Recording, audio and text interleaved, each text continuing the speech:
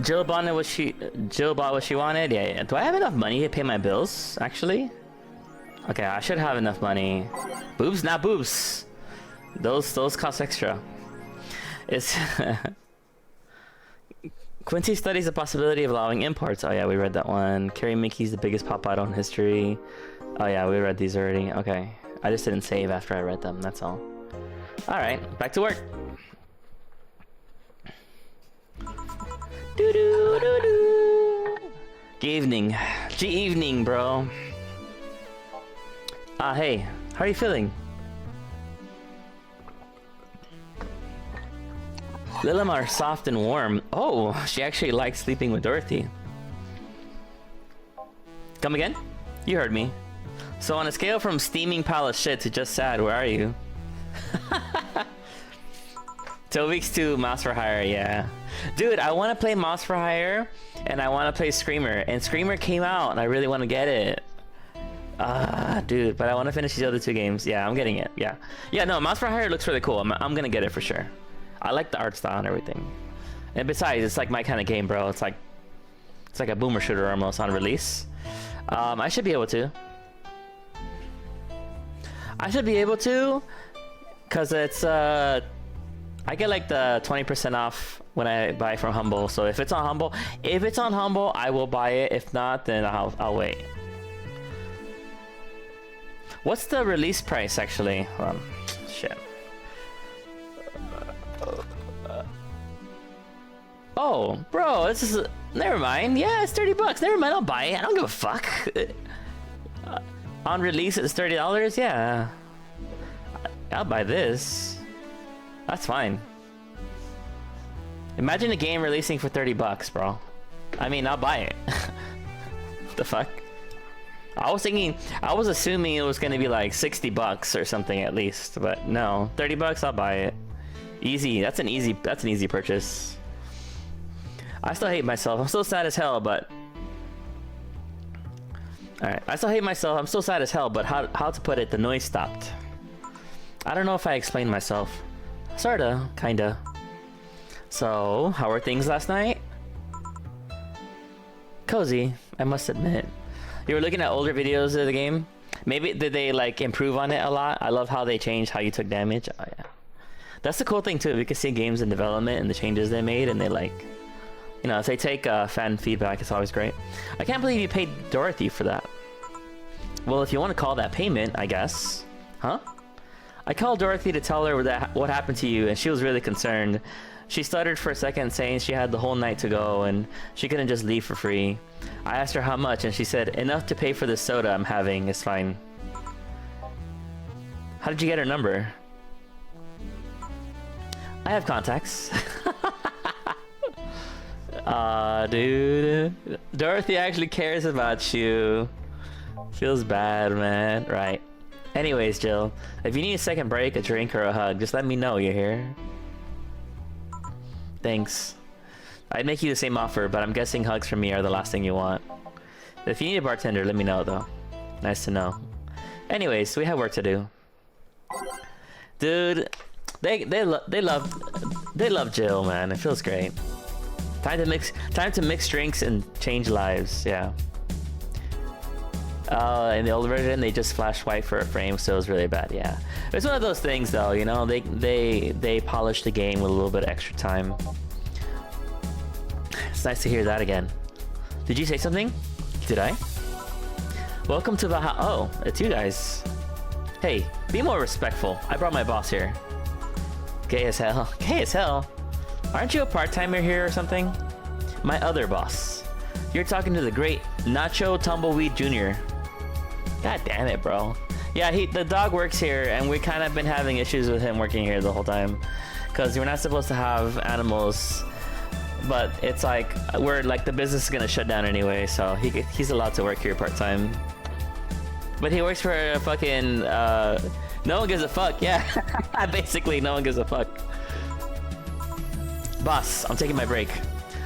I know what I said earlier, but you haven't even started yet. These fucking dogs, bro. Look at them. Shit. So what brings you here today? I want to see the place my best soldier is working at. My best soldier? Soldier? Wait, aren't you the dog I served last Monday? Oh, it's you! Dana! Soldier, why didn't you tell me you were working for Dana? No, that's not Dana, that's just Jay. So I'm guessing you're part of this whole Sierra thing. Part of it? I founded it. Humans have the best intentions, but they just don't get us. So I decided to create a place where dogs can be dogs. Here, we can take in any dog without a place in this world. We created our own heaven on earth. And do you take corgis only? Do I look like one of those safe-art bitches? Of course not. Wow, dude! The dogs hate each other, the other species. The dogs hate the other breeds. That's actually crazy. Do I look like a disgusting corgi? Yo, even dogs are racist. Holy shit. I'd include other animals, but sadly, I can only take care of those who are of the same species as I. Sad thing is, I take them more seriously, but it's a talking corgi with an eye patch. Will you get anything? I'm fine. What about you, boss? Manly stuff. You sure? Did I stutter? Alright. A manly drink for the dog. Maybe I should just give him something bitter.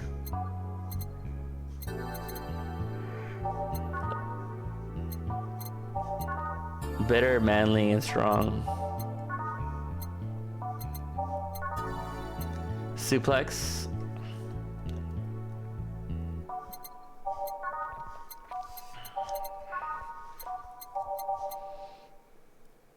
Gut punch. Well, I don't want to kill him.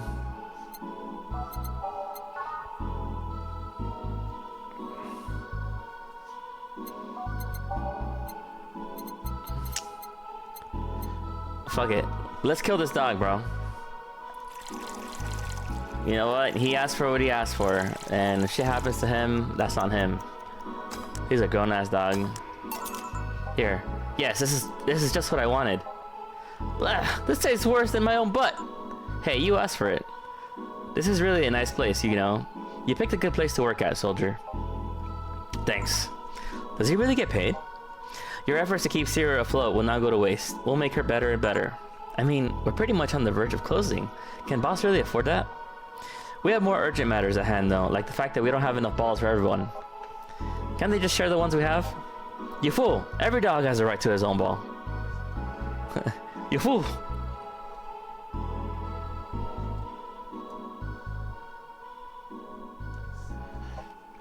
If we can't provide even that, then what's the point of even trying? Wait, don't tell me she just doesn't give a fuck and is spending all of her money like water. I mean, well, with the bar closing and all that. But many have enjoyed the boxes more than they do the balls. That's a good point. What do you think is cheaper, a box of balls or a box of boxes? Are there boxes of boxes? Of course there are. How do you think they ship boxes? Tied together? Tied together, don't be silly. Unless she's paying him straight from her own pocket. Boss is that kind of woman. This world is filled with all sort of recursive madness, you know. Doctors consult doctors, boxes come in boxes, bottles come in bottles. Oh, as expected from you, boss. Wait, that theory only works assuming she's actually paying him with money. For all I know, she might be paying him with steaks. So tomorrow you're gonna check for people selling boxes, you hear? Yes sir, yes sir. Except that to boss, a good steak is more valuable than money. Wait, what if they come with foil? Rosenstrauss had to be taken to the vet because he ate foil. A piece of cheese came in. Curses, you're right. We need a contingency plan. Besides, boss is not one to scam people, let alone a dog. I wonder if we could strike a deal with the vet those Safar bastards have. She's always so nice to us. Nice with us. I know. Her smile is so cute too. So it's better that we vet for a vet? Yeah, yes, put that on the list.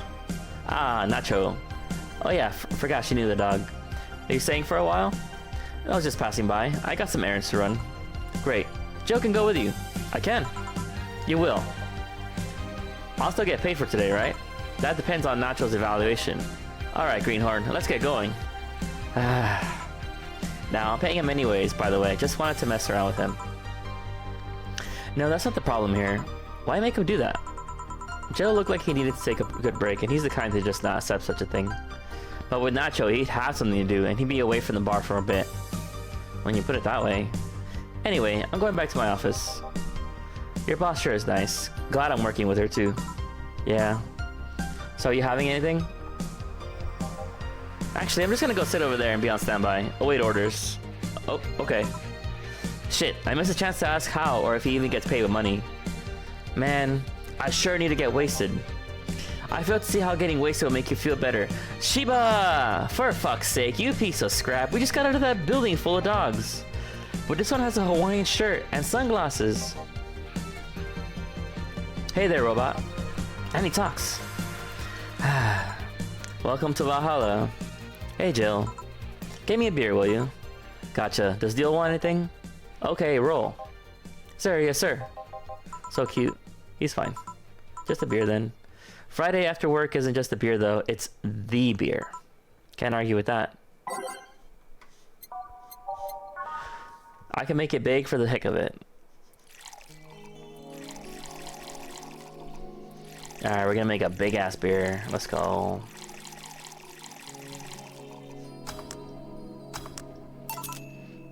Yeah.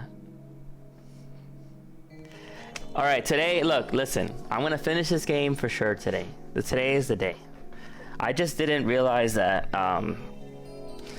It's my fault because the first 2 times I streamed this game, I did really short streams. So it took me extra tries to finish it. What's up? Hey Jill, do you like beer? The amount of beer cans. Oh, did you get your IAMs, Kara? Did you get your new IAMs? They should be pretty nice.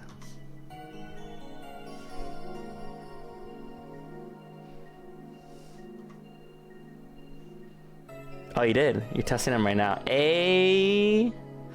They're so not. You have them on me right now. How does it sound? I love IAMs. I really love them. You're gonna test it in pubs? I love them a lot.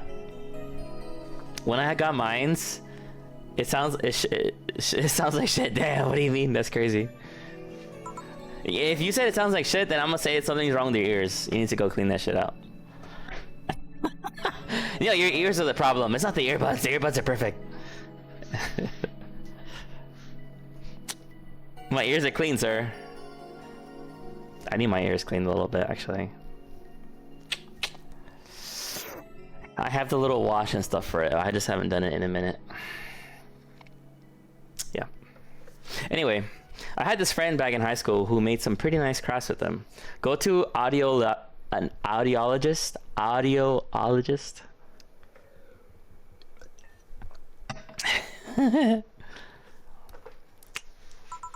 love my IAMs. I probably need to use it more though, but I like headphones too much.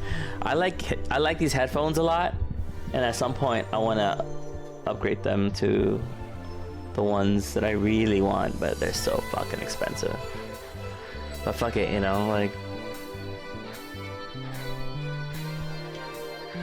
to have it professionally clean, you feel like a brand new one's, yeah. I'll professionally clean. Yeah, I bet. I could feel brand new, huh? We buy shit we love. I know, I do. I try not to buy too much shit though. I'm poor. I'm not built like that. I'm not built with money like that. I'm still in contact with him if you're interested. No thanks. The last thing I need right now is more craft taking space. So how things up at Dogtown? Yeah, it is. It should be worth it, to be honest. Oh man, it would be worth it, but I'll get around to it. Maybe after I pay some stuff, and then if I happen to make extra money off my stocks, a little more extra money, then sure. Well, that Lara girl is stirring things up for better or for worse. For worse. She's on like a rabbit. An overly politically correct rabbit. A rabbit? Never had a pet rabbit? They're a nervous mess that gets startled over the littlest of things. And this girl's on the constant lookout, scared of saying anything that might irk someone. It doesn't have to be the person she's speaking with, even. It's no problem in the company, but the other day we went out together and holy shit! Poor girl can't speak properly. She pauses every sentence to make sure she doesn't say something offensive. She's a nice girl and it's sweet that she tries so hard to not offend anyone, but seriously, she tries too hard. Yeah, I I feel bad for people who are like that. Like, you're trying to be overly polite and you're trying to be too nice. You're always gonna offend somebody. Might as well just say what you're thinking. Fuck it, you know? Just say it, like, not in a bad way, but, you know. There's ways of saying just about anything in a way that, you know, isn't that bad.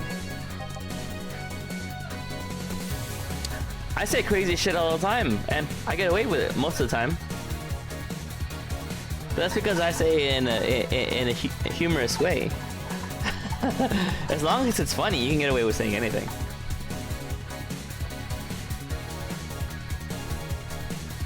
You don't help either. Huh? You randomly yell, "What did you say?" whenever she's within earshot distance. Yeah, well, it's just that she looks so cute when she's startled. Damn, she's bullying her, bro.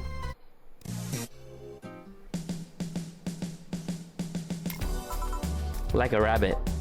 It raises up the question of whether she's really like that, or if you're the one making her wary of anything she says. Oh, that's a good point. Well, why don't we test that? How? You go out with her. Why? To test if she's really if it's really me who makes her like that. It's not like you can say no, you know? I mean, it's my honor that's on the line here. I want to prove you're only talking shit about me. Even if you're right, you have quite the fixation on that girl. She's fun. Fun how? She actually reacts when I tease her. Because Dio doesn't react to her. You take it in your stride, but she actually gets startled, squirms, and then gets uncomfortable. How is that any good? She's cute, and her reactions are cute. But if you keep it up, she'll either leave or get used to you. You know, like me. Shit, you're right. I must save my teasing for when the moment is right then. No, that's not the problem. It is for me. So what are you doing here? What about the dog? He said he had to go out. By the way, he said his name was... Say, this Laura girl, do you guys get along? We never gonna find out the dog's name? I wouldn't know. We get along as coworkers at the very least. What kind of girl is she, aside from the whole politically correct rabbit thing? Slow. She's the kind that does things so carefully that she does them really, really slowly. Really, really slowly. I can't deny that when she actually finishes stuff, she does a great job, but it's unnerving. She doesn't actually have to be with us in the building though. She's more like a freelancer. Why is she there then? Because she likes dogs. And that's why I insist that you two would make a fine couple. That's a really superficial statement. It's like saying you'd be fine with someone just because you're both women. Okay, bad example. What? May I say something? By all means. If that Laura girl is really as bland as you claim her to be, wouldn't she be better off with a more assertive person? Lilim? A more assertive partner?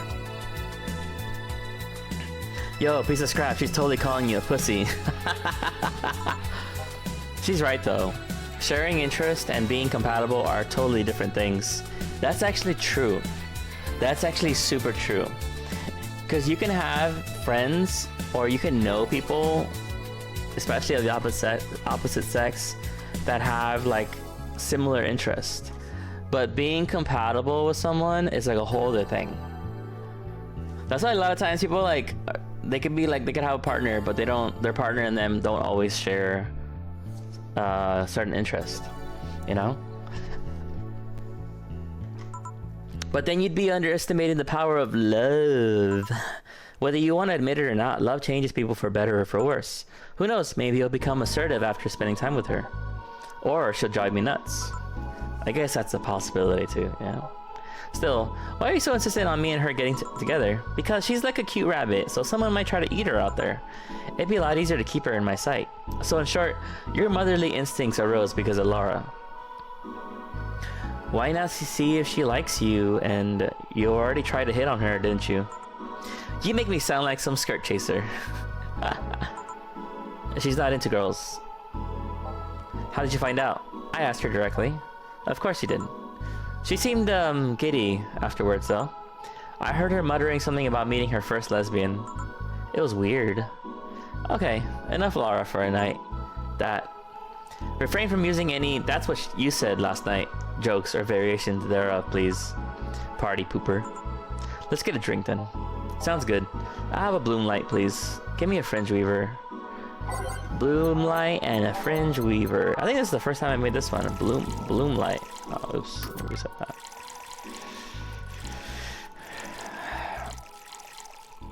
Aged on the rocks. Aged on the rocks and mixed. Never. Hello. Bloom light and then fringe weaver.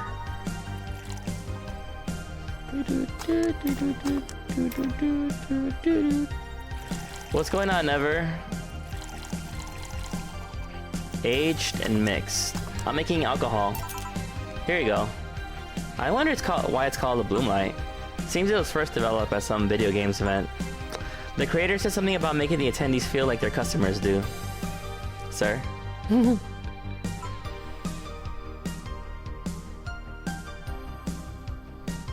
Wait, what? Those are children. The fuck? Said attendees were, of course, part of some big games company. I'm a ghost. You just seen things. I'm not here. Yes, you are. You're here. I see you. Why are you giving them alcohol? They're not children. They're adults, apparently. Seems the company always used too much bloom lighting, so the bartender there literally made them drink all the bloom. So it's not called that because it glows in the dark? Not this one, no. Come to think of it, did you ever change because of a relationship, Jill? Ooh. I'm asking the real questions. In more ways than one, I guess. Would you say for better or for worse? I guess for the better. I'm too thick-headed to develop any new bad habits. Although thanks to my first boyfriend, I did pick up a very annoying habit of correcting people's grammar on the fly. Pretty annoying when I think back on it. So you were one of those kinds of people. As for me, sometimes I think I became more, what's the word? Cynical, jaded, bitter, tired of the crap this world and everyone in it throws on a daily basis. Hey, I'm just quoting you. But yeah, I think I became all that because of this one girlfriend I had in college. She got me into the whole activism thing in the first place. How's that bad? We'd all go and protest, we'd start all kinds of movements to see things changed. I really got into the whole thing. But whenever I wanted to get more serious, I find myself coming up against a wall. That wall is an analogy for the fact that not everyone was willing to go that far. I found out pretty fast that most of them were in the whole thing because of some shitty fad, and not because they actually believed in whatever movement they were championing. So I moved from group to group only to find people who were in it because of a fad. And then they were not in it because of a passing fad. They were the dangerous... And when they were not in it because of a passing fad, they were of the dangerous extremist kind. My tolerance for people's shit was greatly diminished after all that. So it wasn't so much the person you had a relationship with, but rather other people. You seriously never thought about it that way? You need to stop putting the blame for what you did on the past relationships. Whatever. Where's the other guy, by the way? He had to escort one of the dogs outside. Figures. Oh yeah, the one that was here asked if you were the nice vet lady that works at the Safe Art toy company. I suppose he's interested in talking to you or something. Why didn't he do it then? I don't know. You've been doing a few jobs on the side, haven't you? The pay from the dogs isn't enough to keep up with the mounting debts. I don't know how you do it. It's hard to believe dogs pay you at all. But this is coming from someone working at a place that pays a dog for doing fuck all. It's true. That dog just shows up. He shows up to work, he socializes, and then he leaves. He doesn't actually work. And he's getting paid. What the fuck? That shit's so true, it's crazy.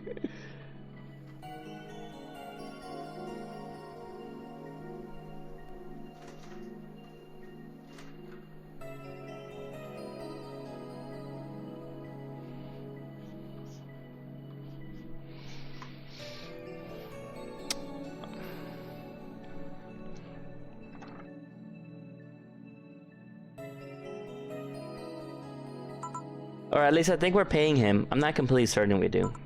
Will you get anything else? Well, we're fine. But we have to get up early tomorrow, and by we, I really mean her. She got invited to a picnic, and I won't stand to hear another had to go to a picnic with a hangover story. Fine. Let's go then. See ya, Joe. Bye. Please come again. Man, you're such a party pooper. You'll be the party pooper tomorrow if you keep drinking. Boss, I'll take my break. Call me if someone comes. Alright.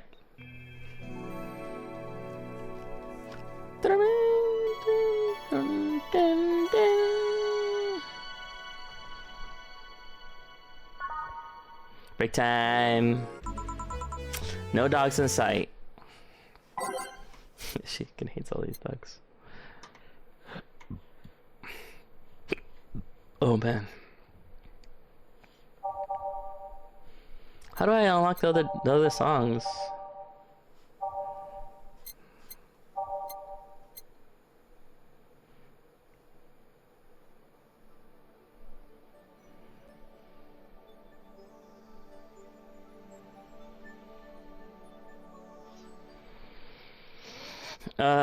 Let's see here.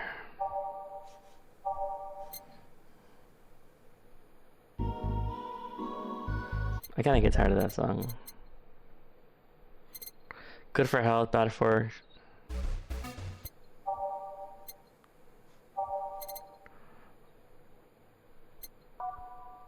Everything will be okay.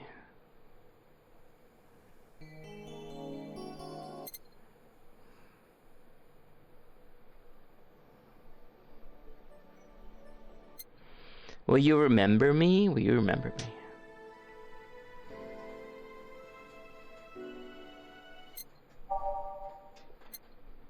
By the way, did you hear who's playing the MC in Mouse for Hire?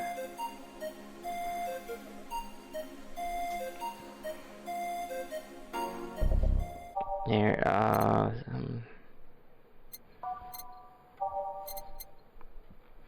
Troy Baker. Who's Troy Baker again? That sounds familiar.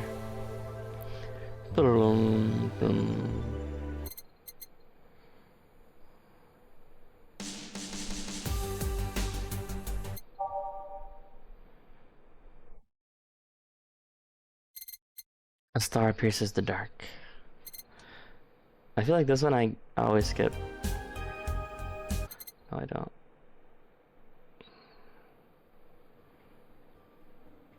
But shitty.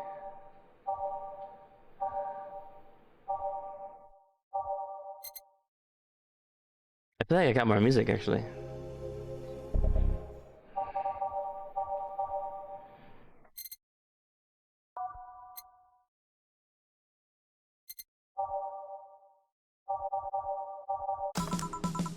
Back to work. Welcome to Valhalla. Oh, hey there, Alma. Oh, what's wrong with her? She seems down. Maybe there's something I can give her to cheer her up. She might like classy drinks, but what she really likes, bad touch. She always likes a bad touch.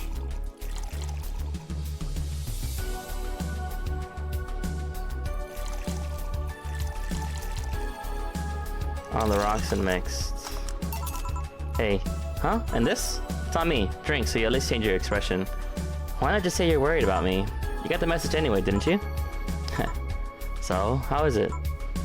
Well, it has alcohol and I'm in a bar, so good enough, I guess. I got you to speak, that's all I wanted. Why, you gonna jinx me or something? No, but you being down and silent is uncanny. You're making it sound like I'm some sort of windbag. You know what I mean. Yeah, I do things. So why are you deflating? Deflating? When I got sad and started sighing repeatedly, my grandpa warned me that I would start deflating like an old tire if I kept it up. So what is it? Was the news about people dressing in bunny suits after the whole Alice Rabbit boom? Nah, that is old news. I mean, it is a problem, but such a thing would only annoy me.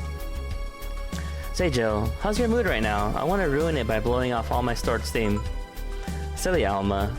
I've been feeling like utter shit the last couple days. You can't make me feel worse. So go ahead, unwind all your worries on me. Don't say I didn't warn you.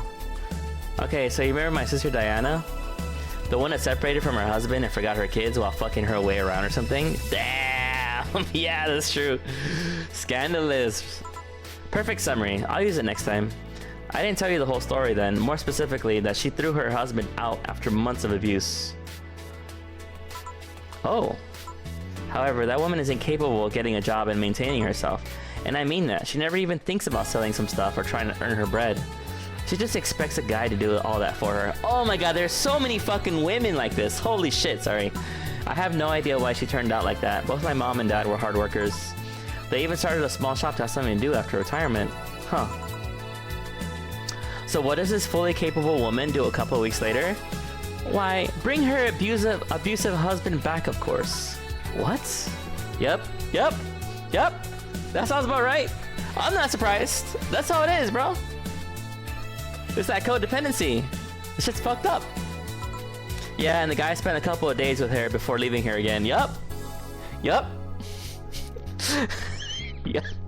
that's actually crazy. He had a nice couple of hot, steamy nights and then left. Yup. Yeah. Well... Huh. You acted like my little brother and sister after hearing that. But the story doesn't end there. Oh no. But so she's broke and can't even get enough for a bus. Even though she'd probably be glad to sell her ass just to get money. And it was up to me to pick her up. And for the last couple of days, she left her kids with my parents. And being such sweet angels, they made a mess out of the whole place. Bernardo and Eva are actually staying with me for a couple of days to give them some peace. It doesn't help that I never got along with Diana. And now we're in the car and she asks how her kids are. And of course, after all the built up tension, I just exploded.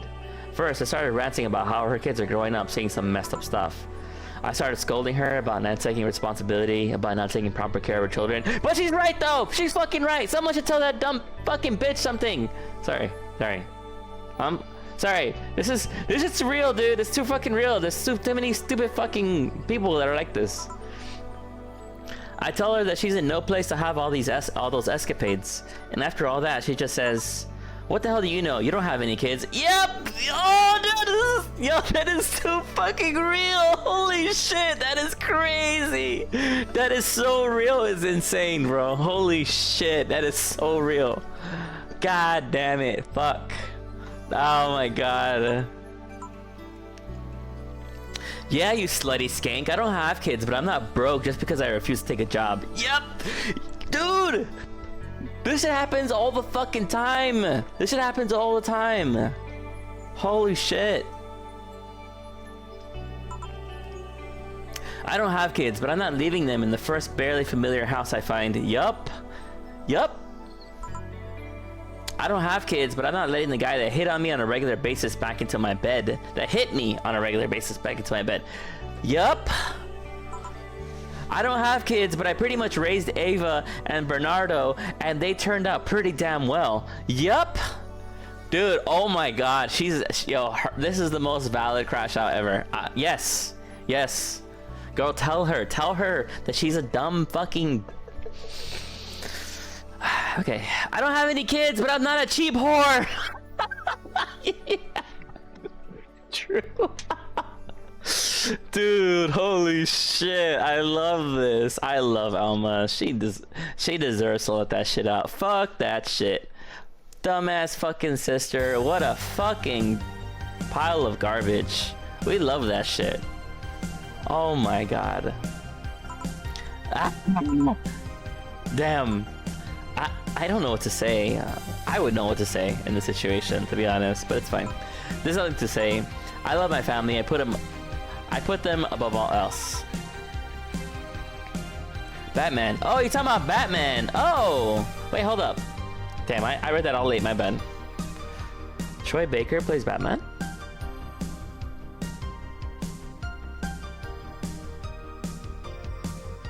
Batman.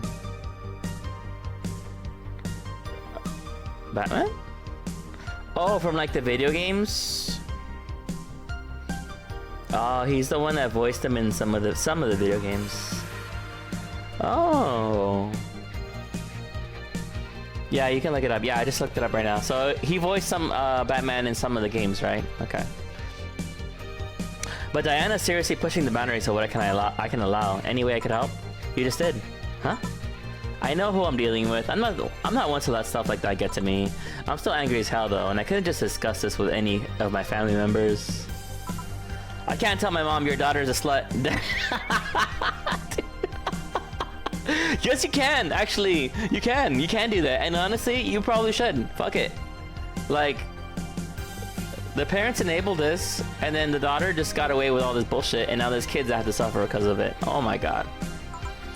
I just need to get all this off my chest, you know? Well, from what I see, there's still a lot more to get off your chest. It's swollen as fuck. Nah, all you see here is filled with love and dreams. Is everyone in your family as busty as you? Oh my god, that's a crazy question. The worst offender is my dad, actually. Just kidding. I guess the only one that didn't get the big boobs gene was Eva. She insists on getting surgery or genetic treatment, but I tell her she's fine the way she is. These can actually be more of a hassle than a blessing. And poor Bernardo, his breasts actually started growing when he was 8. I just hope I don't take too much from my mother's side of the family. My father's sister still looked quite young, but when menopause hit, my mom lost her looks rather quickly. Any good genes you got from your family, Jill? Good enough skin and hair, I guess. There's a thing about a shrimp allergy, but so far I haven't had problems with that. Oh, I see. Hey, you know what worries about me the most about the whole Diana situation? How your nephews are turning out? If she lives in with my mom, they'll turn out better than hers. Somehow. Actually, what worries me is, what if I end up like that too? How so? If I find a good man and I settle down, what if he turns out shitty? What if I have a sudden burst where I want to live my life and end up like that? What if I have kids and I end up neglecting them because of all that? If you ask me, the fact that you're even worried about it is indication enough that you'll be fine. That is true. A lot of times people have fears. They feel like they can make the same mistake someone else does, usually their parents. And they have that fear of making that mistake, but because they are aware of that fear and not wanting to do that, that is an indication of itself that you will avoid that situation. That person made those mistakes because they did not think about those issues. They didn't actually consciously be aware of the mistakes they were making enough to avoid them altogether. You think? I'm pretty sure. But it's always somebody who's aware of that is just constantly afraid of making the same mistakes of other people that are close to them. You said that before, that she pretty much married the guy after a couple months, right? Yeah. No offense, but those are the kind of people who wouldn't even think about all that. Besides, if any guy ends up marrying you, it's because he passed your irrational standards. You can't believe all the 3 main trio from LC going con. Yeah, dude, that's your luck. You can be going crazy out there. Hey, am I lying? No. But there are things best kept as unspoken truths. I wonder if I'll ever find a good guy. You will. You'll know when the time comes. I sure hope so. For now, the time has come to get another drink. What can I get you? Give me something with ice, but alcoholic, please. Alright. Something for cold with alcohol.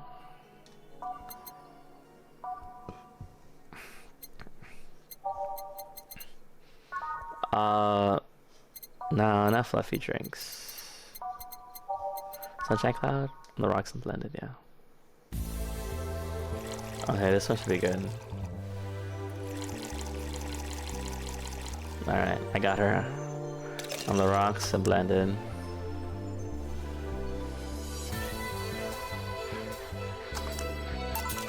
Here you go. Thanks, I need to cool down a bit. That's why I'm here. So you said you felt shitty the last couple of days. Why? Don't think too much about it. Oh, come on, you heard my problems. I want to help you too. Don't worry too much. Right, I almost forgot to tell you something. What is it? My boss is throwing a mega Christmas party this Sunday. You want to come? Sure. Something tells me this mega Christmas can be a mess at my parents' home, so I'd rather avoid it. Are you guys getting chicken? I can get one. Huh, to be honest, I wouldn't know. You can bring it if you want. It won't go to waste. Gotcha. Say, Jill, what's your favorite part of the chicken?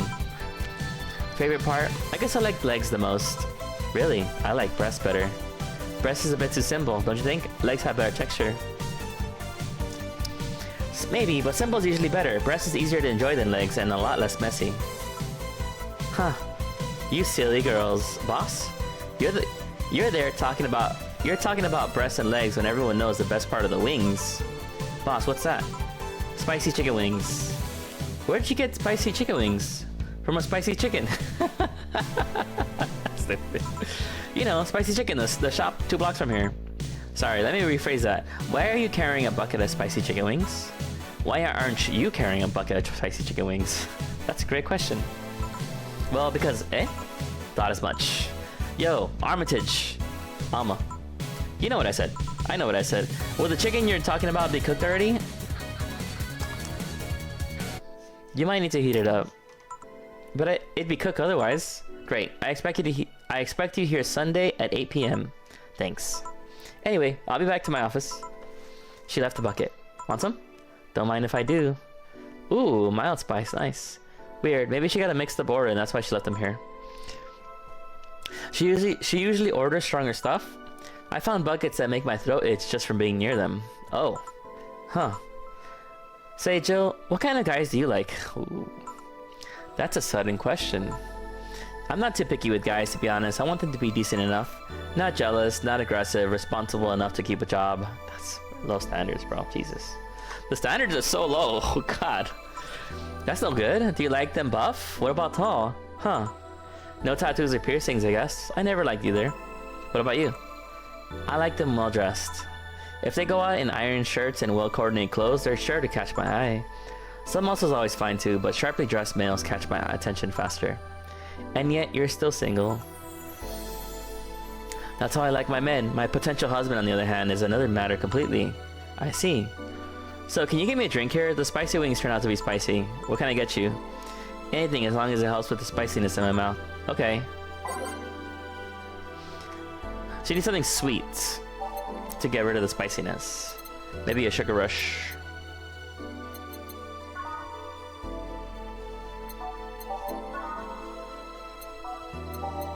Or a brandy.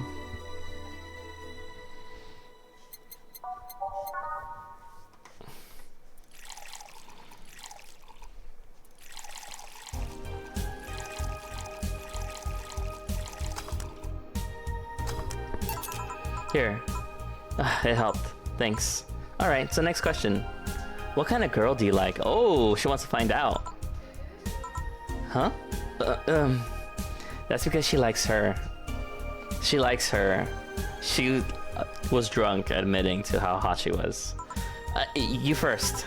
Sorry, I don't swing that way. Damn, damn, unfortunate for her, bro. Unfortunately for her. Yo, Daytona tits roll ass. Wait, what?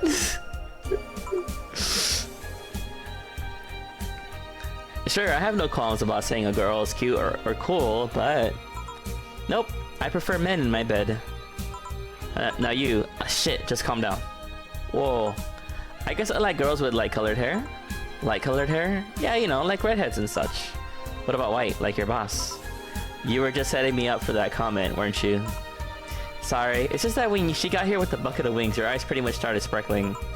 Your whole behavior transformed. You became giddy and cheerful all of a sudden. Hey, I can't blame you. She's pretty nice. I just felt like teasing you. So, light colored hair. What about blondes? Do you like me? Yeah, I guess. Let's say I'm into girls too, and I start hitting on you. Oh God, yo, she's really gonna make her day today. Would you go along with it? Nice body, pretty face, and a good apartment. I wouldn't ever let you go. Damn, that's straight up. Okay then, enough tangents. Why don't you tell me why you were feeling shitty these last days? What? Oh, that. I told you not to think too much about it, and I told you I want to know. Come on, Jill. You heard my problems so many times. Now I want to help you. Come on. Come here. Huh? I told you to sit here. Come on. What? What are you... Oh? Alright then. Now, I'm the bartender and you're the client. Hardly. The bartending station only works with me. I see. Whoa, what the fuck? Okay then. I move this here, click here, and now it works for you. For me and the dog in the Hawaiian shirt. Why with him too? He's a dog in a fucking Hawaiian shirt. Right, and how'd you even manage to... Oh yeah, hacker, right. Now we've changed roles. You've been feeling shitty, mind telling me why? That's a long story. I don't even know where to start. Start from the beginning. Okay then. It's something that goes back to my college years. Whoa, that's taking it way back. Back in compulsory education, I never made too much of an effort, but I managed to get high grades. Even in PE, I managed to do well enough to always get perfect grades. And then of course, when I got to college, shit started getting hard. I had this perfectionist streak that wouldn't let me fail in anything. Burning my eyelashes studying, I eventually managed to keep up good grades. After about half of the career, I met a student teacher. Her name was Lenore. She helped me a lot with my studies. She even got me into stuff that gave more credits. I really liked her, and after some time I found out she liked me too. Oh ho! We started going out, and I met all her family even, and... You want a drink? What? A drink! Around this time, there's usually a pause that makes you offer a drink to the client. There was no such pause. Please, I want to test this whole bartending interface. A sugar rush then, you can't mess that up. Right. Jill asked for a sugar rush. Now how did this thing work again?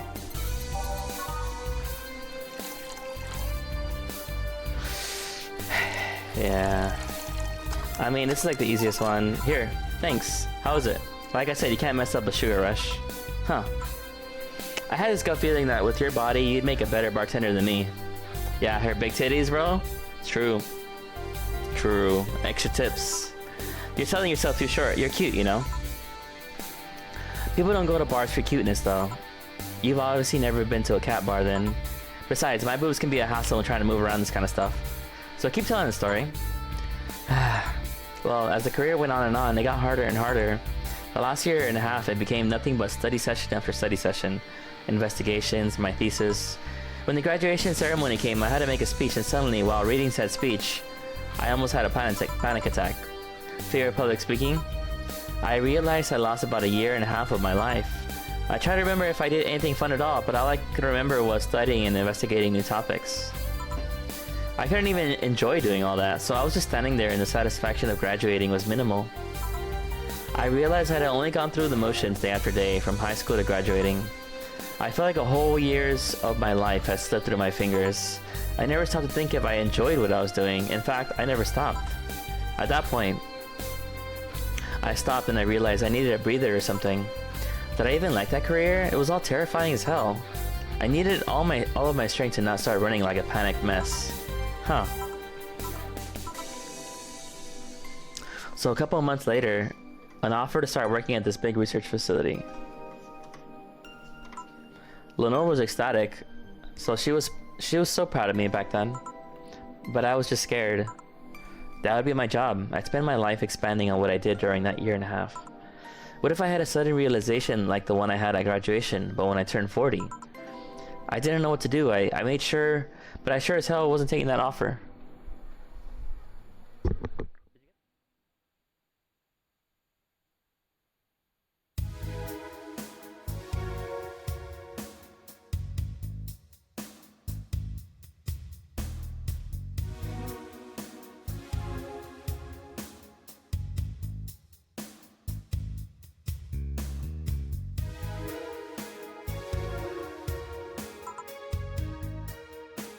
Oh, I figured. Well, yeah.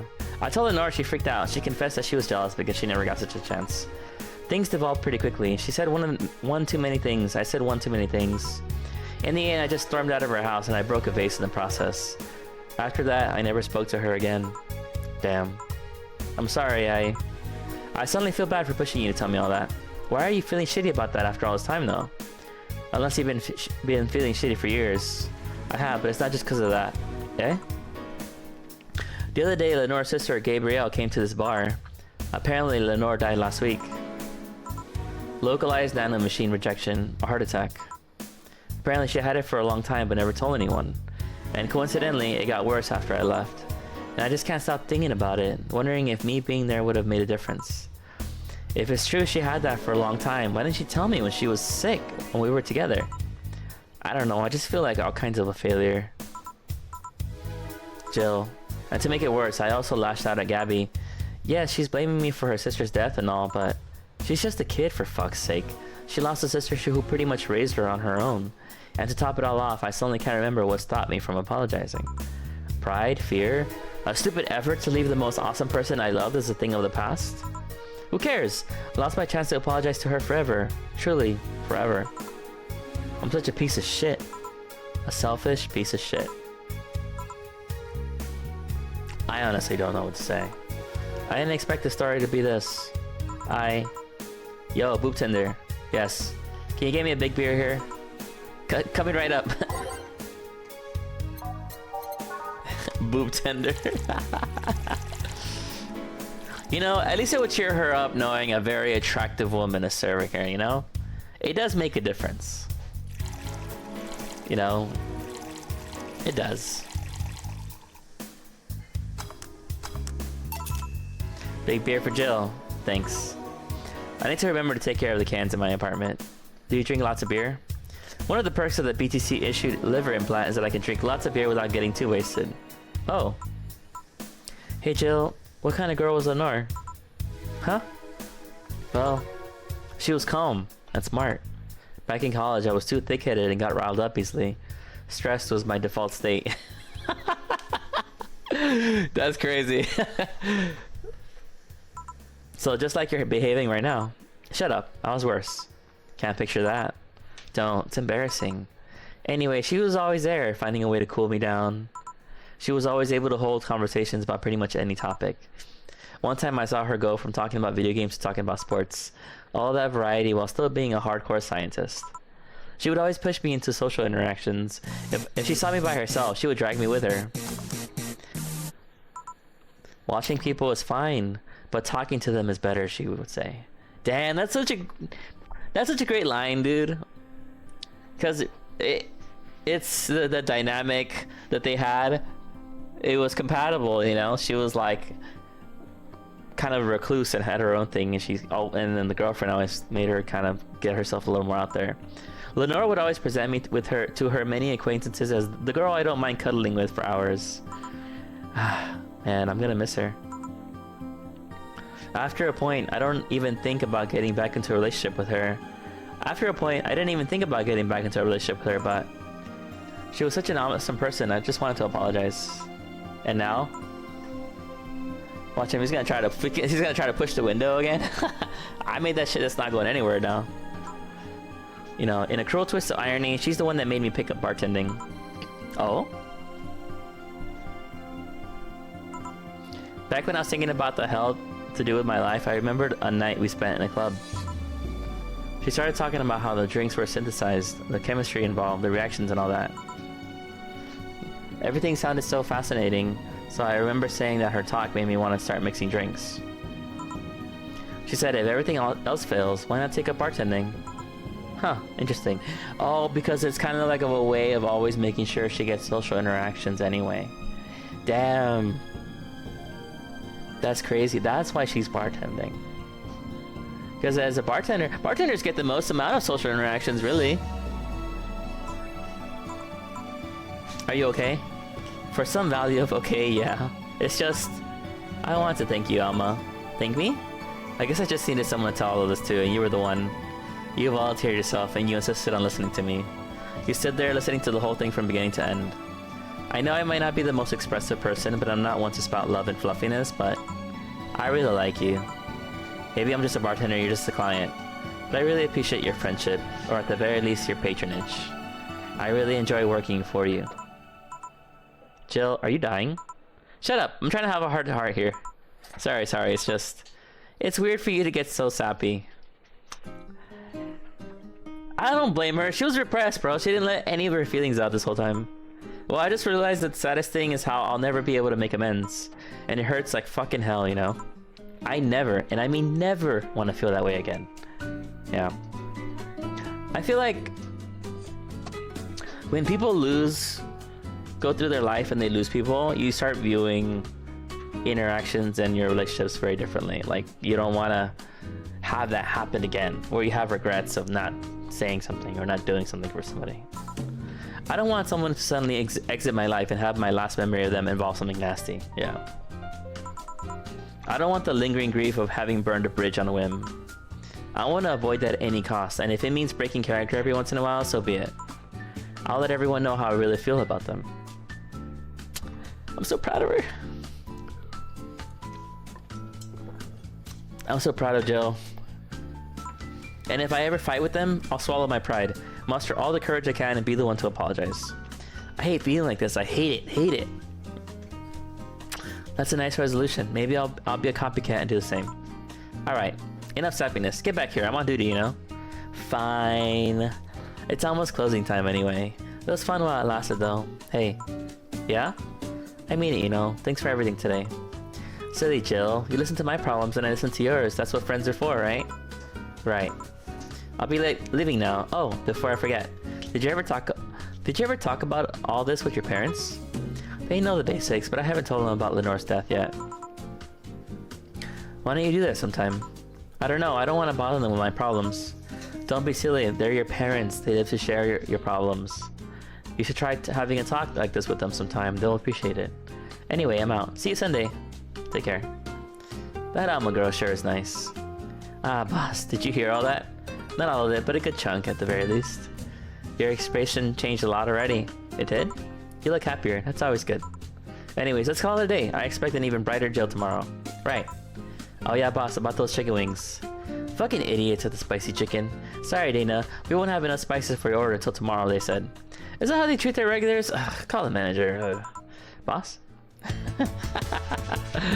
Oh man. Your account was charged $8,000 as a payment for your electricity bill. Have a nice day. Fuck man, all my money's gone, bro. I can't afford. I'm broke. Jill's power didn't get cut. This gives her peace of mind, and now she'll focus on the work. No problem. Bill paid. Didn't you have a boyfriend named Bill?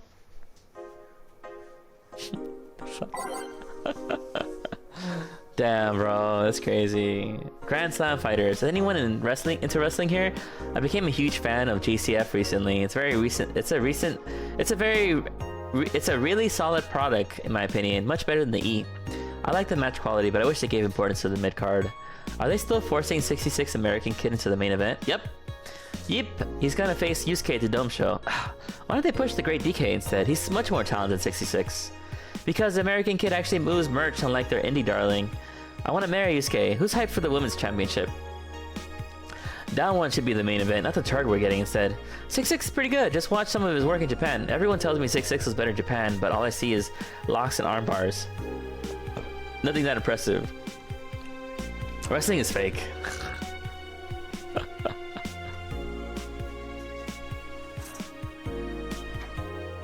Model Warrior Julianne returns.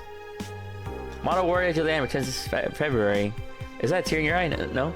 The classic magical girl, Model Warrior Julianne, is coming back to the public television this February after almost 2 decades of absence. Even though the show has been on every on-demand service for a while now, most of Good City's citizens need to think about twice before subscribing to any non-essential service, especially the lower classes who have a limited number of internet purchases per year. The show's return is certainly welcome. Today's parents will finally be able to share a piece of their childhood with the kids without risking dinner or breakfast. God, dude. Jesus, this dystopian shit is crazy.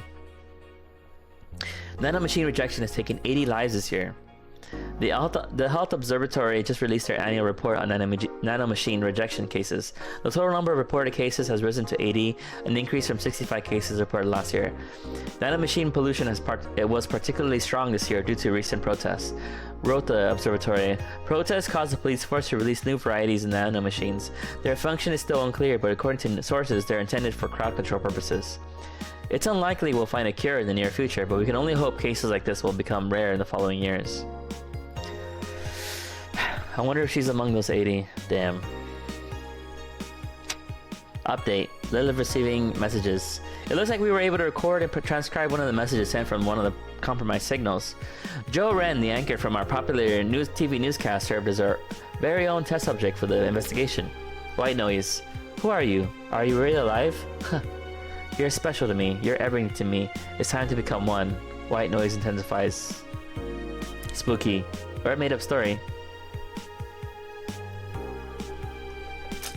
Damn, bro.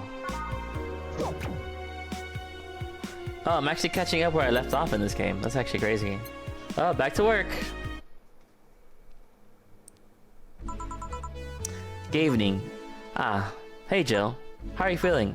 I won't say good, but not that bad, I guess. That's nice to hear. Where's Jill? Did he run away again? Nah, I have him on errand duty, buying the drinks for tomorrow. That sounds weird, coming from the owner of a bar. Every drink from here would come out of our own funds. So we're gonna spend money. If we're gonna spend money, we might as well get more variety. Besides, those kind of walks are always good for Jill. You're the boss. Chang's VA. Oh, just ask Alejandro if he's down for a group photo. See, he's down. Oh, just need the other two. Nice, dude. That's cool. I'm glad. You know, it's nice so that they respond to, you know, messages like that. That's pretty cool.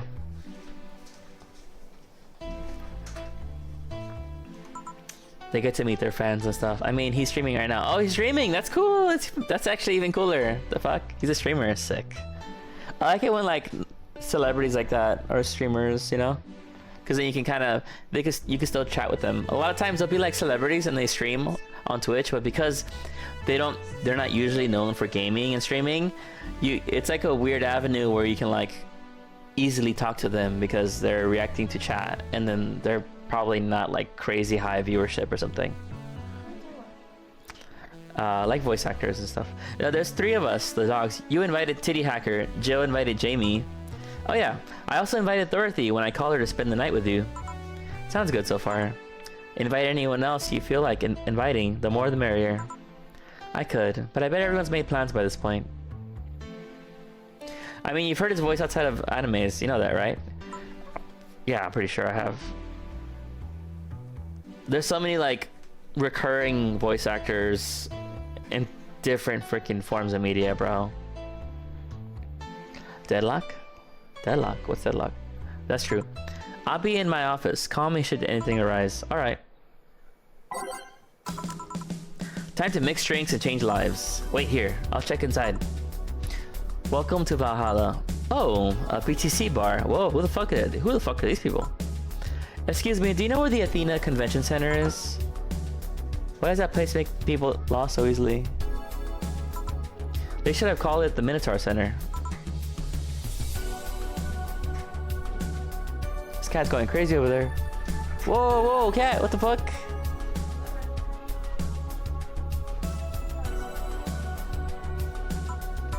Hold on, let me scribble the directions on paper. Thanks. Go to the right. When you see a building filled with hobos, this should be it. Thanks a lot. Anything else I can help you with? What the hell? I'll have a drink. What about you? A Brantini, please. Right. The girl asked for Brantini. The little one freaks me out. Is that another fucking Lilum that's like popular? Age the mix. Here you are. Thanks. That's an interesting outfit in this cold season, miss. Well, I'm actually cosplaying, so call me Bella for the time being. Bella. And your little friend is Essentia. I get it. You're cosplaying too? Sure, let's go with that. Have you heard of a game called Y2K? It's called Y2K. That cult classic game that has seen like 3 remastered versions made by 6 different companies this year. That one. We're in a cosplay group dedicated to it, and we got lost on the way. I heard you talking to someone outside. Oh yeah, a friend is cosplaying as Alex. I told him to wait outside. Shouldn't he answer? He'll be fine. Something amiss? There's a girl behind you. A short hair, black sailor uniform, missing an arm.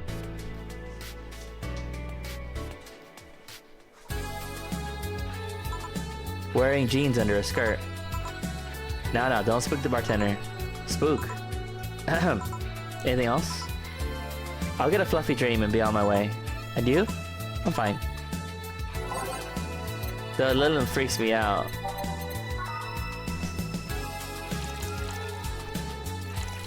Was she talking about a ghost or something, or what the fuck? Hi cat, you hear the cat? He got outside earlier, the bastard. Now he's freaking out. He's gonna want to go out now all the time. It's gonna be annoying for a bit. Fucking cat. He goes outside one time and he just gets annoying as hell. Yeah, this is the thing. At least he's not like... Hell no. Seriously though, should you leave your friend outside like that? He'll be fine. He started chatting with one of the vending machines. They were talking about R&B music. Does your friend prefer the 1980s R&B or the 1970s? 1980s, I think. Oh shit. Boss, Diddy, R&B. I'm coming. You see, Diddy is a 1970s purist. He has tased people for even liking 1980s R&B before. He got tased. Oh god. He'll be fine. Vending machines have very weak tasers. He'll be confused for a couple minutes, but that'll be that. You should go check on him though. Right. Thanks again for the directions. Please come again. At least it wasn't Franco-Belgian comic opinions this time. Black sailor uniform? I hope I'm just overthinking it. More importantly though, jeans under a skirt? Welcome to Valhalla. Oh, hey Dorothy. Oh, hi honey. You okay? I just kind of wandered in here. I guess I'm a bit distracted. Can Lilim just wander? Can I get you something? Oh, a sugar rush, yeah, that. Right.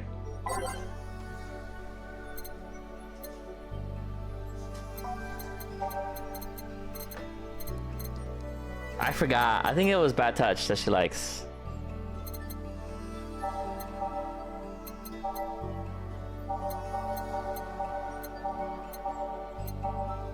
Right? I think it was Bad Touch. Or is it a Brantini? Fuck, I forgot.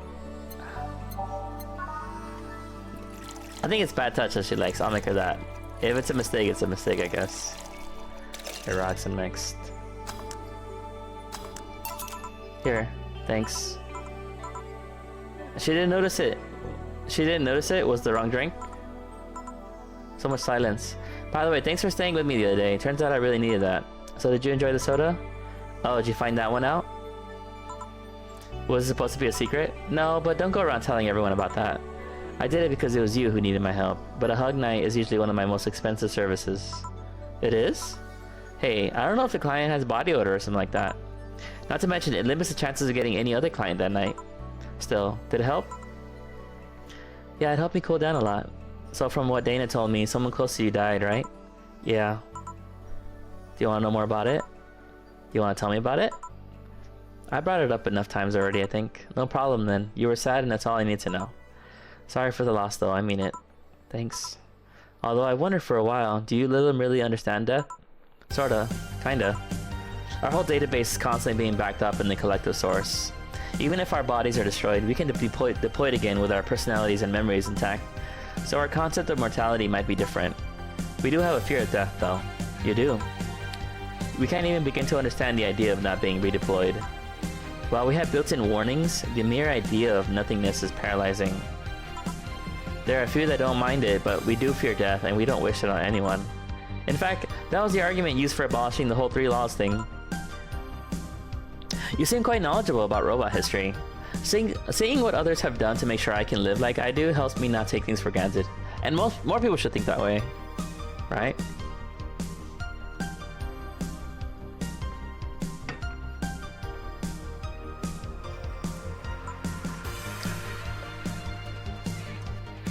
Seriously though, those laws are bullshit. Can't harm humans, can't disobey humans unless it's about hurting them.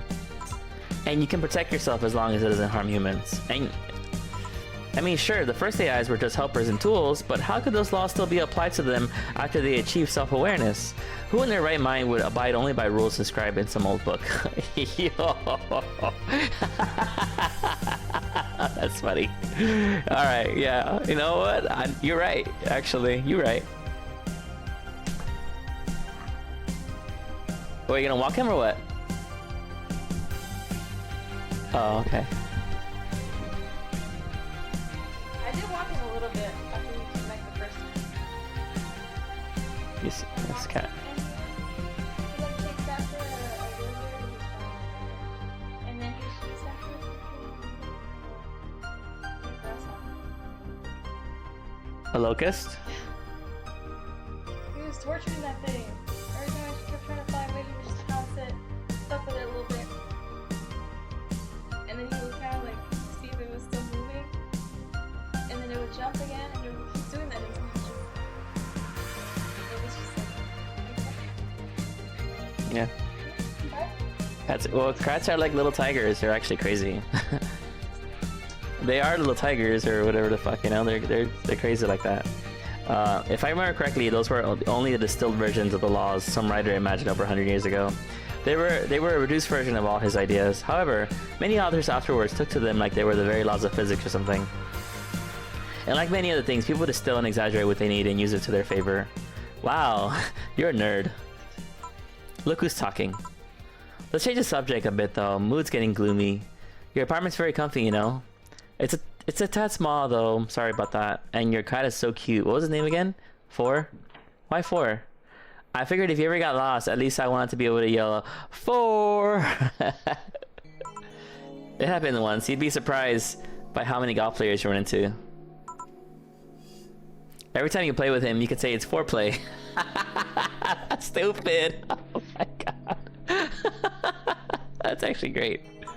Yeah, he was also named after someone. Really, who? A little kid that wanted to transcend. What? A movie character or something? Sure, let's go with that. Do you want anything else? Let's go with the blue fairy. Alright.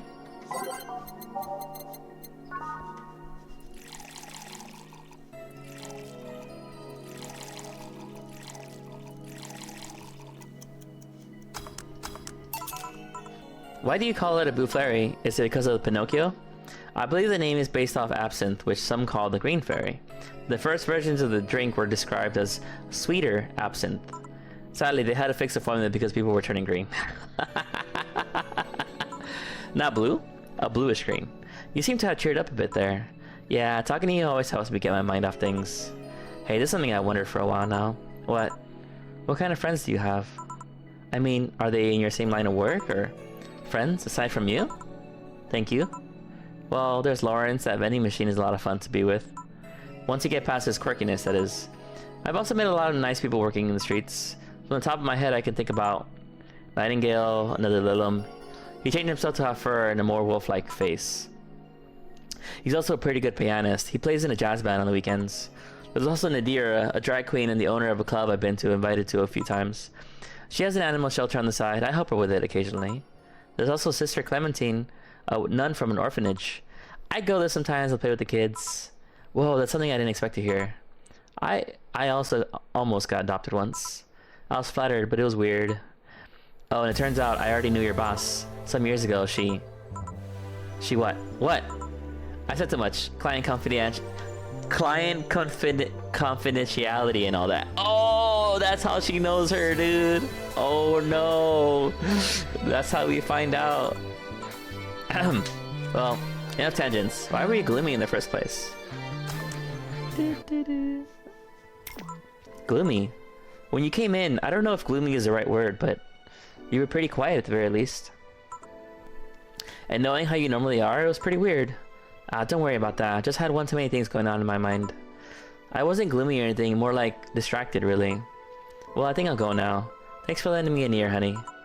My boss told you about the party tomorrow, right? Yep, I wouldn't dare to miss that. Okay then. Alright then, see you tomorrow. Good luck. Thanks. And that's that. Boss, I'll be taking my break. Alright. Break time. Break time's the best time, dude. Damn. It's now safe to keep playing. I need to remember to buy more cigars.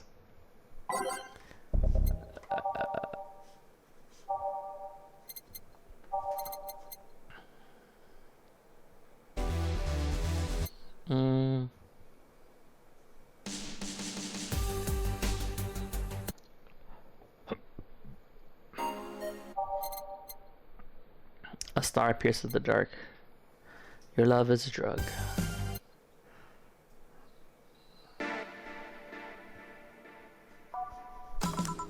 Back. Did I miss something? Unless you count the worst PPV main event fight I've seen all year, not really, no. PPV pay-per-view.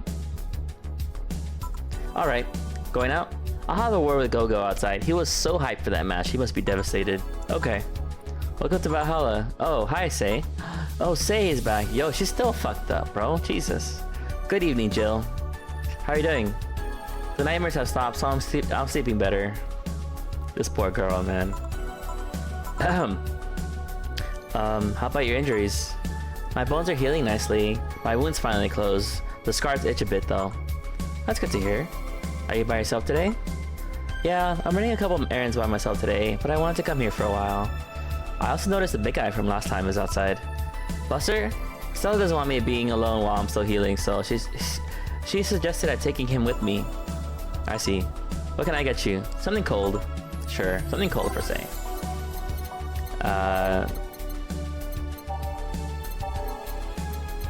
Moonblasts? Yeah, this one.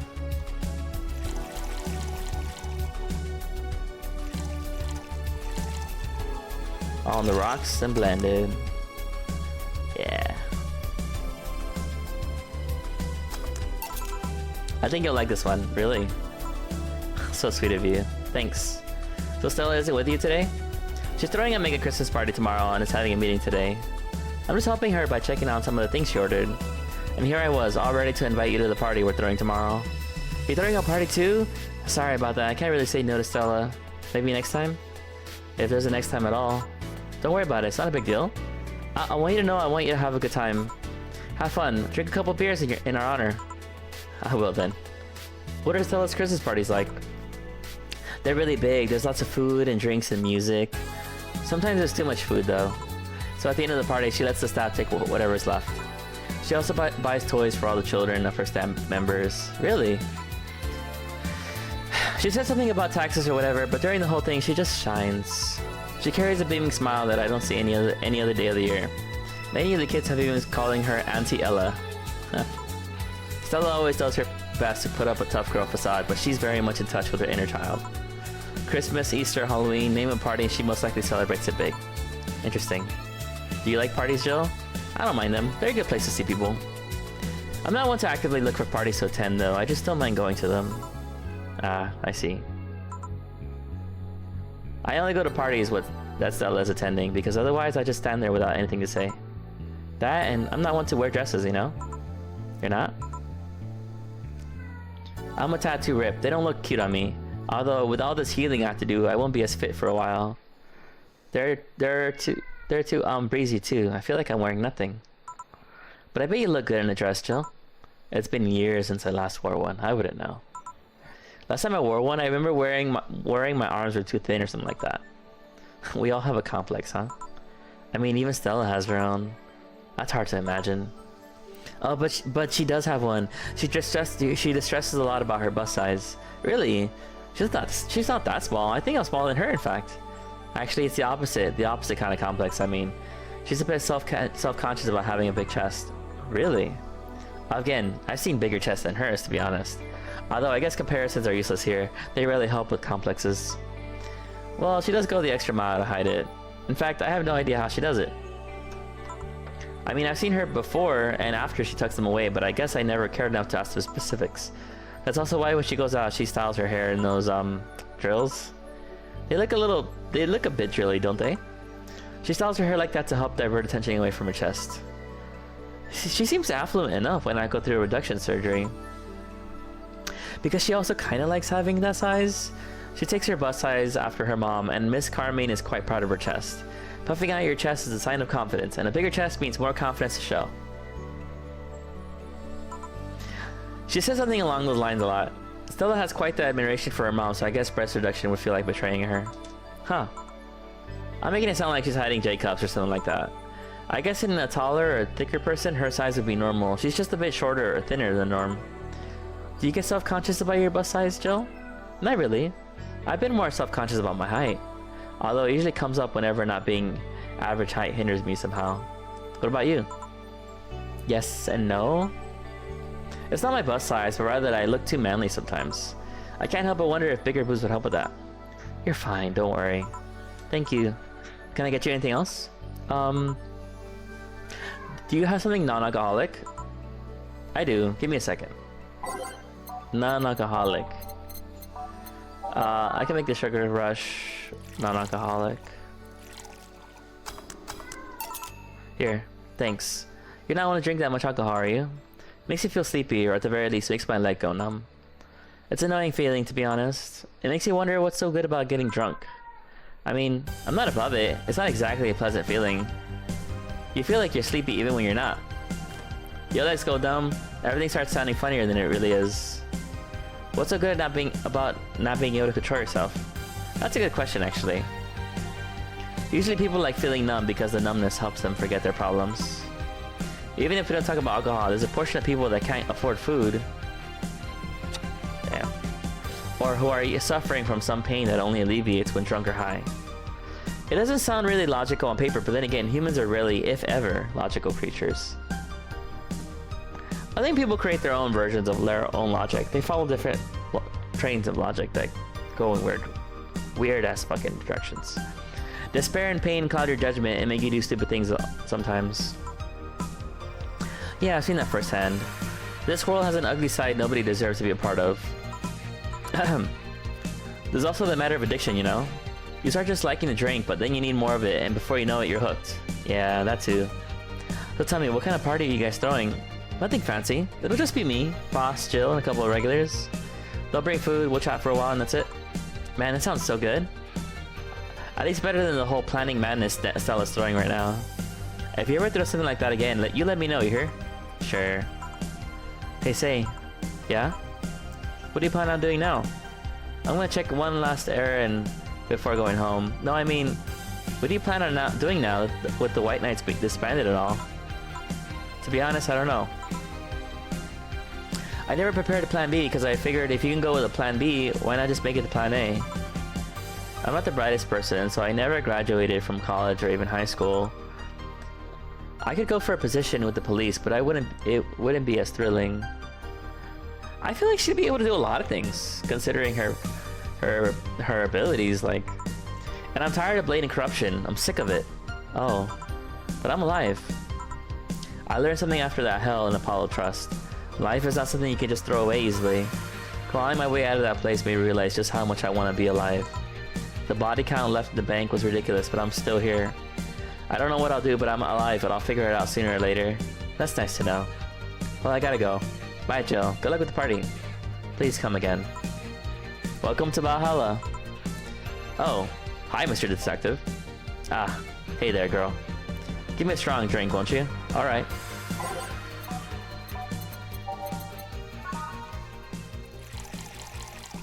You want a gut punch, bro? I got you.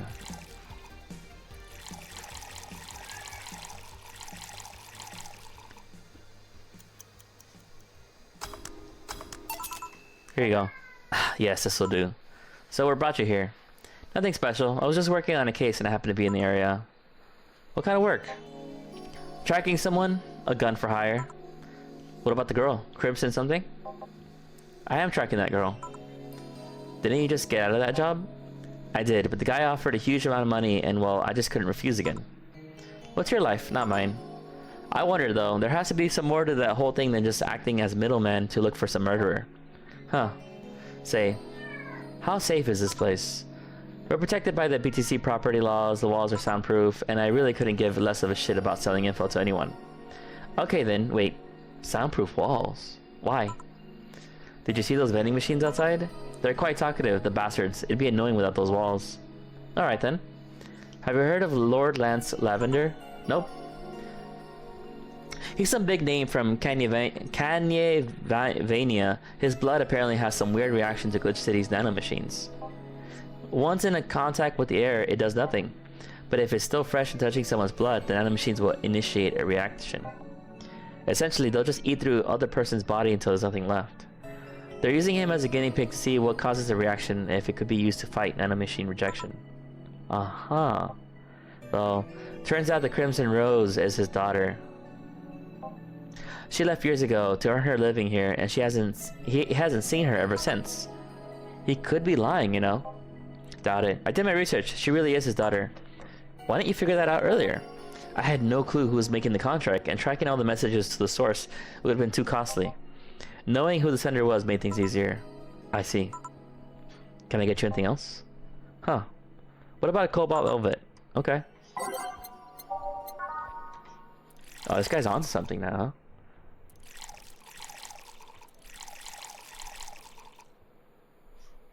The rocks in the mix. Here you are. Oh, you actually did it. Were you expecting me to mess up so you didn't have to pay? No. So what made you accept the contract anyway, keeping in mind all the risk you told me last time? He told me he wanted to see her again one last time, or at the very least deliver her a message. You could have been lying. Yes, people lie. You made your point. Even then, I feel like I couldn't say no. I mean, I know what it's like not being able to find your daughter. What it's like to be apart from her, not knowing what she's doing, or even if she's alright. You do. I have a daughter. She's about your age. When she was a teen, we had a big fight and she ran away from home. At first, I just waited for her to show up, but then I started getting worried and I went out to find her. I couldn't find any trace of her. Nobody had seen her. Soon I was worried if something might have happened to her. I guess that's why my tracking skills and illicit contracts began to grow. I finally found her, taking cover in some dumpster, unconscious from starvation. Jesus. So yeah, I just couldn't say no to his request of finding his daughter. that I don't expect you to understand. So, how's the search going? I'm very close to finding her. That girl's pretty good at covering her tracks. Compared to her from before, the banking incident though, she seems slower somehow. Either she's let her guard down or something else is happening. What will you do when you find her? I had this letter I'm supposed to deliver to her.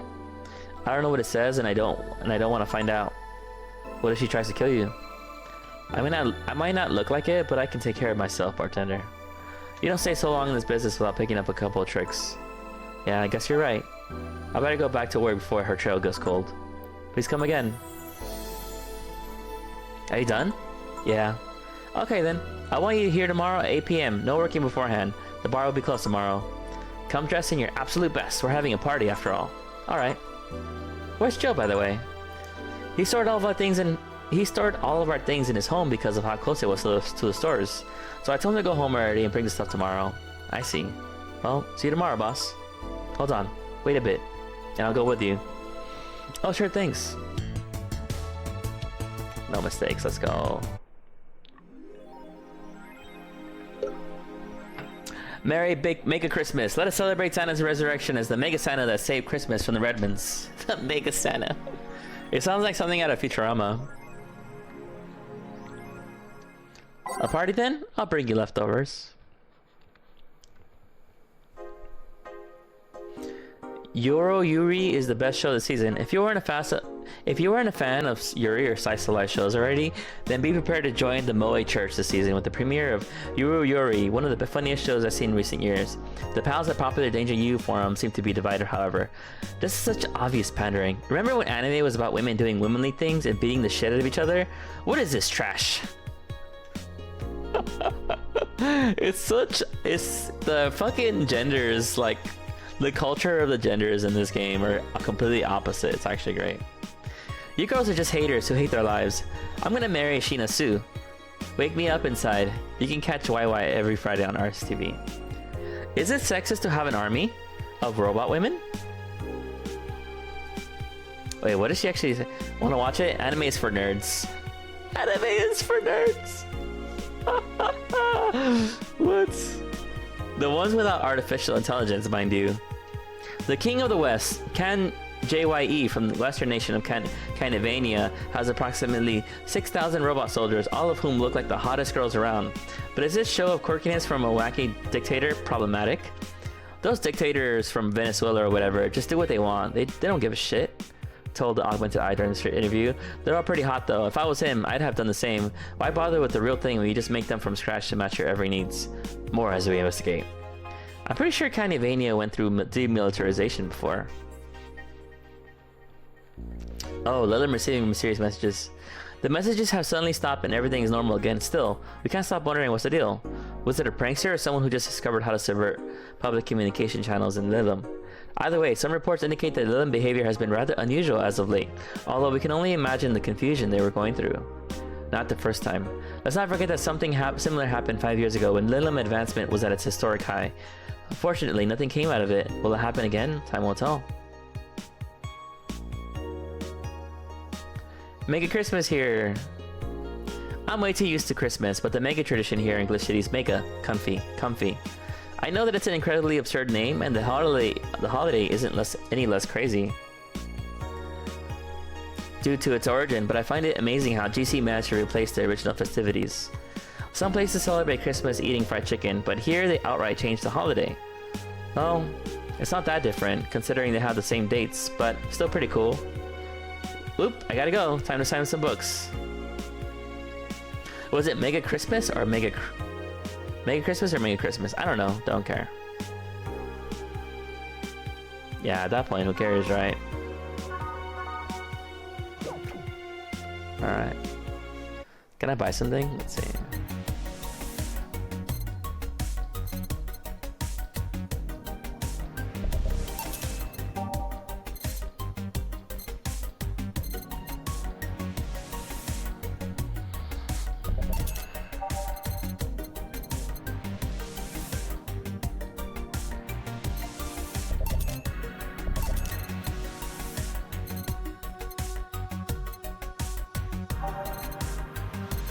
Damn, I could almost buy like everything. Star. Oh my god, there's so much going on in my room now. Actually crazy. Although I kind of wish I bought this one here, or at least the blue one. The blue one would have been cool actually.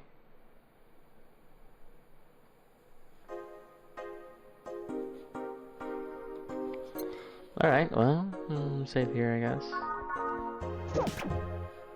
Back to work. Oh, I went to the shop again, my bad. Sunday, December 25th. Mega Christmas! Good evening. Joe, I told you to come in the nicest clothes you have. You came in your uniform. These are the nicest clothes I have with me. Besides, you and Joe are in your uniforms too. Well, I can't really show up in casual clothing. I'm being monitored. What about the kilt you wore that one time? I'm so surprised that one didn't break the dress code somehow. And you, Jill? I don't have that many clothes to begin with. You people depress me. Well, everything's in place back there. Oh, almost here. You know, there was a time when people greeted others before saying stuff like that. Come on, Jill. Greet her properly. Welcome to Valhalla. Wait. Man, if that's not a sign you need to ease up on work, I don't know what is. Shut up. It's become a reflex. Wait, Alma has come in her usual attire. Why aren't you saying anything to her? Rib sweaters get a free pass. Why? Silly question, never mind. Jamie came earlier too. The dogs went with him to get some ice. Don't we have ice? Trying to take it out of the bartending station is a chore. So it's better to buy some outside. Huh. What are you doing back there, Alma? He's all shaking. That's right, Cat. Now you're fucking clean. Yeah, that's right. That's right. Armor. I was scratching you? No, I wasn't scratching. Just trying to climb up. That's smart. Setting up the food warmer. The what? I bought it 3 days ago. It's amazing. It looks like just like a set of wires, but you can create a frame with them. Put the food inside it. Press a button and watch it as it warms the food up, just like a microwave. You're gay. You're gay. The fuck? You're gay. You're gay. That's crazy. Still working. Damn. Imagine working. Rory's working. She's working. Yeah. It's an infomercial bauble though. Really useful but tricky to handle at the same time. One wrong move and we'll be out of food for the night. Everything will be scorched in a second. Oh. I messaged Rain to say hello. Oh, you messaged her? Okay. She's been busy with the cat. The cat's been driving her crazy. Is she coming to bitch meeting? Oh, she's asking if you're coming to the bitch meeting. The bitch meeting. So you bought infomercial stuff too, haven't you? It's at the very least a good idea for gifts. What the fuck? When's the bitch meeting? I never really chat. It's in there. Oh, she messaged in her chat. In the rain-started chat. In her I didn't get a calendar invite. A calendar invite. I don't know what the fuck. It's in her channel in my Discord.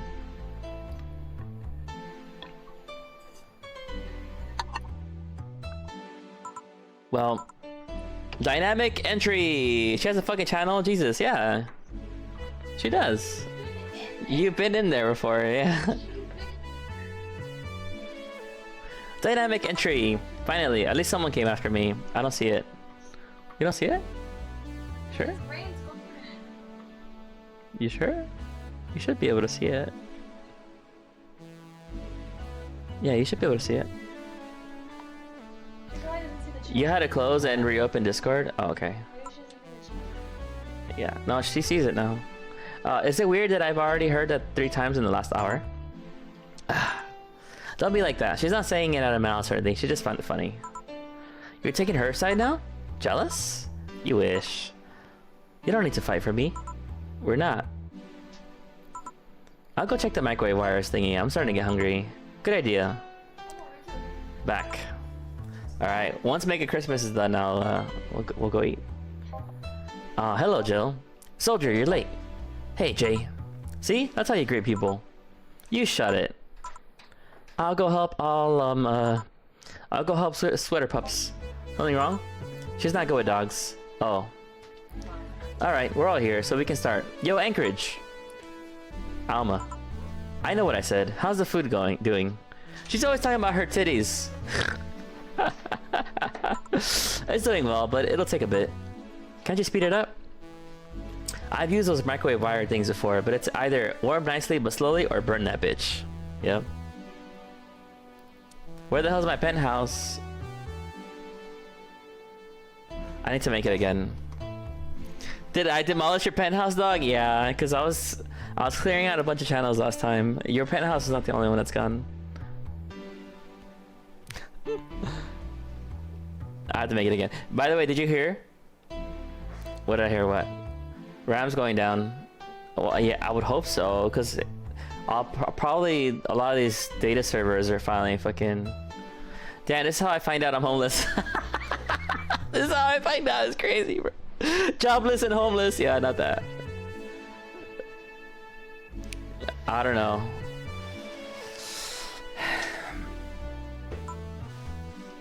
So how long? 15 minutes or so? A bell will ring when the time comes. Made a way to make AI use 600% less RAM. Yeah, I saw that. But it's only for their AI. It's only for their versions of AI. Whether they share that information with other companies that have their own versions of AI, we will see. But Google's a big ass one, bro. Gemini is great. It's crazy. People use ChatGPT for everything, but Gemini is actually like way better than ChatGPT. Did you see Sony's pulling out of consumer SSDs? I'm not surprised actually. You said Sony, right? Not Samsung? Samsung's like the biggest one that makes it. Yeah, Sony. Okay, yeah. They don't really sell that many. It's all Samsung ones that make it. Yeah, Sony doesn't even make... I didn't even know. Actually, I didn't even remember that Sony made SSDs at all. SDs? What are SDs? Like hard drives? I have no idea yet if Samsung is, but Sony's SDs and SD cards. Oh, SD cards memory. Yeah, SD cards. Are insanely priced. It's memory cards for, yeah. Yeah, okay. Yeah, SSDs and SD cards are very different. Okay, so that's very different, because SD cards, Sony made a lot of them, but I guess it's because they were expensive. Jesus Christ. I use SanDisk, so I'm not worried, yeah. SanDisk is the biggest one. SanDisk is like the biggest one, and then Samsung is up there. We need to kill some time. At least for SSD, Samsung is a big ass one. But SanDisk is just all over us. They're just better, I guess.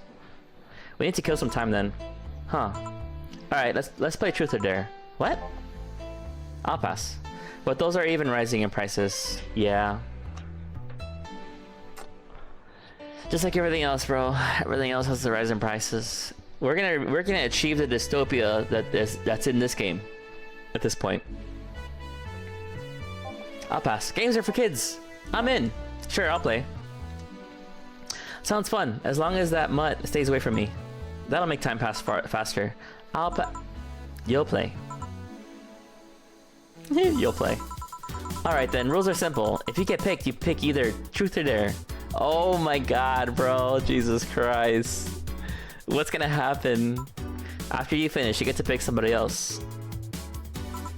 You go like that until food's done. What about punishment games? Those are a hassle. Just issue new questions or challenges until the other person complies. That said, Jill. Yes. You start. Pick someone. Oh, let's see. Dorothy? Well then, Dorothy. Yes. Truth or Dare? Let's go with Truth. Jill picked Dorothy, who chose Truth. Is there anything you have rejected from clients? Those who want to roleplay with mutilation. Ooh. Huh. I mean, sure, I can take off my limbs with no problem, but I have to do that for maintenance every now and again. But I'm not okay with doing it for clients, because first, that leaves me defenseless, which I cannot allow by any means. Second, half of the time, the roleplay involves a violent scenario. There are some behaviors I won't reinforce, namely non-consensual violence of any kind. Okay. Alright then, my turn. You, Sweater Pups. Hell yeah. Me? Truth or Dare? Dare? Oh man, you're brave or stupid? Damn. She's daring Alma. Oh shit. Okay, I want you to say in the most sultry voice you can muster, admin override. Okay. That's not that bad. Admin override. Happy? Yes, very. Seems you caused some collateral damage here. Huh? I don't know what you're talking about. Don't mind me. Seriously, guys. Well, let's see. You, the dog. My name is... Yeah, whatever. I want you to bark. I haven't picked air. I said bark. Bark. I asked you to do it, not to say it. Bark. I'm barking. Hey, if I bark, then I'm the king of the bar, because I'm barking. Seriously, Joe? Yeah, whatever. I have a lame sense of humor. Whatever. Alright, my turn. Hey, Jay. Truth or dare? Dare. Oh, fuck. Then pet me. I'll pick truth. Okay, why are your nails so thin? Your nails. You won't be able to dig. You won't be able to dig with such flimsy nails. What is this game, bro? All humans have nails like this. Wait, they do? How do you dig? With shovels. You guys are weird. Why are you so reluctant to pet him? I call it a gut feeling. Okay, let's pick our boss here. Alright, boss, pick. Truth me. How'd you get your arm? Oh, got him! On second thought, dare me. Lift Jill by the neck of his shirt. Okay, eh? What? Happy? I guess, who cares? I didn't hear about your arm. I do, I care. Alright, Jill, now that I have you in this position, answer me. I didn't pick. You're in no position to pick. Now answer. Did you live in Scotland for 2 years? Scotland? No. I guess that rules out a couple of possibilities. Huh, Chief? Oh, right, I'm still lifting you, sorry. And now she apologizes. Now she apologizes. I guess it's my turn. Hey, Alma, truth or dare? Dare. Yo, she's crazy. I like it. Oh, I have a suggestion. You stay quiet. Fine. How strong are those arms of yours? It's still my muscles under them, so no, not very. Although not having fleshy skin makes things easier. Wait, that's truth, not dare. I just want to make sure. I dare you to break this nut with your hands. Okay, that was easy. Holy shit, Joe, are you really into that? Cause she smashed the nut with her hand, bro. He wants to get his nuts smashed by her. Eh? Asking a woman to break a nut in her hands and then watching her eat it, does that turn you on? Eh? Wait, is this an actual thing that turns guys on? I need to know for professional reasons. You're a pervert. You're a pervert, Gilbert. Wait, that was close this time. My turn then. Alright. Hey Jill, pick. Truth. Okay then. What's your most embarrassing childhood dream? Elaborate? For example, when I was a girl, I wanted to be a professional puzzle master. I guess in a way I accomplished that, but you understand. I wanted to be a ventriloquist. Huh? When I was a child, I liked this show called Lucia's Funhouse. The one with the woman in the house with the talking stuff? That one. My parents divorced when I was around 6, I think. Mom was on tour with an orchestra and my dad was working constantly. I spent a lot of time with my grandpa, but he slept a lot, so I was on my own most of the time.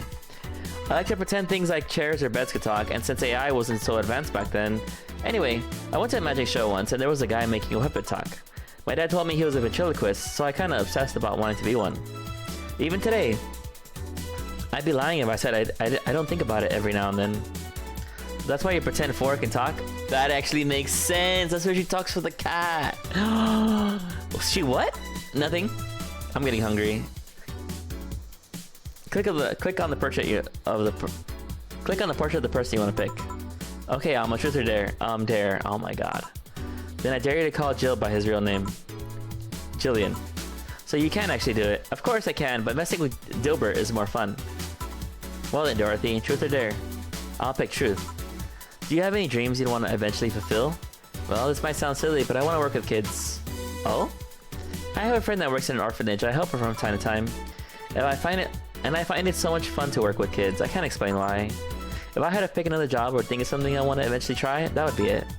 Teacher, nurse, pediatrician, something like that. That wasn't an answer I expected. Me neither. What are you implying? Okay. Hey John, pick. Dare. I dare you to say something nice about all of us playing. Well, you're a pretty cheerful girl, Dorothy. Of course I am. Chief, well, I pretty much owe you everything for keeping my life any semblance of order. Of course you do.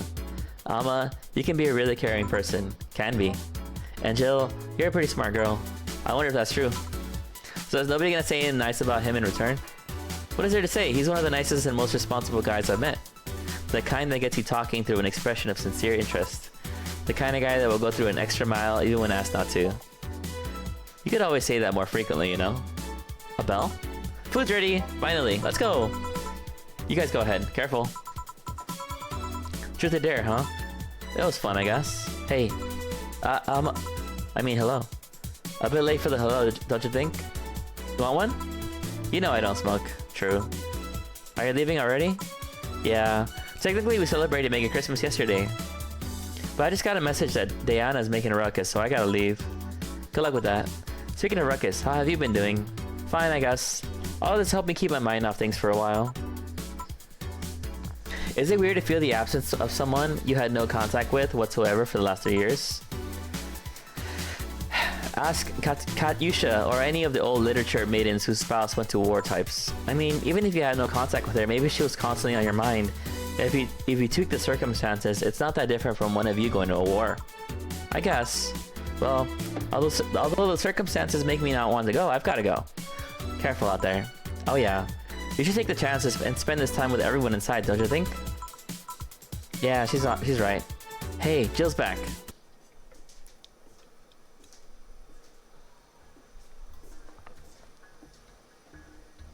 What is happening here?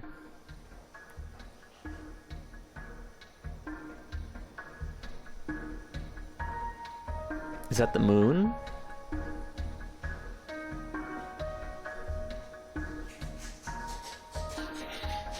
What is happening?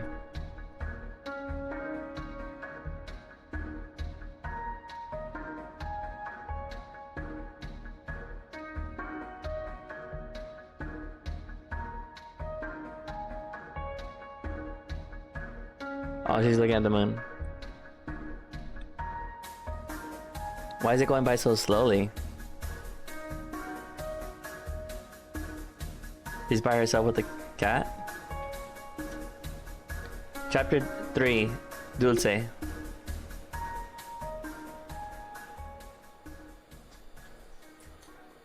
Why was that whole scene going by super slow?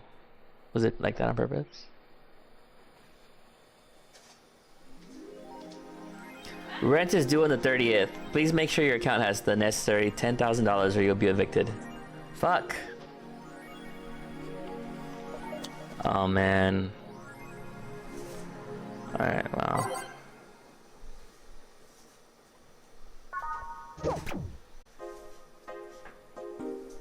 Damn it. Okay. Alright. Monday. I guess the game goes into the new year. I think that's how it works. Model Warriors on TV. Is your lip trembling? No. Anyone watching it? I don't even have a TV. So useless. Julianne is old and busted.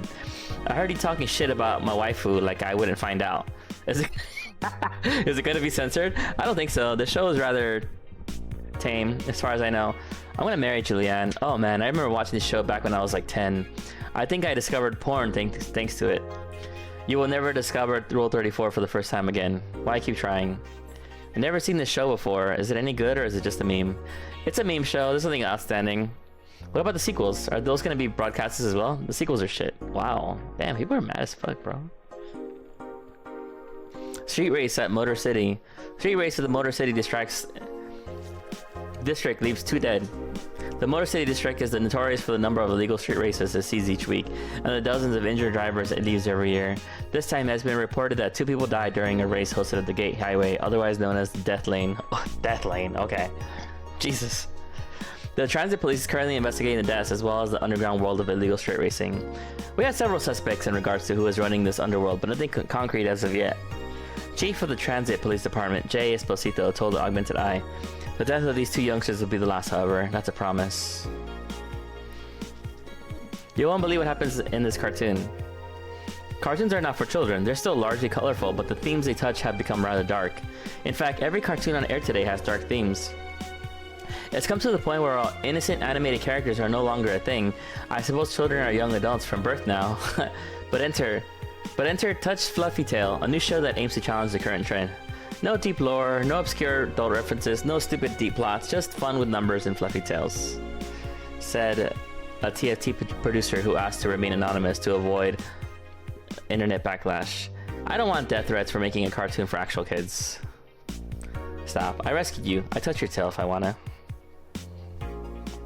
It's true.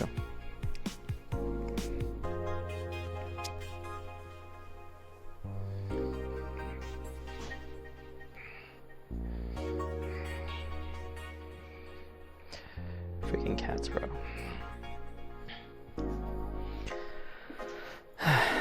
Glitch City Olympics return next year. For the 10th consecutive year, the GC Olympics returns to the emblematic Super Silver Thunderdome. The representative from elusive country of Canyavania. Prime Minister Quincy, who was in charge of the committee, told the Augmented Eye that it wasn't easy getting in touch with Kanye, and that we need to abide by some of his religious rules in order to see some of their best competitors come to the country. Canyavania's main religion, Kanyeism, prohibits the existence of nanomachines inside the body, and as such, competitors from said country had to perform specific treatments in order to repel the swarm. It's a temporary solution, but it'll do the trick. They don't allow the nanomachines. Interesting. I'm guessing tacky bodysuits were impractical for sports. Okay, back to work. Monday. Yawn. Good evening. Hey Jill.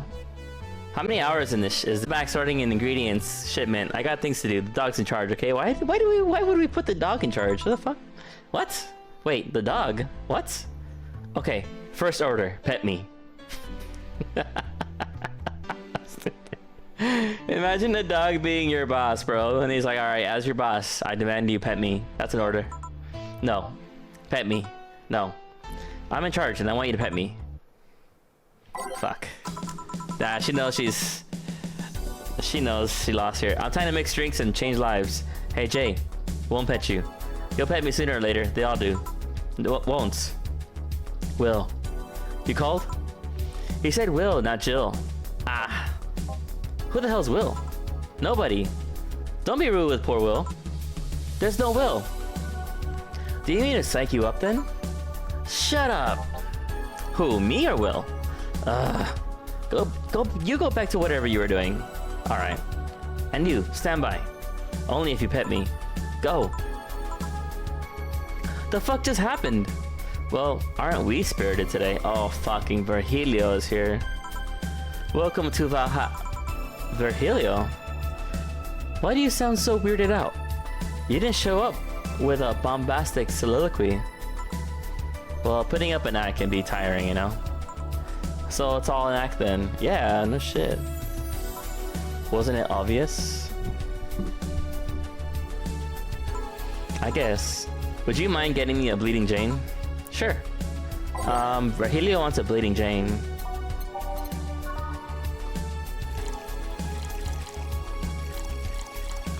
All blended.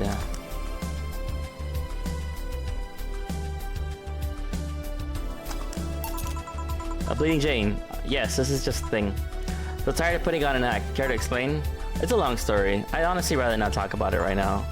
Fair enough. What made you change your mind though? Well, for one thing, it's safer for me now. The pompous buffoon act was mostly a way to avoid raising suspicion. Safer? There's a word that's been losing meaning lately.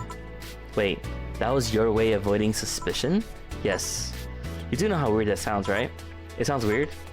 You try not to raise suspicion, but you act in a bombastic manner that screams you're there. And everyone dismisses the fool as a buffoon and moves on. That's true, by the way. That's smart.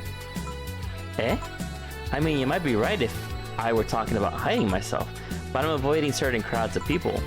Yes, my behavior might call everyone's attention, but then everyone just decides I'm harmless and disregards me. And depending on how erratic my actions are, I become harder to read, giving me yet another layer of enigma. Well, congrats, no offense, but I fell right into your plan. I just dismissed your actions of those as a fool and moved on. You completely fooled me. Thanks. Say, can you give me something spicy? Sure. He just had something spicy. He wants another spicy drink? Fuck. All blended.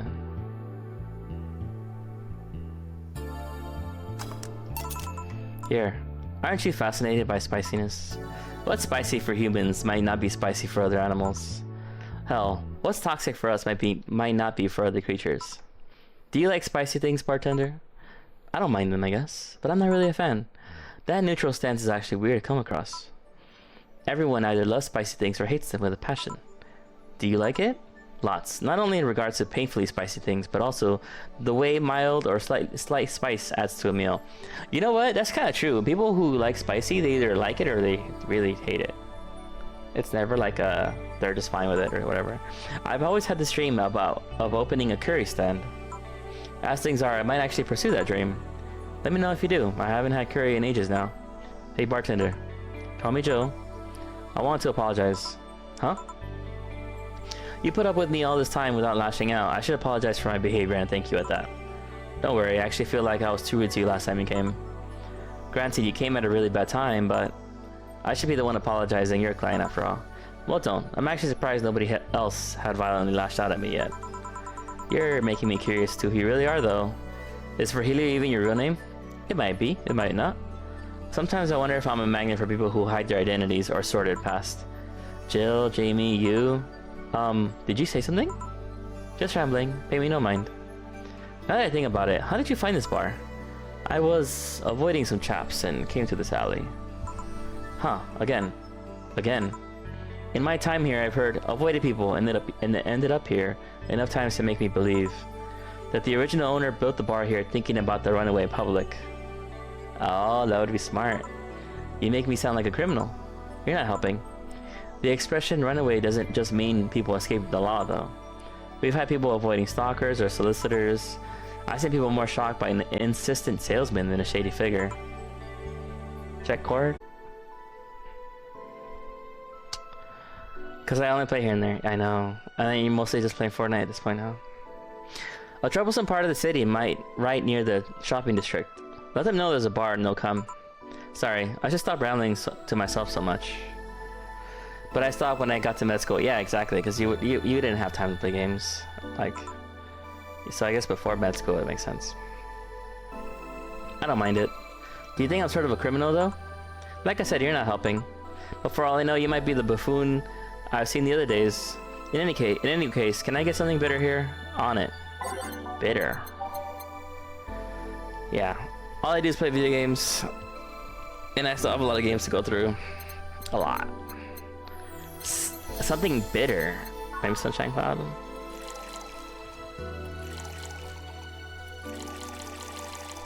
On the rocks and blended.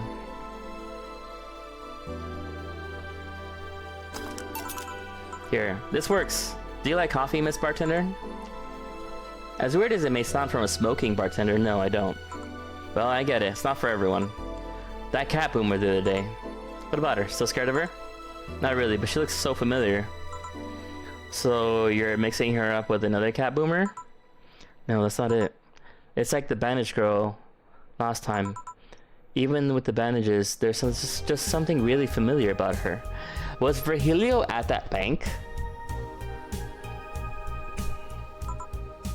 Maybe you need to stop thinking about it. Answers usually come to when you stop stressing out. You might be right. Well, I'll leave you for now, bartender. Thanks for everything. Please come again. Welcome to Valhalla. Oh, hello, Mr. Detective. And here we are, another mute person wandering into the bar. Anything I can get you? Gut punch. Okay. Gut punch for the silent detective. Is he good?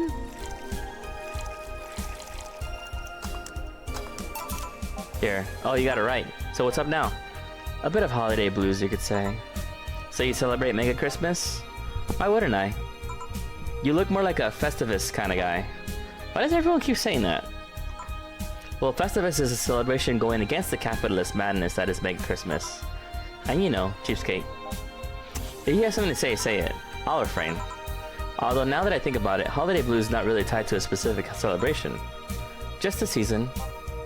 A season of consumerist craze.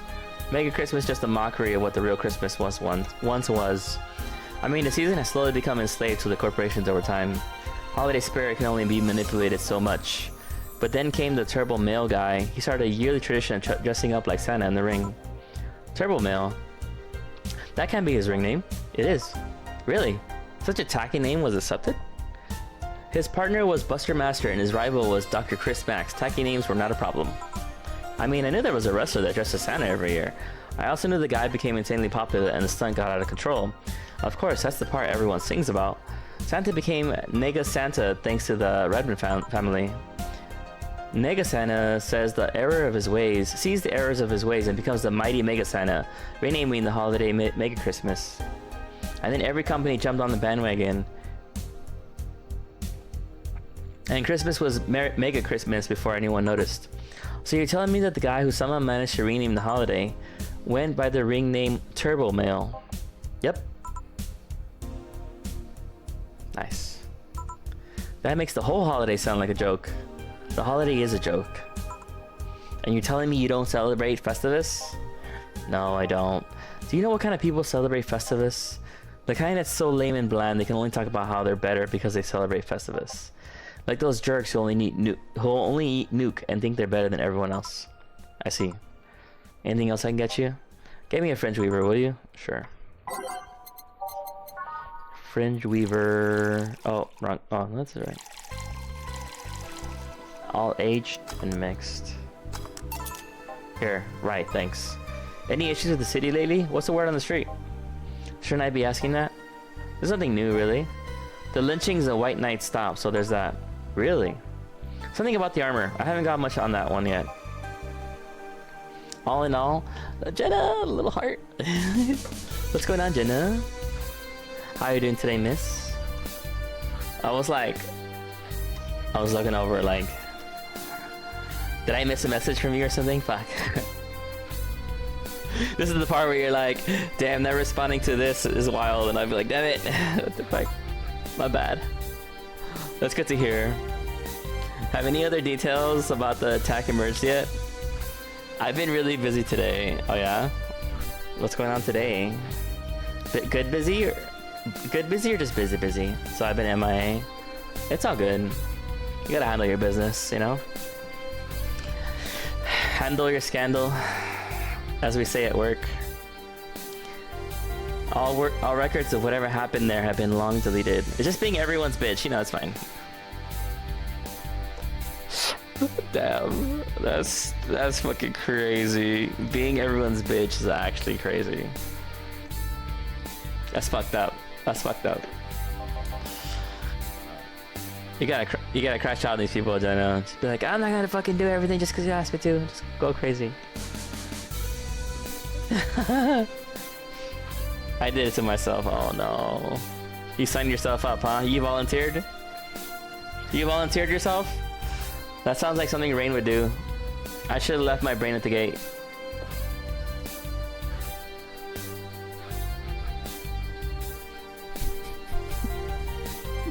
Damn it. Security cams, system logs, everything was wiped. Whatever happened there, it's become even more of a mystery now. I wonder if Say plans on testifying. Big Brain always getting me in trouble. So yeah, sometimes you gotta not, you know, admit to knowing things. We just talked about this earlier, actually. I'll be back though, they found me. God damn it. Yo, they found you. I take it no anime tonight? No. Don't volunteer yourself for stuff.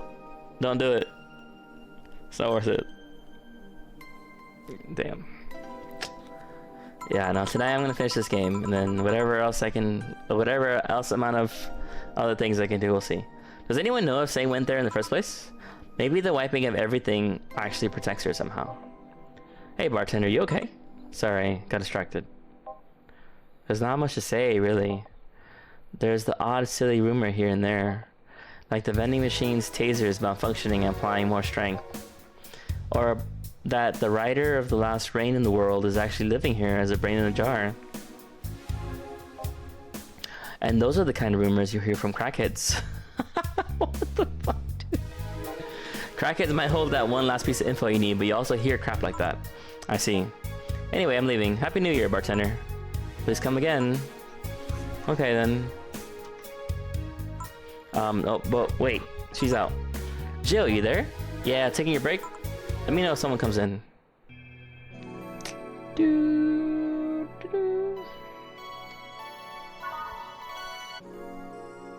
It's now safe to keep playing. Things are pretty quiet outside.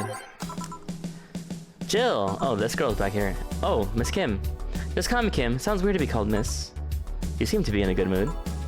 I got some money on Mega Christmas. Wouldn't you be happy? I guess. What can I get you? I'll have a beer. Okay.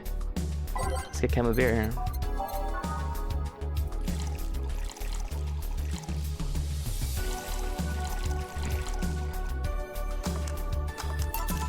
Here, thanks.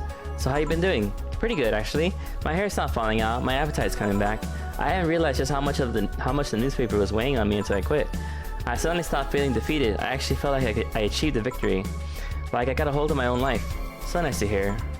Oh yeah, I'll start bartender training in January too. Huh? Really? Yeah, I did some research and it sounded cool. BTC gives you many benefits, so it sounds like a good thing to do for the time being. I don't know if it's what I want to do for the rest of my life, but it's a good start. It'll give me some time to think about the next course of action. A bit of advice, don't go for BTC housing plans unless you absolutely have to. You have to sign a contract for at least 5 years of service with a cut in pay and tips. I was gonna go for that one, but I backed down a bit at the last minute. How do you back down a bit? Well, I took the chance when the BTC found me an apartment, and instead of signing the BTC contract, I just asked for a regular one. I still have no idea how I got away with that one. I thought those apartments were built by them or something. Back in England they are. They have their own real estate companies. Apartment complexes where they have the means to give discounted room to employees. But in this city, Realty Nua holds an unspoken real estate monopoly, so BTC can't easily offer such promises. Oh. Realty Nua is a bit weird as far as the companies go. Their name has become synonymous with quality, a brand built around certain expectations, but the truth is Realty Nua has done little to no work in the last 10 years or so. Really? I mean, when they started, they managed to sell and build upon plots of lands that everyone gave up on. They became a big name as far as real estate goes. But in reality, the company itself has actually done less than you think over the years. Most of the time, they're cashing in on their established properties or letting others work with them. I believe in the last 10 years or so, they've only started around 3 or 4 new projects. Damn, they're not building shit then. And they're all expansions of their already established ones. You seem to know a lot about it. Nah, I just read a lot about it over time, especially after hearing my landlord ramble about them. I think it's all par for the course for real estate companies, really. But it's true, when you hear a name so much, you expect something, I don't know, different. But enough rambling on my side, you must be thirsty. Can I get you anything else? Let's try a sugar rush. Sugar rush. Seems like I've been serving a lot of them lately.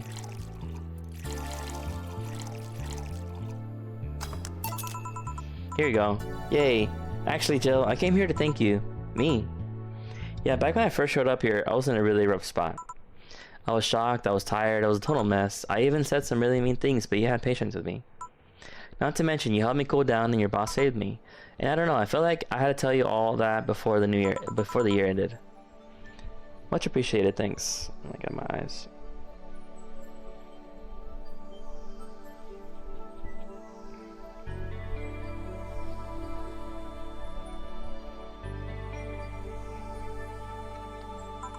But anyway, how are you doing? Last time you were a bit off. I'm better now, thanks a lot. Glad to hear. It was weird to see you like that. I had always felt like you were putting up a cool bartender act. It did? You don't? I don't. Are you sure? What you saw as a cool bartender act is what everyone else has described as being cold. I mean, cold and cool do mean the same, but... Nah, I don't try to put up the act. Sorry to disillusion you. I'm too much of a mess to do such a thing. Huh. Disappointed? Surprised, actually. What led me to believe that you were putting on an act? And more importantly, how can I make use of it when I get assigned to a bar? I must investigate further. Good luck with that. Say, let's try something bubbly now. Alright. Get a bubbly drink. Bubbly drinks. Frothy water?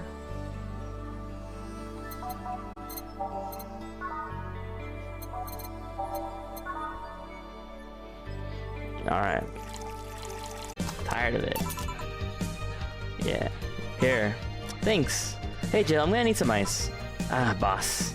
Of course, trust me, I get it. That's why I drop in and be present and show love when I can. Yeah, I appreciate you, V. You're such a nice person. I'm glad I met you through Pickles. Boss. Oh, I know you. Thank you, thank you. Hey, nice to see you're fine. Yeah, she was passed out on the street. We could have let her die there, but we saved her. I'm more than fine. I'm alive. I'm here. I avoided my biggest mistake in life thanks to your timely intervention. I don't know what overcame me. I just felt like everything was shouting. I couldn't stop the shouting, so I just felt like, thank you. Don't even mention it. I just did what I felt was right. Damn. Dana's just the best boss of all time.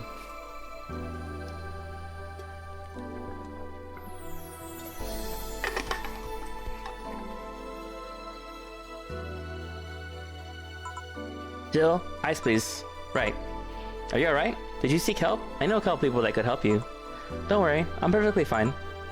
I've gone to a therapist a couple times, but he says I'm okay. Something overcame me and you intervened and I don't know what to say. You already said thank you. Seeing that you're fine is more than enough for me. Damn. What a real one. Dana. I should have come to thank you earlier. I owed you that at least. Don't worry, just go out and be happy. You have a second chance, so use it as best as you can. I will. I'll be leaving. Happy New Year, Jill. Thank you again. Please come again. So a couple of weeks ago, I read some news about a woman saving a suicidal girl, catching her midair. Would you know something about that, boss? Maybe, maybe not. Whoever it was probably just did it because it was the right thing to do.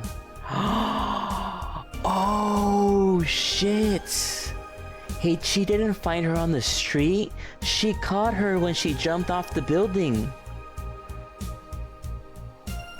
Oh my god, I never made that connection. She literally saved her life. What the fuck? Damn. Feeling lonely? That voice. Hey Joe, long time no see. Really long time no see. Seriously, it feels like it's been over a year since I last saw you. I was planning on visiting you last week, but things were pretty heavy back then. So I just waited in the background until the tension wore off a bit. Alright, so Joe, I'm talking to you here. If I ignore her, she'll leave. I'm not an unfathomable sense of dread. You can't just ignore me, you know? Julian Stingray, I am talking to you. Calm down, don't fall for her taunts. How does she know my full name, though? I thought your full name was Julian Natalie Stingray, or did you legally remove the Natalie? Never mind that. Is she reading my thoughts? She's always the one inside the TV. But she came out and she's here. What the fuck? Yeah, I mean, they're kind of written in the middle of the screen. Hard not to see them, actually. Alright, that's it. I'm going crazy. That's such a self-centered way to see the world. You assume you're crazy because you can't accept that this world could be weirder than you think. This world's amazing because of the things you just can't explain. And just because you only experience something doesn't mean it's a lie or that you're crazy. I mean, just look at ASMR. Okay. I'm pretty sure that's what a crazy person would say in this scenario. You acknowledge me. Shit. That's good. I'm not serving you anything. What? Why? Last time you came, I had to clean the drinks I served you off the floor. Don't be like that. The drinks were also paid for with my money. I don't know how you did it, but that set any and all plans I had for the rest of the week off balance. I was gonna buy some curry with the money I had to put up for those drinks. Dog duty done. I know we have slow days, for God's sake. So is this girl not real? What is she? You okay? You look angry. I'm fine. Good job out there. I'm back. Ah, boss, what happened? Meeting cut short. At least I drank the Hassie, the bottles. Are you okay? You look distraught. I'm fine. Is this the girl that one chick was talking about? The girl in sailor uniform with jeans underneath them?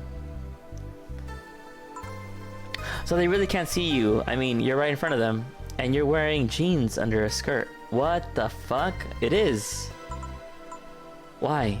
Just why? Is she a ghost? To annoy people, of course. Is that a new trend? What does she think she's doing? Everyone feels like it's not quite right. Everyone thinks they should call you out. But they can't bring themselves to do it because it's not that wrong. There are things like spats after all. There are things like spats after all. It's uncannily, right? Not all that wrong and they can't stop staring. Not like anyone other than me could see it though. They could see it if they wanted to. Jill, you're making awful lot of faces there. You okay? Yeah, just remembering stuff. Man, I miss not being crazy. Boss, I'm leaving early today. And you stay here. Who stays where? Crap, did I just... She reversed it. She reversed it. You have to be the first person I met who mixes their inner and outer voice. Who's this Anna girl?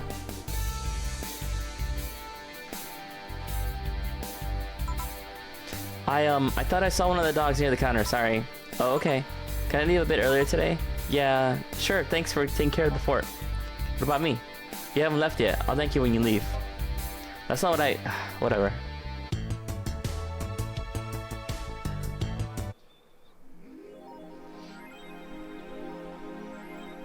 Looking at the poster, Jill managed to get Gabby off her mind, even if just for a little bit.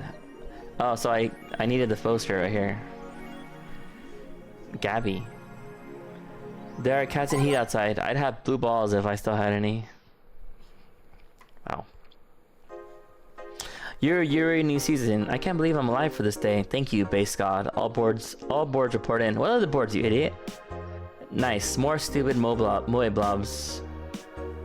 Why I guess this is the actual Best Buy still up in the air. My internet service gets cut off tomorrow because I can't afford it anymore. Wake me up. Get a job, you stupid neat. Oh god, here we go. Prepare hot cocoa, sit in comfy couch, put on my favorite Mega Christmas sweater, see snow falling outside, turn on the heater, get my blanket, watch Glorious YY and fall asleep when it ends. I am the comfy. I wish I was as comfy. Have work tomorrow. Enjoy the Euros for me. Sounds cute. For nerds, maybe. Taylor the Brain tired of name change requests. Taylor! Oh, Taylor's on there. A couple of weeks ago, we wrote about Taylor, one of the brains from the solo anime project. One of the highlights from the interview was that, unfortunately, stripped from the finished version, was a straight comment about how many people asked Taylor to change their name to Brian on a regular basis. I know people try to be funny, but I won't change my name for a punchline. I like the name Taylor. There's nothing wrong with Brian. I just won't be a part of the joke. My life's worth more than that. Taylor's currently looking at their chances of becoming a senator in the upcoming electoral season. Okay, a brain running for Congress? Parliament discusses anime influence. During an unusual meeting held at the Parliament today, delegates discussed the effect of anime on the population. It's nothing but filth, trash! A representative for the Workers' Party yelled during the meeting. If I could choke every single writer and animator out there, I'd do it. I choke them with my own enhanced hands. Several anime studios heads have responded to the news. I think they would ban it if it wasn't bringing so much money into the local market. I do agree that anime is trash, but I'll say the genre. You can trust me. Ah yes, important topics and all. Yeah, why are they talking about anime like that? Biker gang arrested after vandalism during protest. The members of one of the largest biker gangs in Motor City sector were arrested after a group's leader and her entourage were found at the site of protest last Friday. Their leader, commonly known as in the streets as Christine Love, declared to the press that they were unjustly arrested, that her gang was only there to defend protesters from the White Knights. They're afraid of us. They know they can't take us down in the streets, so they use protesters as a shield, and we had no option but to surrender. They're currently detained waiting for trial. The formal charges are unknown so far. Isn't she a game developer? She's many things.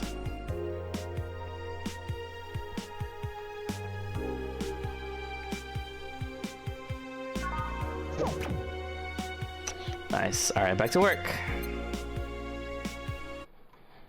Tuesday. Good evening. Hey Jill, let's have a New Year's party this Saturday. Isn't that a bit soon? Why? Did someone famous get killed at a New Year's party? No, I mean... Never mind. Sure, I'm in for it. Sure, great. And Jill?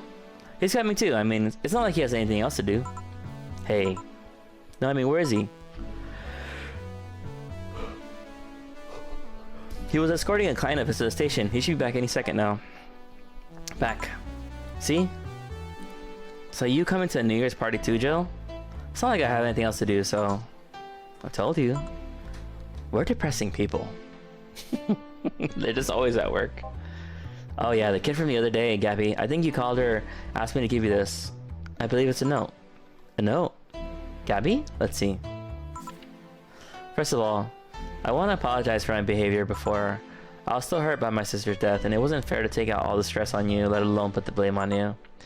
So it feels weird to ask this of you after I treated you, but I really want to talk to you I want to catch up to chat for a while, to do what you were doing with me before I lashed out.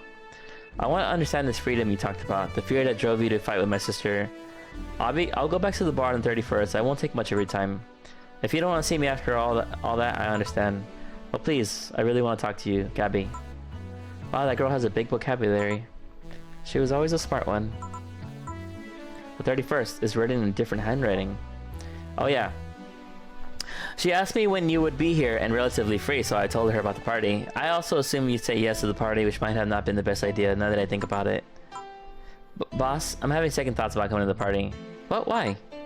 Because I really don't want to face Gabby again. Now it's coming back to me what drove me to never come back and apologize after all these years. Fear and shame. Shame because I know I made a hideously stupid mistake, and it's painful to face your mistakes. Fear of what they might say. With Lenore, we never broke up formally, so I was always afraid that if we were to meet again, she'd break up with me. I don't want Gabby to tell me that she hates me to my face. Lenore was in the right to break up with me, and Gabby is in the right to hate me. But I don't want her to. Maybe if I never see her again, she'll never tell me that, and... Jill, you idiot! Eh? You're thinking backwards. Didn't the letter say she wanted to understand you? Yeah, exactly. She's right. If you bail out on this, she will hate you. Not only that, but you're getting a new chance here. Do you want to live the rest of your life running from another memory? Didn't you just say to Armitage that you hated feeling like that? Yeah, Armitage. Alma. Man, I love Dana as a character. She's amazing. Titty hacker. Alma, right. I don't know what happened to you. I don't know what happened when you fought with that girl's sister, but now you have a chance to make amends. And not only that, you have us watching your back. So I want you to think about this.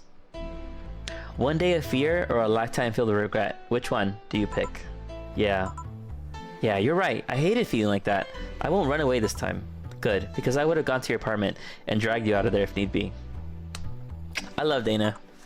Hey, boss. Thanks. That's what friends are for. Yeah. Anyway, let's start the day. Time to mix drinks and change lives.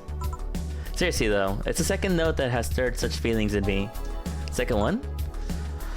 2 weeks ago, I got another note in the mail. This one is from Lenore. Was that the envelope you took away from me in a panic? Yep. You haven't opened it?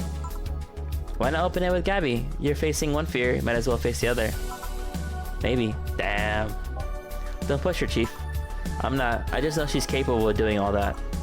I'll go secure stuff for the party. Call me if you need anything. Keep it up, Joe. Thanks. Damn. Happy holidays! Someone's happy. We held a party for the staff and their children. You should have seen the faces of those kids receiving gifts. Now having the Santa suit at the last minute and the other day was totally worth it. Santa dresses seem to have been popular this year. I heard they were sold out in most places. There was this weird shortage of Santa suits, but luck was on my side this year. Sorry about that outburst. Sorry for that outburst. Wow, you look so happy. I felt happy too. You shouldn't hide your happiness. Anyway, can you give me a Cobalt Velvet, please? Sure.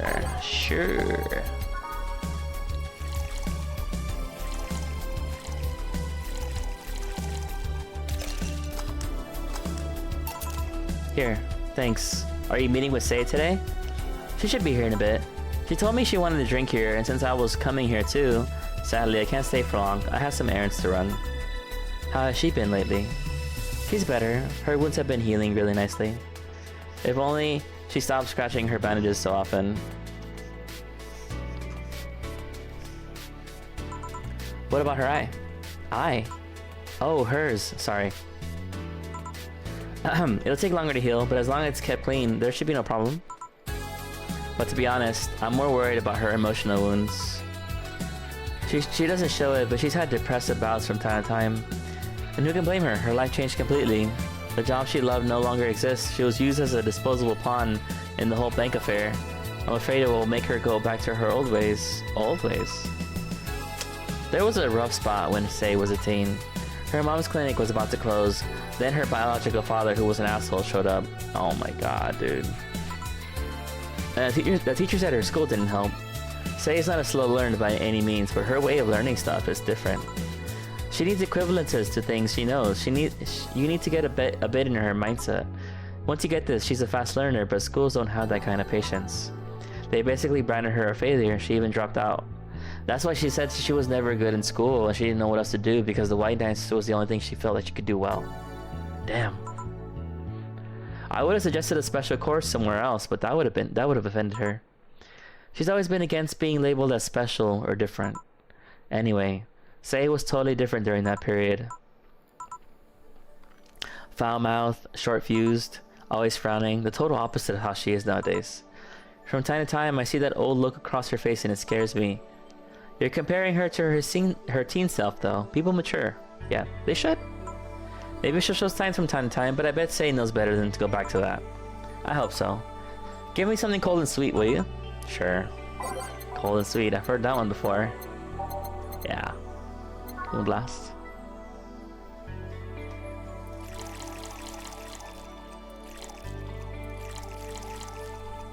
On the rocks and blended. It's like a smoothie. Alcoholic smoothie. Dude, I would want an alcoholic smoothie right now. Sounds good. Here, thanks. This is the kind of stuff Sei asked for, you know? Now that you mention it. So I take it Sei's family situation isn't exactly fine and dandy, huh? It's a mess. They try to fix it over time, but I'm glad to say they've actually done it. Sei's mom had a really abusive relationship with Sei's biological father.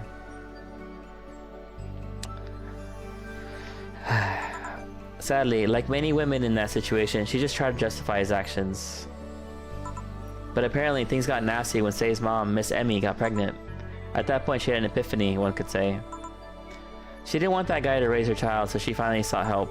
Things weren't so easy though. Before the authorities could take him away, Miss Emmy got a serious beating from him. She still uses a cane to walk thanks to that. She moved here, Sei was born, she started her veterinary clinic. So did he come back? He was drunk and couldn't find any drugs, so he made it to the city.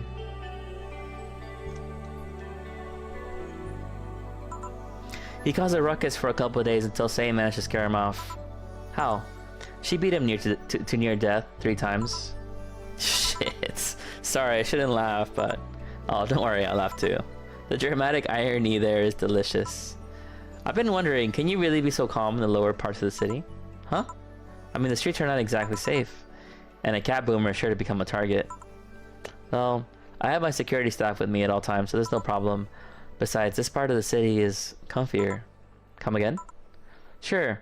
No town is cleaner, maybe more secure, but it's also too sterile. Around here you can actually feel the warmth of the people. You can feel their people living. I especially like going to a busy food stand, and I feel warmth there that Uptown doesn't have. It's also easier to talk to people. You finally came. Welcome. If you try to talk to someone in the upper part of the city, they either shrug you off or flat out ignore you. People around here are a bit wary, but they're also more likely to talk to you. Not that things aren't nice there though. Can I get you something? I feel like having a beer. Make that 2. But I just want 1. I'm asking 1 for me, adding 1 to your order. Oh, that, right. 2 beers for the girls.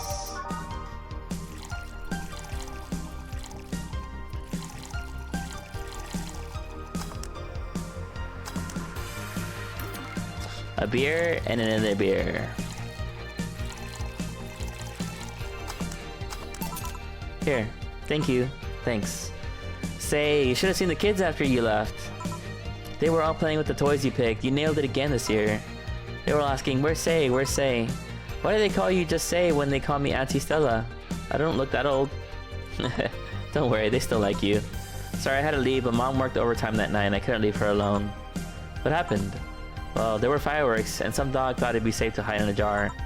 The little guy managed to get his head and paw inside before getting stuck. It was plastic, so they couldn't just try to break it. That's messy. She needed someone to hold the dog while she worked. Poor fellow was scared. Well, I'm out. Oh yeah, we'll have a New Year's party this Saturday if you want to come. Sure, it's better than depressing myself with my dad's woes about the next fiscal year. I'll be here. Bye Jill, bye Sei. Careful. Please come again. You want to come too?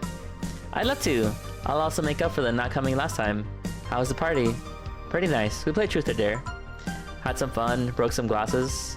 Ate lots and lots of food. Seriously, looking back, the amount of food was ridiculous compared to the number of people who were there. Better leftovers than left hanging, don't you think? Yeah. Yeah. Can I get you something? Let's try something classy. Alright, something classy. Brantini.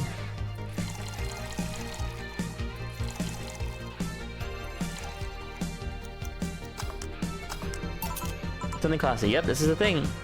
Stella came in quite cheery about Sunday. This Sunday? Oh yeah. Well, you know, her birthday's actually the 25th. Really? There's a weird story from when she was a kid. She heard Mega Santa's story and somehow she got into it in her head that by being born on the 25th, she was the spiritual reincarnation of the original Santa. That made her start giving out gifts like crazy. Is that why kind of her whole get-up's like red also?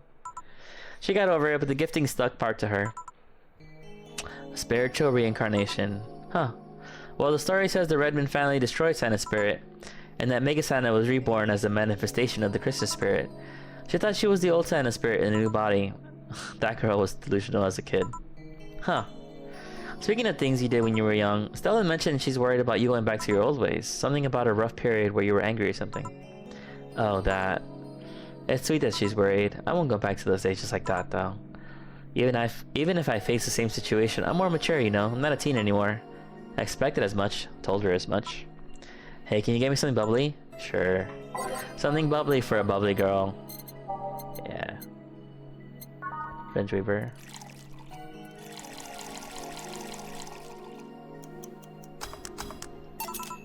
Here. Bubbly, bubbly. Hey, Jill, this might seem a bit random, but do you remember the first time I came here? Yeah, you're the second white knight I've served. I remember why. Precisely because of that. I've been meaning to ask you about that story. How was your other experience with the white knight? If I had to put it simply, the total opposite of you. Oh? She came here as part of her work looking for information on some case. I went through the motions, offering her a drink and all that, but she came only for her job. At first I thought she was just another private eye, but she showed me her badge and all. What kind of case was it? I wouldn't know. She never told me, but she asked if I saw some people. She got pretty intense when I told her I had no idea who she was talking about. I suggested she ask the vending machines outside, and they told her the suspect climbed on them. She got her info and she left. Pretty professional, if a bit intimidating. She seemed personally invested in the case, though. The way she lost her cool was suspicious. You seem pretty good at reading people, Jill. It makes me kind of jealous. Nah, I'm not good at that. It's just a coincidence that I noticed it. But you noticed it. I'm not that good at reading people. Even if the key was thrown in my face, I wouldn't be able to see it. I'm sure you can compensate with another skill. Any particular reason you asked me about that event? Not really, I just found the fact that I was the only other white knight you've served. Weird. I mean, really? Just two? Weird, I know. I spent most of my life with almost no interactions with white knights until I met you. Means you've had a nice life then. That sounded creepier than I thought. A bit, yeah. Well, I'm done for today. Thanks, Jill. Please come again. I'll go take my bread, Jill. Sure. And break time. I love break time. I wonder if I left food for 4. I hope so. What the fuck? Okay, I'm here. Dorothy? Dorothy? You won't get through the bar anytime soon. You can stop walking. Oh, honey. You want something? The usual, I guess. Usual. I wonder what's wrong with her, though.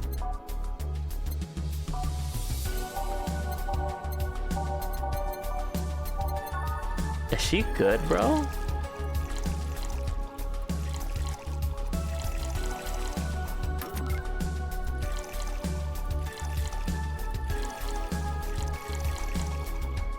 All the rocks and mixed.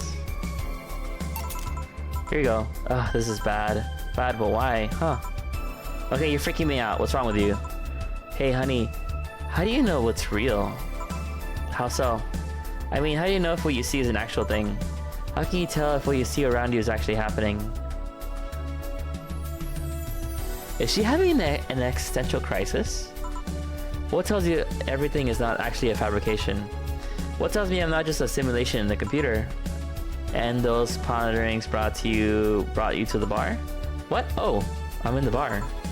Am I? Dorothy? So you're having a solipsistic crisis of sorts? A solip what? Solipsism, the theory that the self is only a thing that can be known to exist. See, that's another thing right there, that word. Solipsism, what does that even mean? Where the hell did it come from? Well, solus means alone. Ips means self.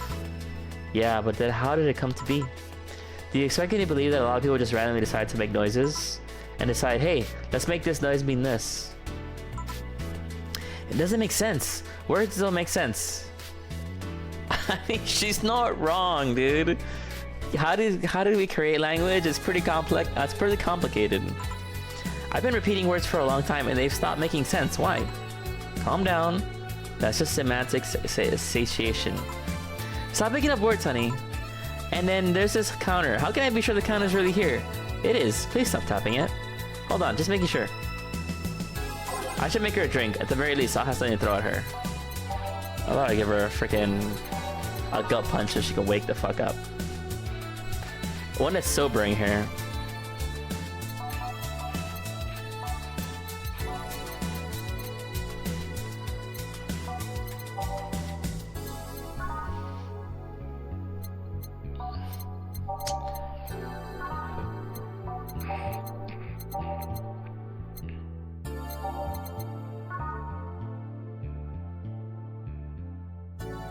Alright, let's try one of these. Let's see what happens here.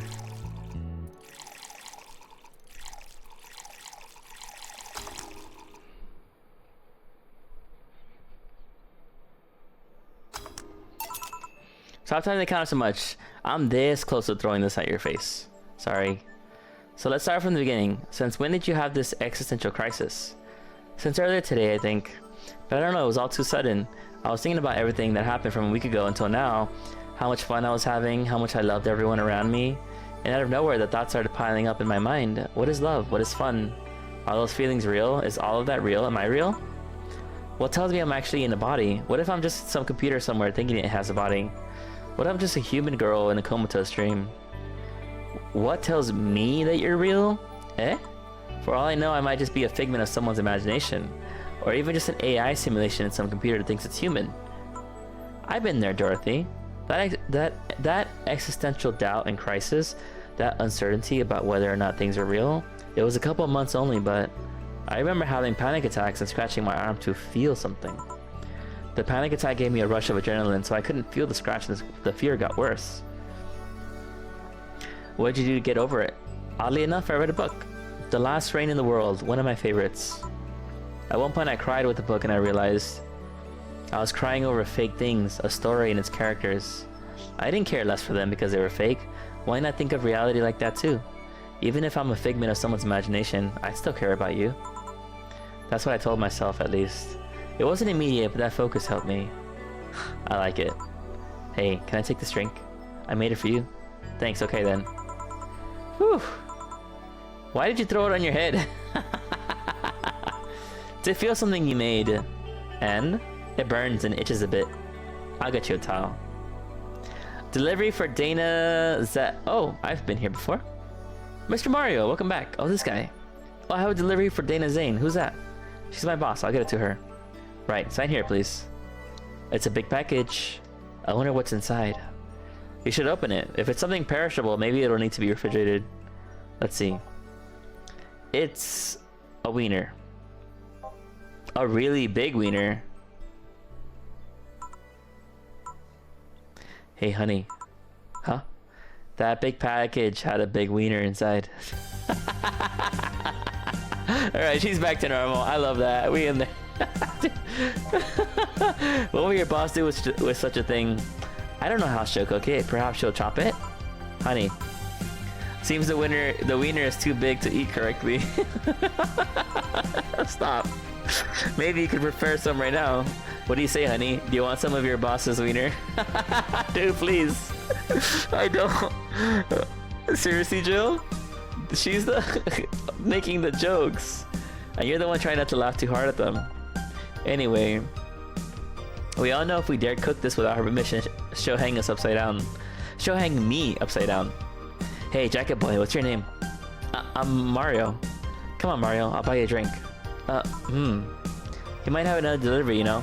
This is the last one, actually. I'll accept your offer. I'll have a sunshine cloud. And you? I'm fine. She said jacket boy, bro.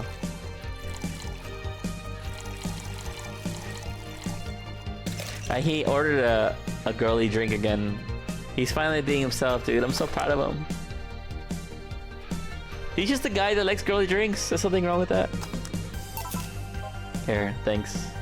Hey, call me Dorothy. You can also call me darling for the right amount. Yeah, Dorothy. Why did you buy me a drink? Just to let you know, I don't swing that way. What way, Lilum? I'm a man's man. I like men, okay? Oh, yeah, that's right. He likes dudes. Not that there's anything wrong with liking women, but don't worry. I wasn't hating on you. I was thanking you. Thanking me. Your package let me see Honey here laughing like an idiot. It's easier than you think. That made me happy, and I don't know, it fit with what she was telling me earlier. I'm more calm than when I entered. Glad to help, I guess. Well, duty calls. Bye, Mario. Bye, John. Bye, Honey. Enjoy your big wiener. Out with you. She seems like a nice girl. I don't mean for it to sound like I get it. Don't worry, you like guys, it's clear. Speaking of, you like motorcycles, don't you? I do, yeah. Have you been to the motor district? I spent all of my free time in the motor district, actually. Why? Is it true they say all about all the illegal races going on there? You're not a cop, are you? As far as I remember, no. I mean, there are illegal races, but there's also semi-legal league going on there. Semi-legal. The authorities acknowledge that there's races going on. They don't know what goes on in them, though. However, modified engine, casualties, substance abuse. The illegal ones end up being safer in the end. Huh. Have you heard about a biker called Christine Love? Miss Love. Of course, everyone knows who she is. What about her? Is her gang as dangerous as they say? I don't know. Nobody knows. Excuse me? They look intimidating enough, but the truth is nobody has faced them directly.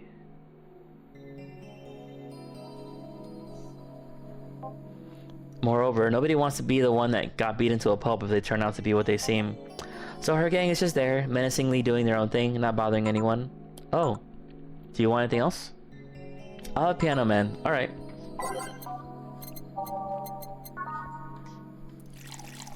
A Piano Man. It's been a minute since anyone ordered that one.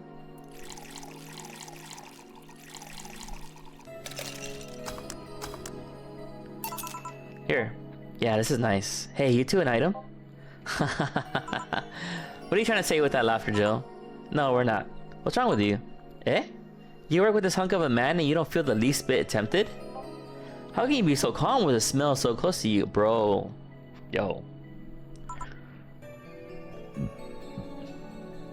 Ever heard the expression, his past is a fucking weight I don't want to carry? Because his past is a fucking weight I don't want to carry. If he even has to pass at all, I'm having my doubts lately. Are you implying he's not a good game? He's not a good game? Oh, don't misunderstand. Jill is good game. He's not bad looking. He's a gentleman. He's always attentive. But he's also distant and will take many steps back when he feels like getting close to somebody. You don't have to marry him. Just push him into a closet. Just push into a closet and... not interested. You annoy me, bartender. You don't see what you have right in front of you. I'm out. Please come again. Hey, Jill, you heartbreaking fuckboy. Why are they always calling him a fuckboy, dude? It's so messed up. Back. Did anything happen? I discovered I had the sense of humor of an 8-year-old. True.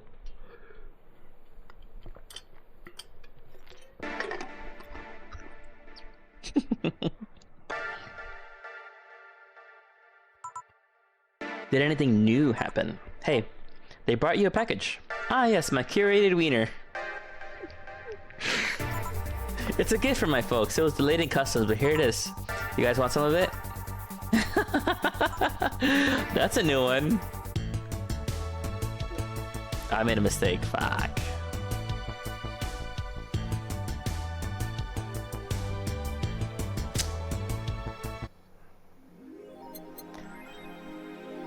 Okay. Bro, I need more money. I can't afford. I need 10,000 to afford my rent. Oh, the bar called Valhalla. So I'm fooling myself? Yeah, you are. That bar called Valhalla, is it any good? I need a place to unwind after work. Normies are taking over, huh? Everyone is a neat, just like me. Anyway, place is cool, but the bartender can be a bit of a dick. How so? Never been there. I wouldn't know. Is she cute? I can't take it if she's cute. She's cute, but I think she's a bit full of herself. The guy seems a bit more of a bro. I see you already had a conversation with her. Did she reject your advances? Nah, I just heard from a distance. So is that a no? Kind of. I mean, if you're going there just to chat, I just want a place to chill for a bit and meet new people. Can I smoke there? Is there any bar from BTC where you can smoke? Nope. Bummer. Well, I think I'm going next week then. Sounds good enough for me. Damn, she actually showed up on the first space colony to develop its own army. Even though space was imagined as the promised land, a place where humanity could start over, it looks like we're about to repeat our mistakes from the past. The first space colony, Shin Outer Paradise, is currently in talks to develop its own privately owned army, following alleged threats from a notorious terrorist group. We're discussing it right now, but the law is most likely approved. We'll have an army, and we'll defend our motherland from any terrorist threat. Alice Rabbit chimed in during a private stream. This terrorist group does not exist. Don't let the Outer Paradise government fool you. The only reason for this law is so they can have more control over the population. Alice Rabbit is in space too? Amazing. Crazy. A woman marries an anime pillow. Nobody is actually surprised. I remember a time when wacky stuff like this made a lot of headlines, but even though I'm reporting on it, I can't help but think how mundane it's become. I mean, we live in a world where you can just plug into the internet and live there as long as your wallet can afford related fees. Lots of people get married in these virtual spaces. Thanks to new technologies, the traditional views on human relationships have changed so much that someone marrying a literal object feels kind of tame now. If the pillow has some form of intelligence, it might be somewhat different, but it's just a plain, generic anime hug pillow. Get with the science, Grandma. Wanna marry me? Can't marry your own son. Huh? Huh?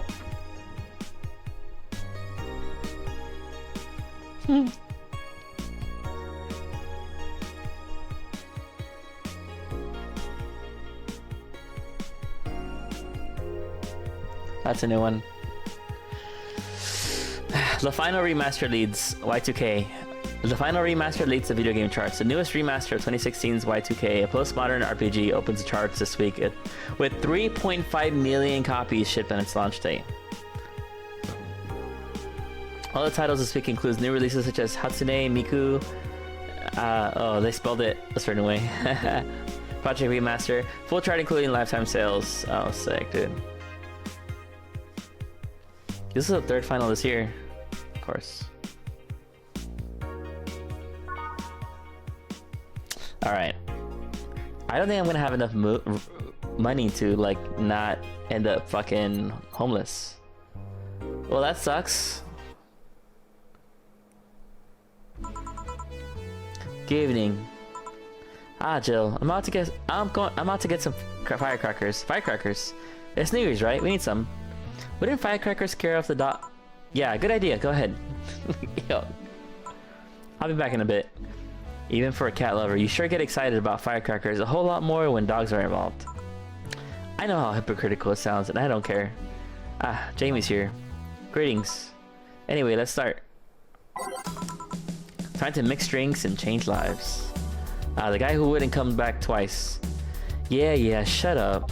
By any chance, did something fly over here 2 weeks ago? On Friday? Yes. There are a lot of weird explosion noises throughout the night, but as far as I understand, those were made by a flying drone or something like that. So, it flew by here. I take it you know what made the noise? Let's just keep it at whatever drone story you heard. Right. The noise got annoying after a while, I must say. So it remained in the vicinity. I don't know what counts as in the vicinity, but yeah. Distant explosions all night. Interesting, so it didn't get far away. Huh. Now, give me a Mars Blast. A Mars Blast for the guy who wouldn't come back twice.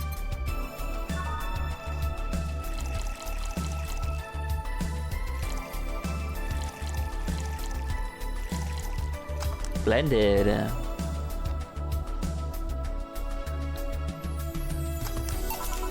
Here you go. Well, you didn't mess up. Sorry if I may interject. You looking for a fight? Most certainly not.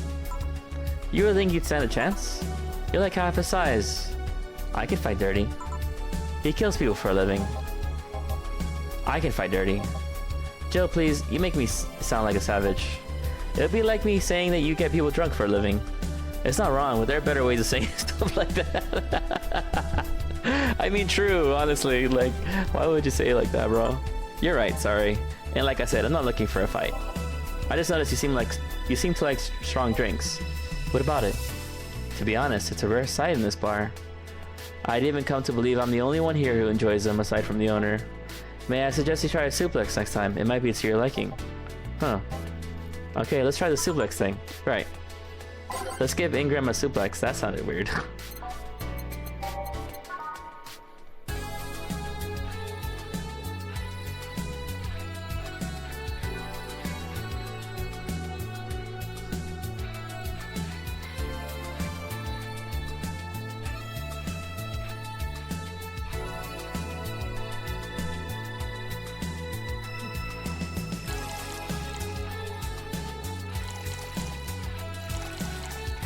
All on the rocks and mixed. Here, good stuff. Like less burning but punchier pile driver. Say, your face looks somehow familiar, mister. Call me Jamie, and you are? I'm Ingram. Anyway, I think I saw your face somewhere. I hope not. Maybe I needed to look for a specific file at, did you perhaps go through a nanomachine expunge? I did, actually. Figured as much. Only a handful of people do that. Almost all of them are people with nanomachine rejection that feel oddly suicidal. So I go through the whole thing. Rejection? Need to hide something? The second one. It's easier to remain undetected when they have no means to track you or your activity. I see. How does the expunge work? You lie in a pressure chamber and they give you a special IV solution. It causes nanomachine rejection while giving you the antibodies needed to prevent them from getting back in. For 5 hours, you're trapped in a bed while a horrible pressure builds up in your body and nanomachines are forced out. They're like little needles all over your body, and you feel them in your eyes, in your gums, and your toes, everywhere. And after all that, they need to implant you with a mechanism that constantly releases the same antibodies. Ouch. What are you having, Jamie? This is a gut punch. Yeah, I should have figured. Hey, give me one of those. Sure. Let's give him a gut punch. Again, that didn't sound right.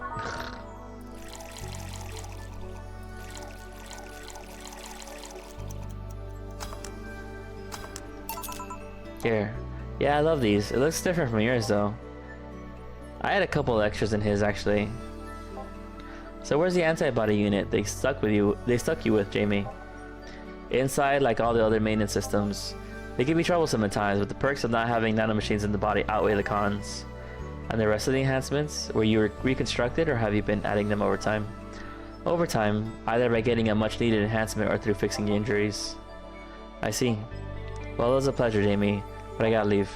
Nice meeting you, Ingram. Please come again. Don't count on it. You said that twice. Shut up. Shut up. Seemed like a nice guy. Right. I won't call him a bastard, but he's not the nicest in the bunch. Maybe you caught him on a bad day?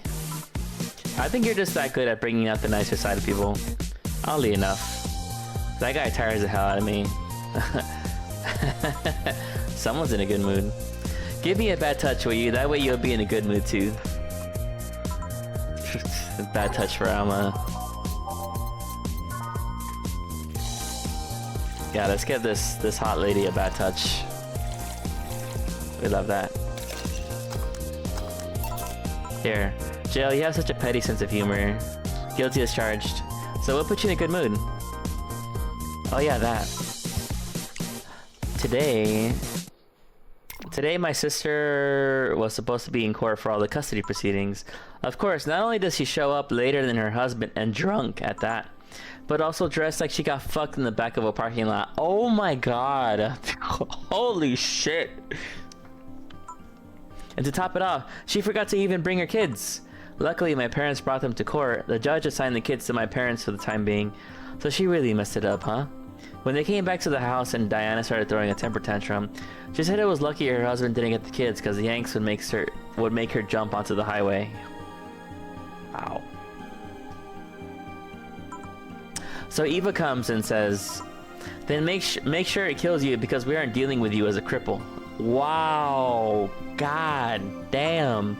I shouldn't reinforce that behavior, but I don't know, maybe it was a timing, but I've been laughing for an hour now. You hold quite the animosity for Diana, don't you? She and I used to be the closest friends when I was 7 or 8. We played all the time. We even slept in the same bed for a while. And then she turned into a teen. We stopped playing, she had other things she wanted to do. I could forgive all that, I mean the age difference and all. But there's something in particular I still can't forgive. It was the day she invited her friends to the house, and I went to ask her something. As I was leaving, one of her friends asked if I was her sister, and she said she had no little sisters. Ouch. I think that was the moment I finally broke the pedestal I held her on. I admired her as much as a kid could admire someone, you know? Little by little, that admiration wore off until we finally reached that breaking point. I felt betrayed, and you haven't been able to forgive her after 40 years?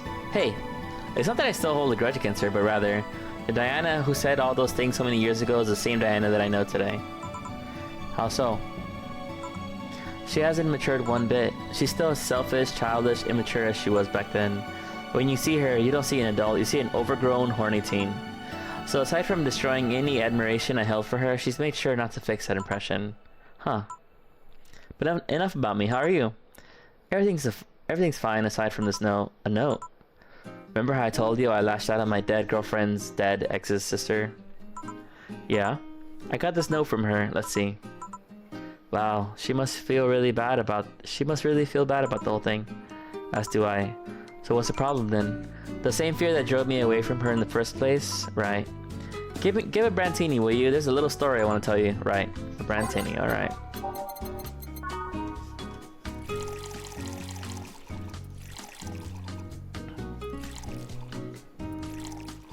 Aged and mixed. Here. This is the thing, let's start. Woo! God damn it, why's she here again? Oh hell no, she's a ghost. This is a story of a girl who grew disillusioned with one of her sisters. Soon it became an animosity, and not long after that, she distanced herself completely from said sister. With time, the girl would become attached to her eldest sister, looking up to her achievements. All I can look at right now are those boobs. Not now. Said sister would even marry the girl's best friend not soon after. And after the girl went into college, said sister would quit her job. The sister was worried sick about leaving her baby kid alone, prompting her to quit her high-ranking job. What if I hire your high-ranking lips? Shut up. The girl, even as an adult, felt betrayed. Her role model sister went against everything she held her in high esteem for. She was no longer a child, and yet she felt like a part of her had crumbled. Hey Joe, I can lift your sweater. Do you want to see? I bet you want to see.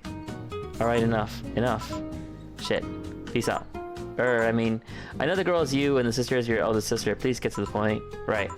The point is, if you don't face her, she would be heavily disappointed. She's trying to make amends with you. That must take courage. Lots of it. Yeah, you're right. My mouth's dry. Can I get a beer? Right. A beer. Man, I am going crazy, aren't I? Yeah, what the fuck is that? Ghost.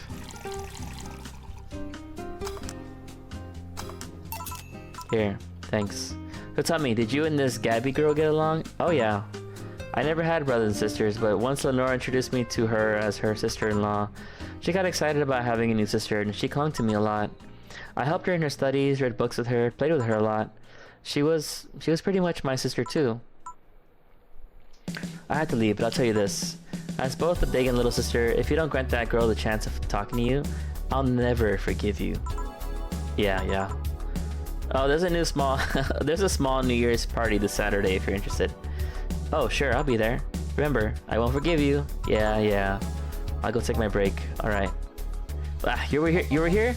You were quite absorbed in the conversation just now. Jamie even said goodbye to you, didn't you hear? Anyways, call me if anything comes up. Damn.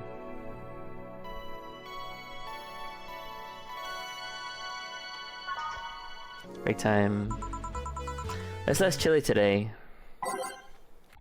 The one...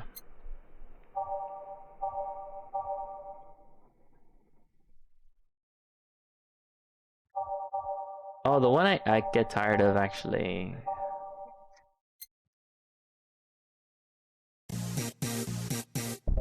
Get rid of that.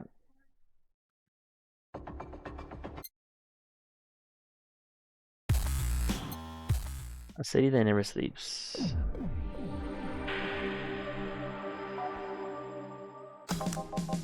Joe, a kid's looking for you. Oh shit. Hey. Ah, Norma. Phew. Anna, you're back.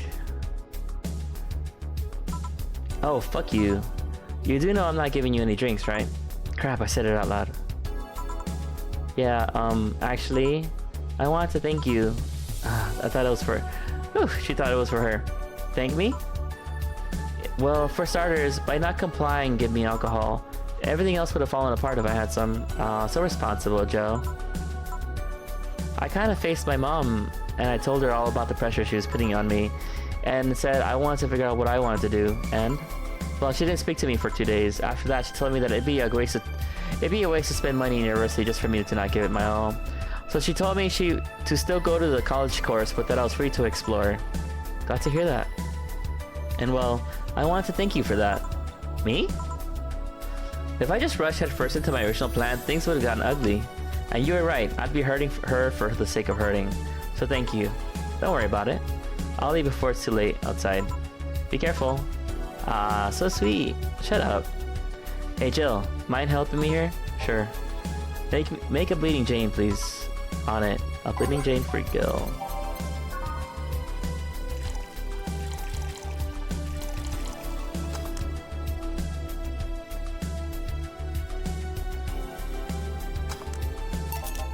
Thanks. Hey Joe, do you hate me? Hate is a harsh word. It's not against you directly, but rather the fact that that only I can see you. Like I told you, if they wanted, they could see me. And why can't I? You're the main character, dunno. What are you? A cute girl. Right. You okay, Jill? Making a lot of faces there. Yeah, just remembering stuff. Could you give me a hand here and serve a beer, please? Sure. All of a sudden he needs all this help, bro.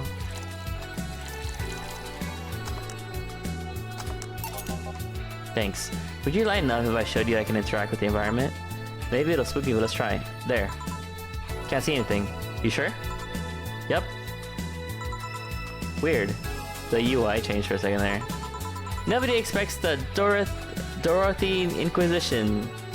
Dorothy Inquisition. Dorothy Inquisition.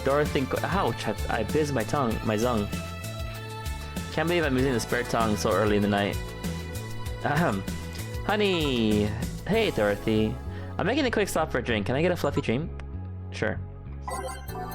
Fluffy dream for Dorothy on the go.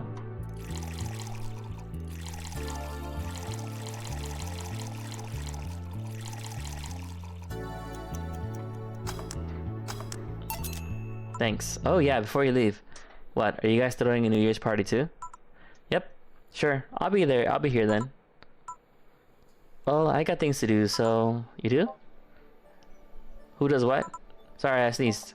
Weird sneezes. Anyway, I'm out for now. Oh yeah, Joe? Take care of Becky, please. Who the hell's Becky? Who's Becky? Who's what? She's He's like, are you okay? You're talking to yourself? You said... I said nothing. Okay, fuck that noise. Fireworks are sold out everywhere. I need to get them through more shady means. She's gonna buy them from the internet. She'll find them and put us all at risk of burning. I'll make sure there's an extra extinguisher at hand, please. I guess that's it for today. You sure you're fine? I am, don't worry. Hey Jill, mind if I ask a silly question? You see my clients, you assume I don't mind silly questions. Silly answers get on my nerves though. Sorry, what you want to ask? Do you know why they call them cat boomers? I mean, I guess their second set of ears look like a cat's, but the word boomer seems so out of place. Not so much when you consider it's not them, but their parents who were called such. Oh? Let's go a bit back first. You know why cat boomers look like that, right? Because they went through an anti-nanomachine rejection treatment while they were still a fetus, right? It's called the Yamazaki Romanova treatment. Or was it the Romanenko Yamada treatment? Let's call it the codification procedure. It was not only the first procedure genetic treatment on the fetus, but also the first way to fight nanomachine rejection. However, that research had a bit of a rocky story. Funding got cut in the middle of it at a critical point where that could make or break the whole thing. Not to mention Zaibatsu Corp's record at not addressing nanomachine rejection at all. The rest of the research was funded by Maki Stengovich. Was it Stengovich? Oh, let's call him Stengovich for now. He's a businessman whose unborn daughter got diagnosed with early nanomachine rejection. Stengovich funded the research, and in a desperate move, his wife offered herself and her daughter as test subjects. Of course, the experiment was a success. The girl, Sylvia Stengovich, didn't die. She became the living testament of a scientific breakthrough. But then the story of how things played out for Sylvia got sensationalized in the media and created a weird fad. Parents made their unborn children go through the codification procedure even if they had no ailments at all. All because one particular girl whose life got saved through that treatment became a media darling for a bit. The whole generation of kids whose cat-like protrusions got born. A whole generation of kids with those cat-like protrusions got born, and their parents got called cat boomers. A generation of parents obsessed with those cat-like features. The fad quickly passed, but the term remained in use. Eventually, cat boomer just started being used for people with the protrusions instead of their parents. You keep calling them protrusions, why is that? Because that's what they are. Eh? You didn't think those things in their heads were ears, right? Sure, they can be moved because they're somehow connected to the facial and ear muscles. Thus, they can move like a cat's and react to their mood. But in the end, they're just appendages with no real function. Huh. It really surprises me a bit though that the biggest mutation they got after the treatment is just that. Those ears are a small miracle on their own. People have been born with no eyes for less intrusive procedures. You really thought they were functional ears, huh? Let's say I learned quite a bit today, thank you. Don't worry. I feel like I should apologize for talking so much instead. And keep in mind, I'm fucking up the terms. I don't want you to saying someone got protrusions because of the codification procedure. I'll keep it in mind. Wait, what? Yeah, the guy's name was Stengovich. Eh?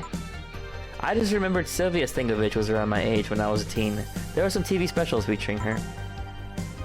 And I just remembered that I had the biggest crush on her. Now that I think about it, that crush had me very confused back then.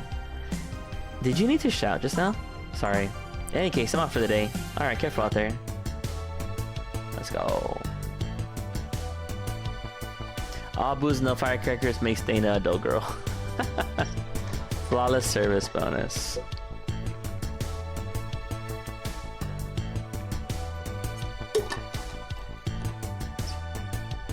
You know what's funny is I should be making cheaper drinks.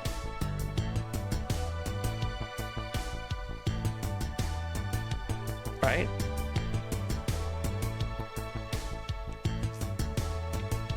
Or no, actually more expensive drinks, because if I give them more expensive drinks, they pay a higher tip rate on the whole thing, and then they get more money. Okay.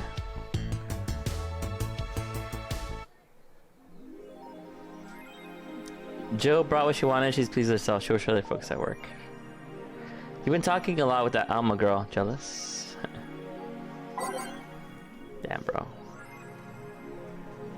Surviving English City. Any tips for a new friend in this wonderful land? Oh boy. Self-depreciating thread. Don't trust in white nights and don't go out after 5 p.m. unless you want to get mugged or murdered. Bring a portable chair everywhere. You'll have to line up for flour. Get used to eat what you find. Shortages are getting out of hand. I've been eating rice with butter for months now, but I guess it could be worse. Don't jinx it, please. I have enough as it is. So coming here was a mistake. Why would you come here anyway? Visiting family, but now I want to take them out. Do it while you can. Yeah, airlines are leaving the city. Lol. Soon we won't be able to escape. Can I even get some weed in this crap hole somewhere? Yeah, I just PM'd you a good dealer. Oh my god. Birth rates decrease as the youth prefers Lilum Company. Oh shit. At the beginning of the century, the idea that people would rather be with robots instead of other humans was treated as a joke, but the reality is that convenience of these kind of relationships have become immensely popular among Glitch City's youth, to the point where birth rates are beginning to decrease at an alarming rate. Annie Mae, a 17-year-old student, agrees with the general sentiment. It's just so much better than dealing with other people, you know? You can just make it your own perfect partner. Oh, and sex is amazing. Don't even get me started. It's expected that new regulations will soon be announced to address the situation. Being only with them can be tiring though. Wearing socks with sandals in public is now a crime. God be praised. Personally, law I'm all in for. I like to say we have the freedom to wear whatever we like in the streets of Glitch City so long as we adhere to decency rules, but however, that's about to change. Wearing socks and sandals together is a punishable crime. If convicted, the guilty face 3 days in jail as a punishment for using that abominable combo. What do you think? Should we wear whatever we want, or should the fashion police of high society decide for you? Whatever the case, I think we'll simply stick to the right side of the battle. BTC closing 40% of its bars in Glitch City. Oh yeah, this late to the party, Augmented Eye. The British trademark economic troubles in Glitch City and looks like they're on their way out. Blaming rising inflation rates and a weak currency, the BTC had given the order to disband almost half of its recreational businesses in the city. We can't keep doing business like this. Glitch City has a negative impact on our earnings, and we can't continue in the red. Prime Minister Quincy, on the other hand, thinks the BTC is just too greedy. They make a lot of money already, and now they're crying because they can't have more? Give me a break. Yeah. Oh shit, bro. Back to work. Hopefully I can afford my fucking rent by then. Good evening. Hey.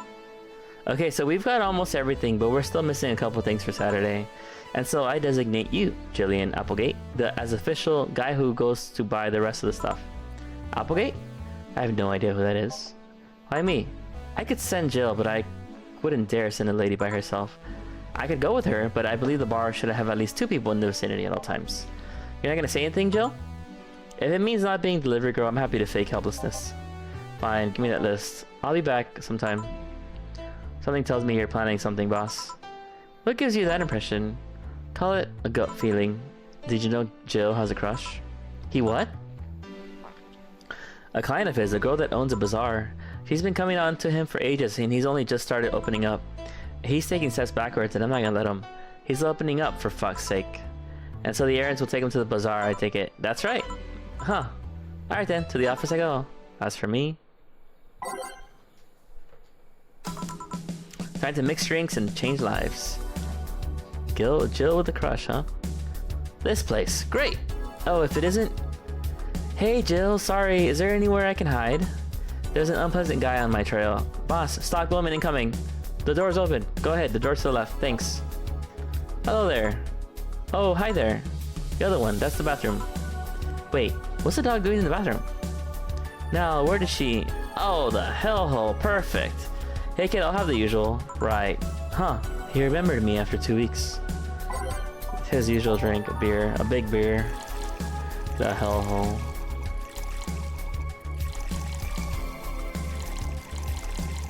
The boss is ready. It was stock woman. He's like, I got you. Here.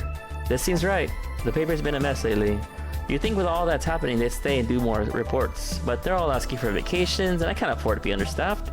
So I had to come up with some sort of reward for whoever produces the most reports. I see no difference in my fee, though.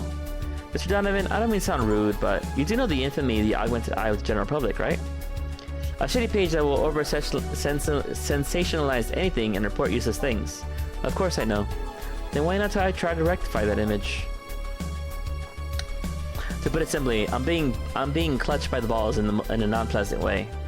Cyberpunk and company have an eye on every publication they haven't bought yet. Report on them once and they'll find something to fine you with. Twice and they'll find your resources, and you'll find your resources severely cut. Anything beyond that, and the best case scenario is they'll buy the damn operation to keep it quiet. I know there are newsworthy things than whatever it is the lackeys picked out that week, but if I overstep, my ass is on the line. Huh. Glad to see this hellhole still in one piece. The BTC has been going apeshit closing bars lately. Oh yeah, that.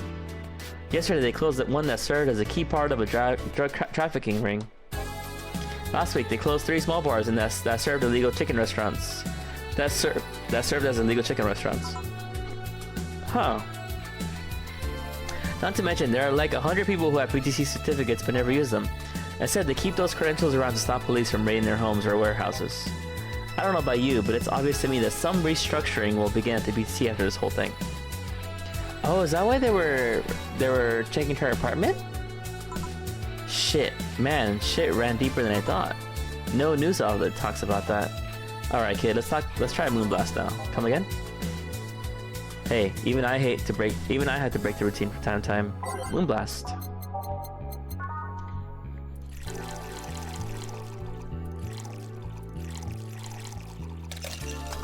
On the rocks and blended.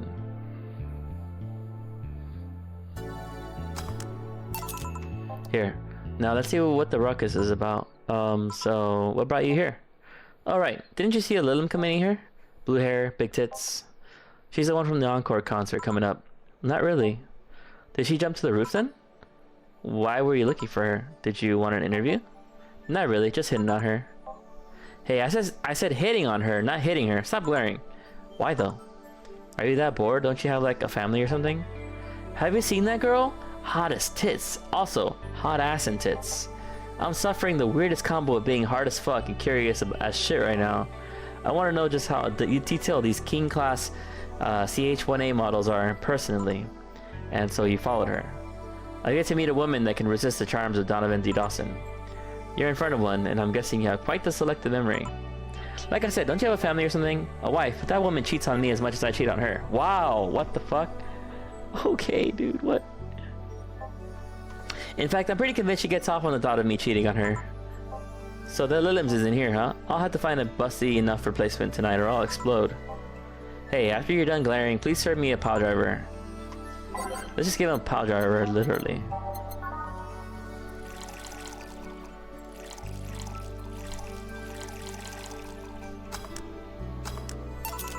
Here. Alright. Well, seeing as she's not here, I'll have no reason to stay. Maybe I'll find someone that looks a bit like her. The guy left. Oh, alright. Thanks for sheltering me, Dana. Hope your sister likes the video. No, thank you. Seems like you had a hearty talk. Your boss is such a fun person. Her sister is a fan of mine, so I recorded a small video for her and took a couple of photos.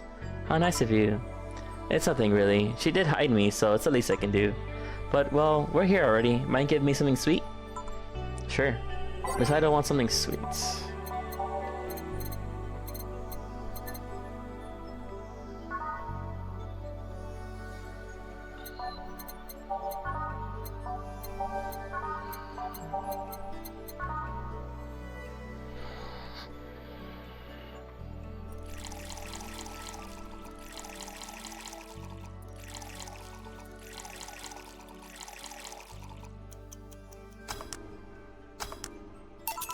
Here, thanks. So do you know why Donovan was following you? I don't know, but I wasn't in the mood to deal with him. His questions were a bit over the line last time too. Not the worst I dealt with, but I just didn't want to humor him. I see. Seems like he was just trying to come on to you. You don't say. Well, not like he'd have a chance anyways. I'm not into older guys, and I'm already committed to a relationship. Figure, wait, you are? It's not a common knowledge, and the ones I hear try to dismiss it as humorous, but I've been in a relationship with my producer for a while now. Really? We were both single, and that kind of stuff is bound to happen when you spend so much time together. But it all started when he read an entry I made in my vlog about wanting to experience love and the like. He offered to help with that after he read it, and I thought, sure, why not? I already knew him well enough, it wouldn't hurt to try. Oh, that sounds bad, dude. Holy fuck, that sounds like a recipe for disaster. How nice. He's a stick in the mud when we're planning his due, but he's a sweetheart otherwise. I see. You know, I met 2 fans of yours lately. Really? Both of them seemed so excited when they were talking about you. It was amazing. I don't like the term fan too much. It strikes me as a bit pretentious in my opinion. I have many fans, doesn't sit so well. I like many people who like my music better. Fan evokes an uglier, more pretentious image for me. Like, do you like what I do, Joe? Do you like my music? To be honest, I haven't had much exposure to your work, but I mean, we have posters of her and shit, and a song.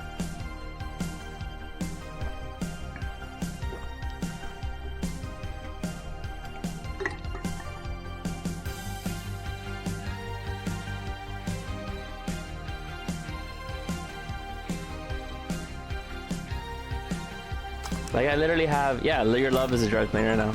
The few things I heard are really good. Not gonna lie, having talked to you, I feel like I would support you even if I didn't like it. So nice to hear. Hey, this will sound familiar, but do you have anything like tea? Let me see. Something tea-like. If I remember correctly, something bitter, but girly is fine too.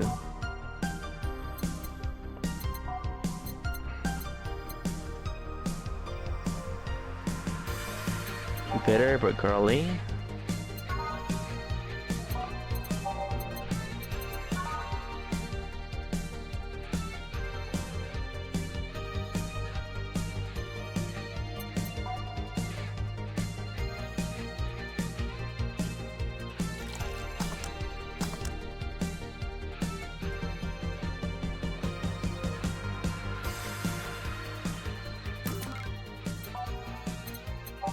Okay, we'll give her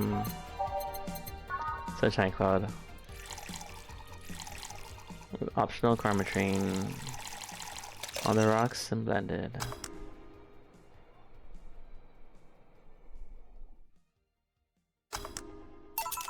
Here. Yeah, this works.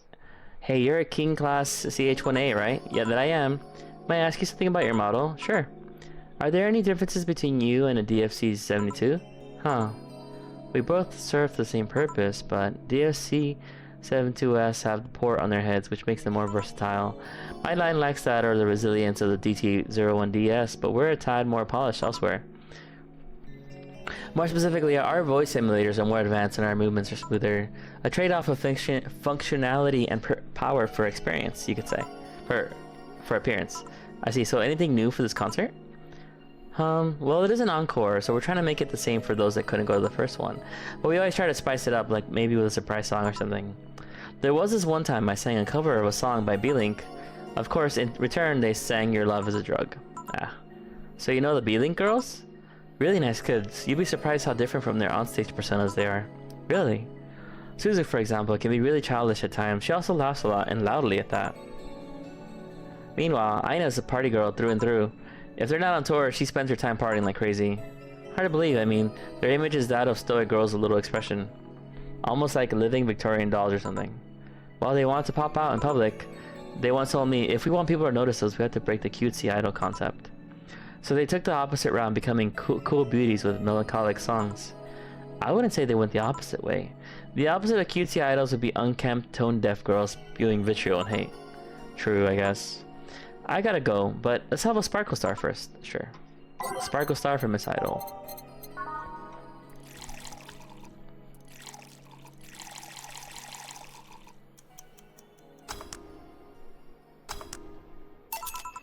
Here. Sparkling. Well, it's always a pleasure, Jill. Please come again. Will do. Oh, the handsome bartender. Nice to see you. Boss, Jill's back. I'll take my break. Alright.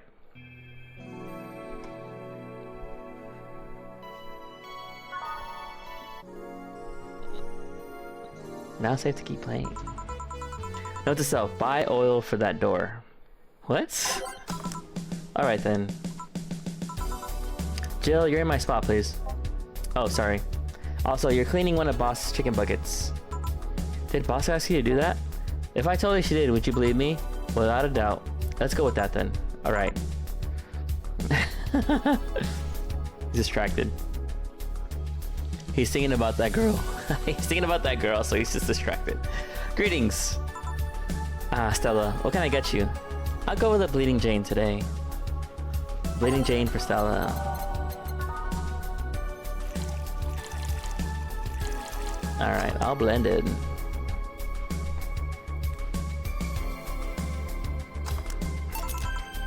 Here you go. Thank you.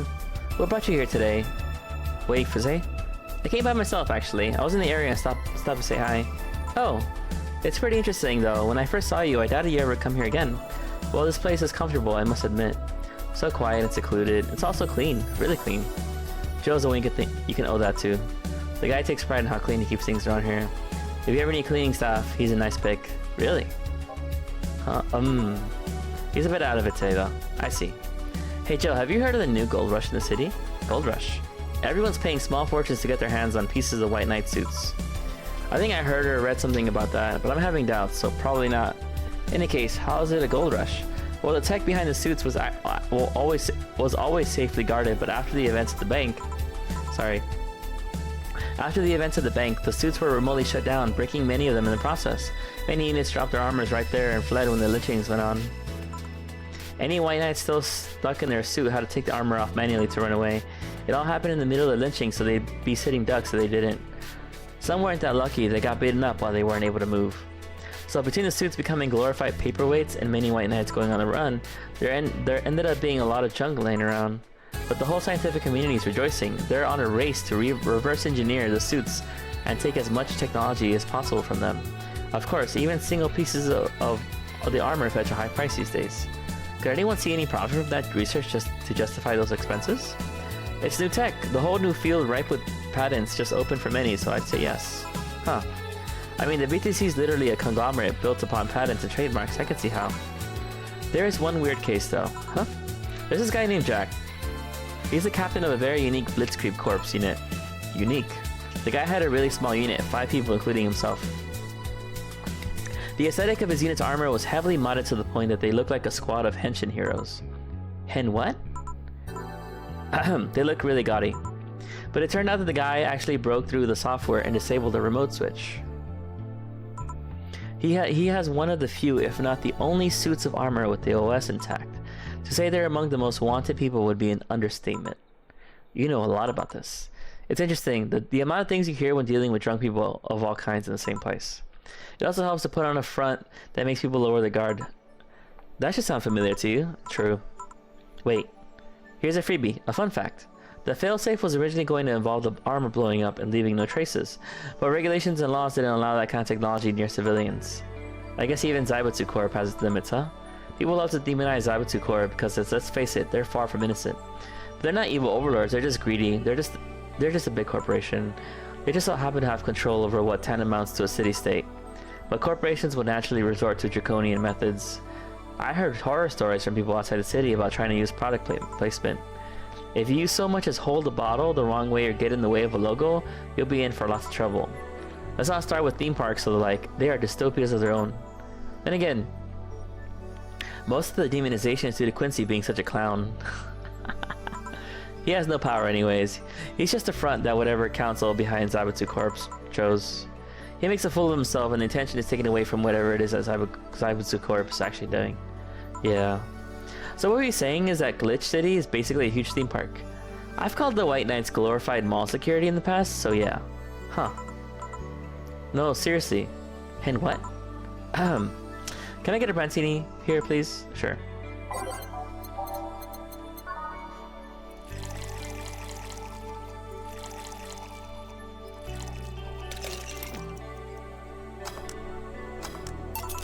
Here, thanks. So I take it you're in a good mood today. Does it show? A bit.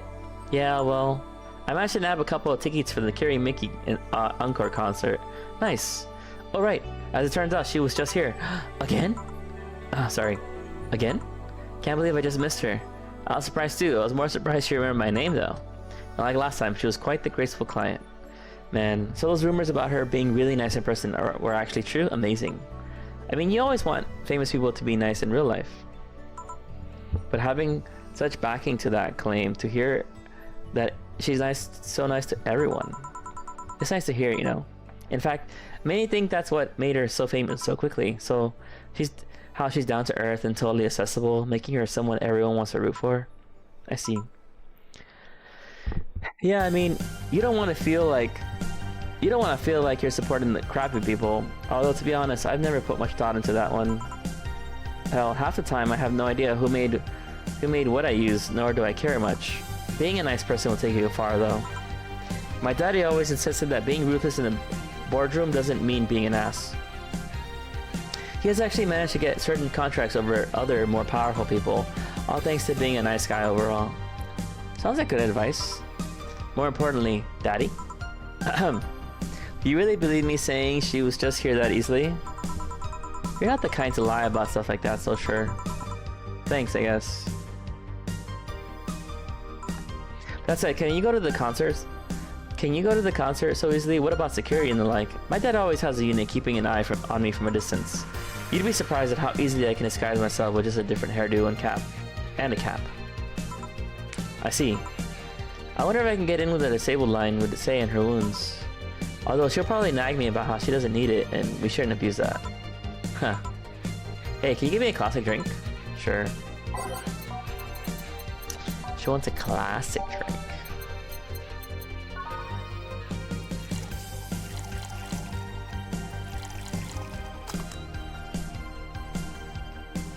Give her up. Here, thank you. Do you have any servants? Do you have any servants around the house, Stella? I do, but they've been with us for so long, they're pretty much family. My dad always said that if you earn someone's trust, they'll gleefully work for you and everyone wins. We even had a young gardener that left to study engineering, and he actually came back. He still comes by every week and attend the plants. Man, that sounds nice. Let me know if you're ever in need of a job. I might find you something. Thanks for the offer. Wait. Huh? I just realized something's off with the whole tech gold rush story. What would it be? Wouldn't all that tech be patented anyways? I get trying to crack it in the first place, but that would be true if the tech was patented in the first place. It isn't? Cyberpunk has been so paranoid about making the White Knights untouchable they never patented anything. A patent would be in a database that someone could hack and retrieve valuable info from. Not to mention, they've been using tech from other companies without any authorization. No patent registry in their right mind would approve of that global shutdown signal. Let alone how to immobilize everyone still inside one of those suits. So the ones that were upholding the law did so using suits that are all by all means illegal? The irony runs deep, wouldn't you say? Yeah, of course. Why do it though? When you have so much money, you start thinking you can screw around with the rules. All that power makes you think you're above every law there is. And the city is what happens when those with money start making the rules. I'm curious though, have you ever covered up any fuck-ups by using money? I think we've all done things we're not too proud of at some point of our lives. Well, Joe, I gotta go. Always a pleasure. Please come again. Oh, Alma. Yes, he's back. No. Hello? You're pretty insistent on that one, aren't you? It's basic courtesy, something I will fight to uphold. First the greeting stop, and then saying please and thanks stop, and before you know it, boom, total anarchy. You're exaggerating. I'm not. In fact, I'll go through that door again. I expect you to properly greet me this time. Fine. Hello, Jill. Once upon a midnight dreary, while I pondered, weak and weary, over many a quaint and curious volume of forgotten lore, while I nodded nearly napping, suddenly there came a tapping, as of someone gently rapping at my chamber door. Is that Edgar Allan Poe? Is that Edgar Allan Poe? "'Tis a visitor," I muttered, tapping at my chamber door, only this and nothing more. "You overdid it. You totally overdid it," quoth the bartender. I did not. "So you like poetry?"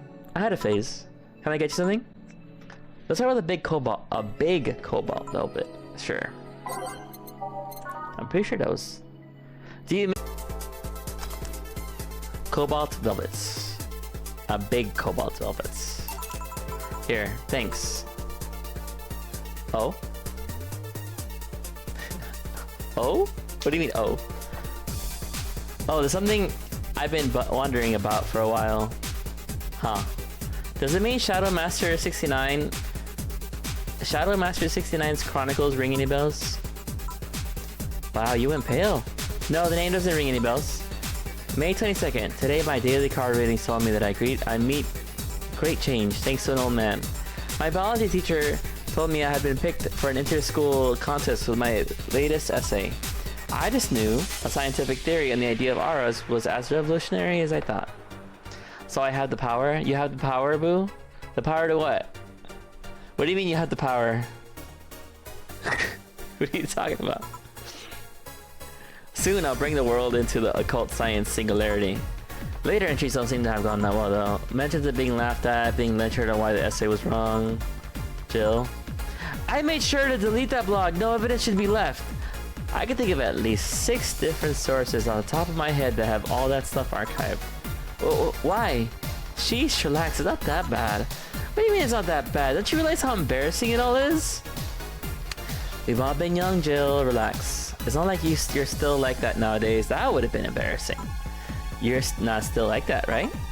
Gods no, I gave up on the whole cult stuff. It's just remembering all that stuff is... I don't know. I like the way you looked. Daytona! What happened, Nessa? What happened, Nessa? Fuck. Oh god. Wow, why did I get sleepy? Rainfire. Rainfire? What the fuck? Why?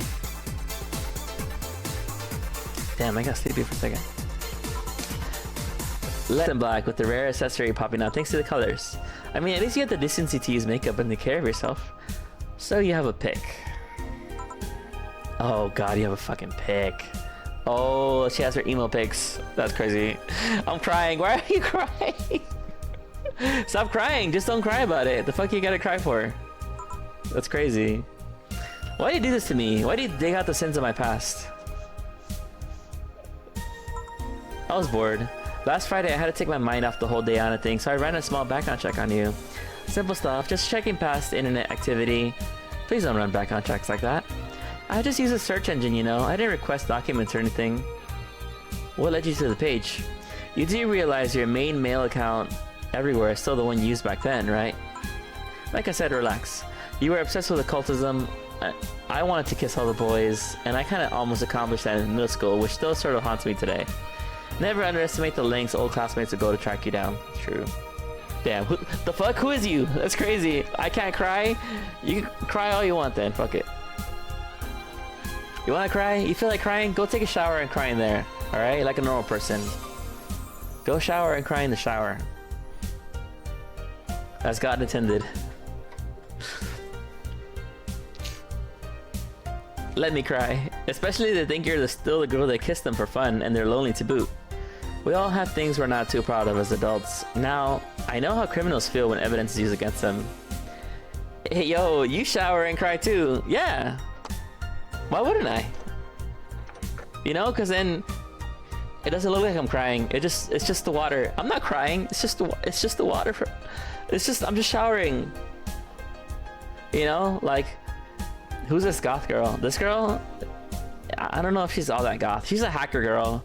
She's hot. She got big titties. My character likes her, but she's straight. So, the character that you play in this game is a girl.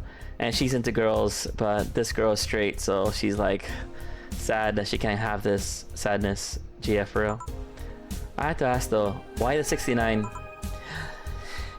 It was supposed to be 6'9", not 69, like in reference to both the lovers and the hermit. God, she just said 6'9". Sadness, GF for real. I was convinced it meant wise choices. Jill, there's nobody that would read that as 6'9". I was 12 at the time. Even at 12, I fucking knew what a 69 was. Just how innocent were you back then? Bro, at 12 years old, you should not know what 69 is. She's wild for that. Horny, hell yeah. Should always be horny, You have no idea. Let's sweeten up things a bit. I'll have a sugar rush. Sure. The sugar rush. Are they trending now or something? Yeah, everybody orders sugar rushes. I don't know what's up with that. Yeah, I'm a bartender. I'm just making drinks. All mixed. Boom.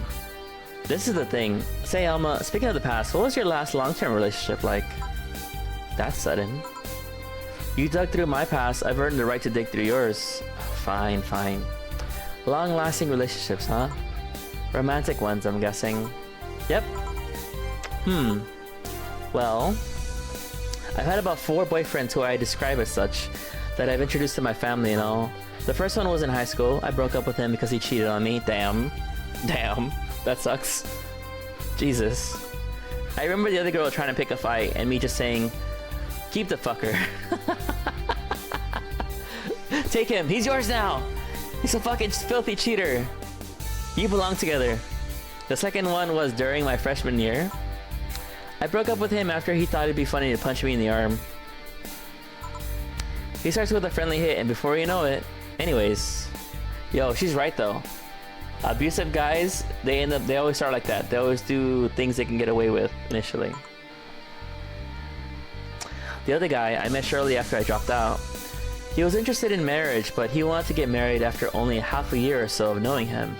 And then there's Richard. Who? I spent almost 4 years with him. We got along pretty well, we had awesome chemistry. I truly loved him. But as time went by, there was a rift that started separating us. He just didn't like my family. He didn't? Moreover, he wasn't a family person. He distanced himself from his own and voiced that he didn't want kids. There was a part of me that wanted to believe, even just for a little bit, that maybe he changed his mind. But as much as I loved him, that one detail brought a growing gap between us. At one point I just had to break up with him. But I'm not here to depress you. Bring me a beer, will you? Damn. This is why, dude, when people date, like, if one person wants kids and the other doesn't, it's not gonna work out. You can't just... And I guess the other one person has to adamantly not want kids, you know? And when the other person has to want kids. I know there's plenty of people who just don't think about it before it's too late or whatever, and then they realize, I guess I'm fine with having kids. And they didn't want kids initially or whatever. That's fine, I guess. But I couldn't be with someone who wanted kids. That's for sure. Could never happen. Thanks for telling me that, by the way. Don't mention it. Okay, one more question and we're even. Wow, you really are embarrassed of that blog, huh? Sure, ask away. At what age did you get those implants in your boobs? Joe, I love you, and I know you're saying that in jest, but I have lived through so many rumors about me getting plastic surgery that I can't and won't take it as a joke. As such, and honoring our friendship, I'll just say this. They're real, and they're spectacular. Now ask the real question before I slap you. I'll grant you one, and only one chance to call me by my full name as a compensation then. I'll gladly take your offer. It's funny that you mentioned slapping, because my real question was, why did you get your hands chopped? Ha, chopped. Well, there's a couple of reasons. The first is that I spend lots of time typing, and those replacements help me avoid carpal tunnel syndrome. Oh. There's other utilities, like how I can interface with many devices. For example, there's a tiny computer embedded in my glasses. If I move my index finger, it acts like a computer's cursor. There's lots more, but there's small things that don't sound that impressive when I say it out loud. How did your family take the operation? They took it well enough, except for my mom. She freaked out for months. She even went to the hospital to ask for my hands. Don't you miss them? Sometimes, but just during emotional moments. But as luck would have it, someone else has them. Shortly before my operation, there was an accident on the highway. One of the victims was this young lady whose right hand got completely crushed. I told him to check if we were compatible and all that. I mean, implants are not everyone's first choice if they can get a natural replacement. A bit of cosmetic treatment could pass off as her original hand with no problem. Last I heard, we were compatible and the family agreed to the donation. I don't know what became of her, but I hope she's fine. And you didn't tell your mom about that? I didn't want her pestering the poor girl. So are we cool now? Are we even now? Are we? You were pretty pissed about my comment regarding your boobs. Again, I'm sorry. It sounded a lot less rude in my head. Yeah, don't worry about that. Besides, I get to call you Julianne once. Now you don't. Why? You just called me by my full name. Are you serious? One chance and only one chance and use it up. Damn it. Surprise. Hey Alma, this might be a weird tangent, but do you believe in ghosts? Hey. Not particularly, no. Although there was this paper I read once that was quite interesting, huh? It proposed a scenario where nanomachine clusters would leave the body after death, and then acted as a collective hive mind through residual brainwaves. The result would basically be an image not unlike a hologram. Of course, the hypothesis fell through because such nanomachine density is impossible in a body. Even 5% of the amount needed is enough to make the blood too dense for the heart. And it's not like brainwaves are potent enough to create those reactions. Still, an interesting read though. I see. Huh. Don't give me that look. It's not my fault you convince yourself you're crazy. Well, I'll leave then. See you tomorrow. See ya. All done? I am. What about you, Joe?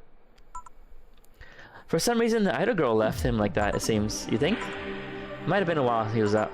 True. Hey boss, you're a fan of wrestling, aren't you? I mean, you were a wrestler, so... That I am. Yeah, why? I was wondering... Isn't wrestling fake? Aren't twin tails for little girls and teens with 8th grade...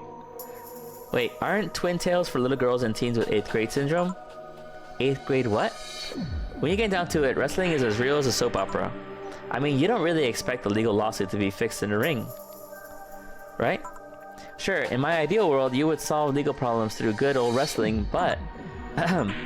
No, seriously, 8th grade what? You don't go around calling soap operas fake. It's a show, it just so happens to use fights as an expression. You might as well see it as a unique form of theater. Besides, considering the injuries many wrestlers suffer, it's not all fake. Huh. I didn't think about it that way. Sadly, I won't stand for anyone bad-mouthing wrestling.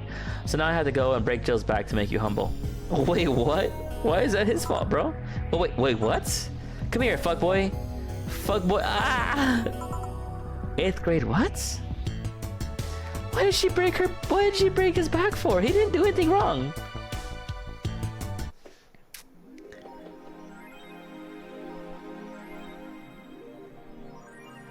Oh no, dude, I'm getting evicted, bro. I couldn't afford my rent. Fuck. Shit. Your rent contract is now invalid. Please vacate the place by February or discuss a renewal with your landlord.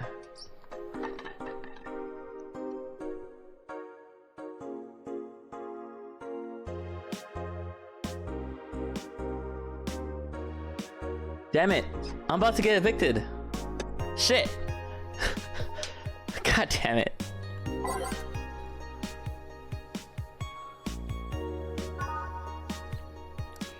Fuck my life, dude. Grand Slam Fighters crowns a new heavyweight champion. Glitch City's most popular pro wrestling promotion crowned a new heavyweight champion yesterday. Giant Yusuke taking the gold from fellow Japanese wrestler Justin Liger. After previous champion 6'6" American Kid was forced to relinquish the title due to a head injury, GSF decided to hold a tournament to find a new title award holder. The match ended after an epic 30-minute bout, with Giant Yusuke applying a massive German suplex for a 3 count. During an interview with AE, Giant Yusuke told us through a translator that he's waiting for a 6'6" American Kid to recover. I won't rest until I beat him clean. Okay. After the Great Earthquake, salvage agents of the new rage. The Great Earthquake that sank large portions of the world 5 years ago also created an unexpected new profession, salvage agents. Summer Aki is one of these salvagers, and she shares her experience with the augmented eye. Seeing big cities like Tokyo and places like Caracas, several kilometers below the ocean surface, that's something that gets you, you know? Millions lived there before the Great Earthquake, and it's on me to retrieve their memories, their lives. Aki's now working to retrieve items for a research facility in the Tanegashima Island in Japan. We are still here. I know, we're still here. I'm almost done though. It's close. The game is like, it got a little sad and it got a little better, and then I don't know. And then they got some interesting topics. Australia is a tad more complicated than that. Okay. New Lilim regulations. Preventing Lilim from looking too human have been working well so far, but Glitch City's government is planning to create even more new laws as to enforce robo-like features among the Lilim in a bid to reduce identity theft. Glitch City, the first nation to adopt the current standard in artificial intelligence robotics, was the first to allow robots into normal society, quickly giving them necessary rights so as to sustain a long-term experiment about their role in human evolution. Unfortunately, the first year saw numerous reports of identity theft, resulting in the need for more stringent measures. It is unknown what kind of laws we'll have in the future regarding the existence. But people look more robot-like by the day too. Yeah, androids. Time sticking before Fortnite day. Time sticking? I know. And you know what's crazy? I don't read that slow, okay? I really don't. I actually don't read that slow. And this game just has a lot of dialogue. Oh, she wrote about the bar. What? The name sounds silly and a bit hard to pronounce. Good thing it's actually called Valhalla. The funny numbers and letters are just a code. Anyway, I visited this cute small bar downtown twice after getting lost for a bit. I think the area was called Neon District. At first it was a bit scary because I forgot my way back, but once I got in there, I felt really safe and at home. The bartenders are a bunch of sweethearts and the boss was such a class act. I even took a photo with her and sent a video to her little sister. I look forward to visiting again. The drinks were very tasty, even though they weren't made of real alcohol. I don't know if I want the bar to suddenly become a fan tourism hotspot. Yeah. But at least I'll have a lot more business. One of the biggest celebrities going to your bar? That's easy money, dude. Damn it.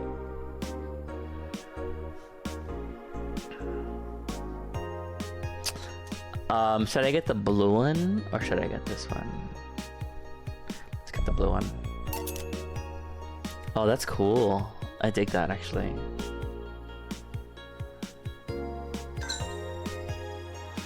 Oh.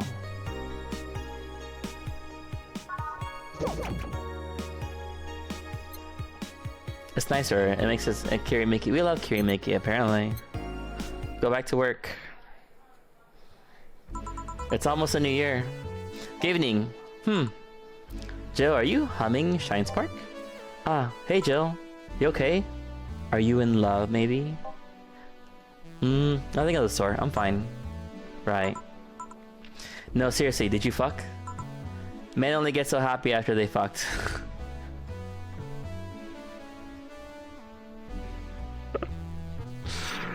That's crazy. But it's true though. Anyway, that's not... Oh my god, you totally fucked. Was it Alma? Did you have 7 minutes in heaven with her? No, I didn't. In any case, congratulations. I haven't seen you this happy since, well, never. Streaming chat. Oh my god, this chick's here. Today's escapades will bring us to a familiar place and... Shit. Jill, I'm gonna... Not so fast. Flat bartender. If that's even your real name. No, of course that's not her name, bro. What? Last time my viewership had a weird peak while I was passed out. So I'm here to find out what made people so interested. Eh? Do I have something in my face? This guy totally fucked. No doubt about it. That gleam in his eye is unmistakable. Oh, whatever. Just keep it down. Jill, you're here. Isn't that the passed out girl from 2 weeks ago? I'm not here. Oh, sorry.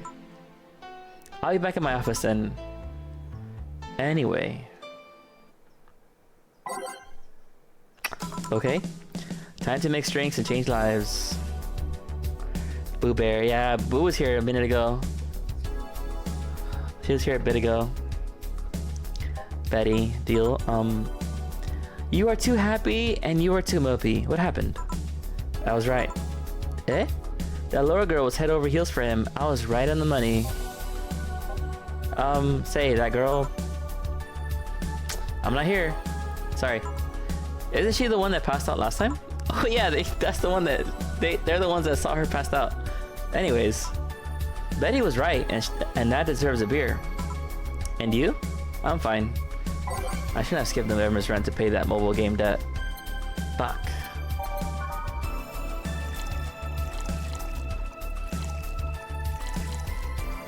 Oh, that's what happens when you're distracted? Here. Woo!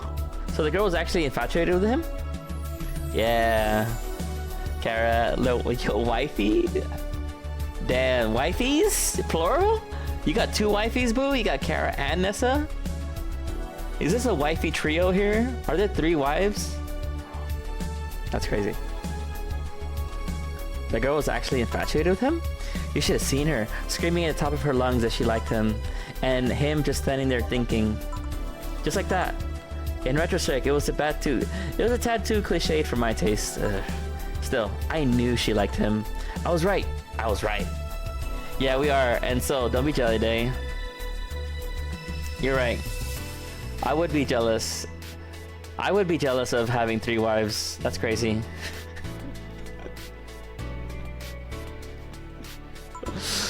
That sounds like a lot of work. Hey, couldn't have been part of the wifey club, but like Boo Bear said, you don't know what love is. Damn, what do you mean? She said, I don't know what love is? That's crazy. Until you give it, we ain't giving, goofball. What do you mean? I do. I give love all the time. I know all about it. Okay, I'm a very loving and caring person. You guys just don't know me well enough. All right.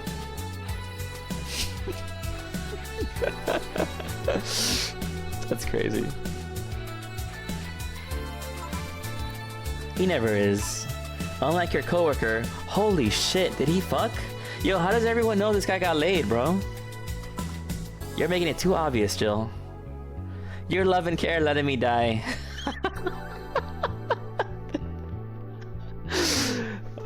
Oh, watching me die? That's sometimes if you love someone, you gotta let them die. That's a crazy fucking statement, actually. That's his form of love, bro. Just let me die. Yeah. Bro, it's not let go. It's not. It's let go, not let die. No, actually, you gotta let die. Fuck it. Jillian. How? That beaming face is unmistakable. The face of a guy that got some and enjoyed every moment. Yeah, he got laid. He's finally happy. Good for him. Back to Dio though. Like I said, he seems lost in the thought. Victories like these are few and far between. Let me enjoy myself. Oh no. That's not how you drown your sorrows, piece of crap. Piece of scrap. Why? Because he wanted to go outside, but then he got over it. Oh, I fucking knew it. But he's not howling like he usually does. He's like regular meows. Okay. So it's not bad. I'll have a bloom light. Okay, a bloom light. Remember, bloom light. Bloom light. Okay. Evicted. Holy shit, that's a new low for me. Bloom light. Bloom light. Bro, she's thinking about her eviction over and over. All aged, on the rocks, and mixed. Howling? Yeah, the cat. Yeah, because he got outside earlier today. And then he like... Well, we brought him inside, obviously. He's not ever allowed outside. But now that he went outside, he like wants to go back outside again. He starts crying. So he was... Before, he would be like howling like he wants to really go outside. But now he's just like being annoying. He howled once, and that was it. Fuck, it was a bloom light and what? Let's make 2 bloom lights, maybe? Fuck, okay. All age on the rocks and mixed. Here. Woo, I win again. Celebrate all you want, but I'm freaking out here. I know nothing about relationships. I have no idea what to do. Damn, imagine. Imagine not knowing anything about relationships. Damn. Well, for starters, what do you think, Jill? Me? Her? Betty, I've seen a few of your relationships, remember? Aside from Veronica, there's Angela, Pamela, Sandra, Rita, Monica, Erica, Tina, Mary, and Jessica. Damn. Yo, she had a lot of girlfriends, bro. She was a player. She was like the girl version of a fuckboy. I love it. Or should I say, didn't share the bed sheets, snores like a pig, cold feet, shampoo waster, chocolate addict. The cat yearns for freedom. That's right. Oh yeah? Yeah, be like, oh yeah, you want freedom? Huh? Alright, go outside. Go outside and find out who cares about you. No one cares about you outside. Go outside and find out that nobody gives a fuck about you. Alright? And then when you decide to come back, just know that all of a sudden you care, that you realize that we give a shit, huh?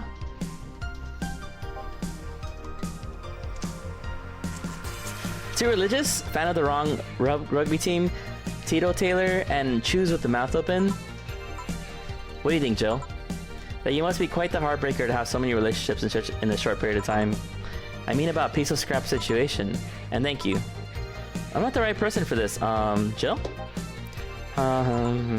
He's still on fucking Cloud 9. Or is it fucking in Cloud 9? What about sneaky? I'll be damned, she actually hides pretty well. For starters, how do you feel about her? I don't know. I don't know her that well. You can start there.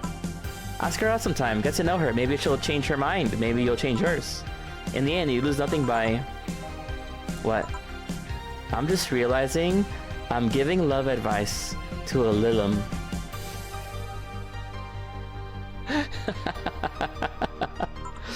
I don't know how well it applies to you.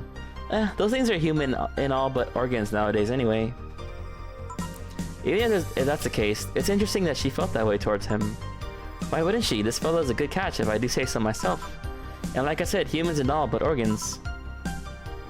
You surely encountered a Lilim that you sometimes forget are not humans. Well, we live in weird times, but hey, that only makes them more interesting.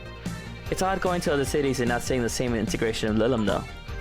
Well, Glitch City is pretty much the creator of social experiments involving Lilim integration, so... Anyway, just try to get to know her. You'll find out how you feel afterwards. Yeah, I think I'll try that. It's quite the uninspired advice if you ask me. Anything else? Let's commemorate the occasion with a piano man and a piano woman. Okay, piano man and piano woman. Piano man and piano woman. Piano man...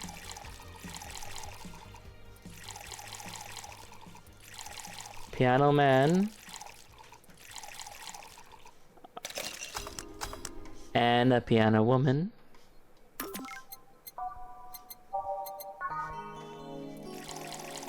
Okay. I think I got this time. Aged and mixed. Ah, you're alive, sweet baby angel. Is Rain the fourth wife or what? They're all wives with each other. They're all married to each other. Boo, Nessa, and Kara. And I'm like, damn, so you guys are 3 wives together. Women having their own harems is crazy. What are you talking about? Now we reach a stalemate. Where do you see that? In chat earlier. I normally take the piano man, but I feel there's a symbolic value in taking the woman. Huh. Why order like that then? Well, we better leave for now. Oh yeah. Huh? We'll be holding a small New Year's party tomorrow. You guys wanna come? Sure. I'm in. Cool. See you then. Bye. Good night, Jill. Please come again. Party? I love to go. God damn it, bro. This fucking streamer. Don't forget Uni. Oh yeah, I haven't seen Uni in so long at this point. Damn. I told everyone that tomorrow, but I end the year with a party myself, so sorry. I totally forgot she was already here. Man, that was such bliss. Still, I can see how traffic spiked. Things can get fun here. And just like the last time, I need to show my viewers something fun. Give me something nasty. Nasty? Why the fuck does she want something fucking nasty, bro? What the fuck? Alright, this one. She wants something fucking nasty? Blended. Is Day making you cry? I haven't made her cry. Busy, tired, and crying. Damn, it's my fault? It's my fucking fault? That's crazy! How the fuck is that my fault? So Day's fault, guys. So why is life like this, for real? Here. This is the... hold on. It was nasty, alright. And now it's time for me to be a nice person and give you something nice. Huh? It's the second time I'm here, so it's only natural to get your own copy of my theme song. Oh yeah. Oh yeah, you guys should go play something. Have your bitch meeting, as you were calling it. Get Boo, get fucking Kara in there, talk a bunch of shit, watch a movie. Oh, you haven't met her yet. She hasn't met Kara yet. She's always like, who the hell's Kara? I'm like, you just have to meet her first, I guess. Sister Kara. Bitch meeting? Bitch meeting is crazy. There's always a new bitch. What do you mean? She was always there, you just haven't met her. It's the second time I'm here, so it's only natural you get your own copy of the theme song. Kara's so sweet. We love Kara though. She's great. Even though she abuses me, it's fine. I like it. No thank you. Don't be shy, let me give you one. I mean it, no thank you. Okay. Well, too late. It's already in your player. That can't... How in the ever-living fuck did you do it? Magic. That's bullshit. Video editing magic. Did you just hack into the music player? Let's move on, shall we? Yeah, whatever. Hey, weren't there dogs?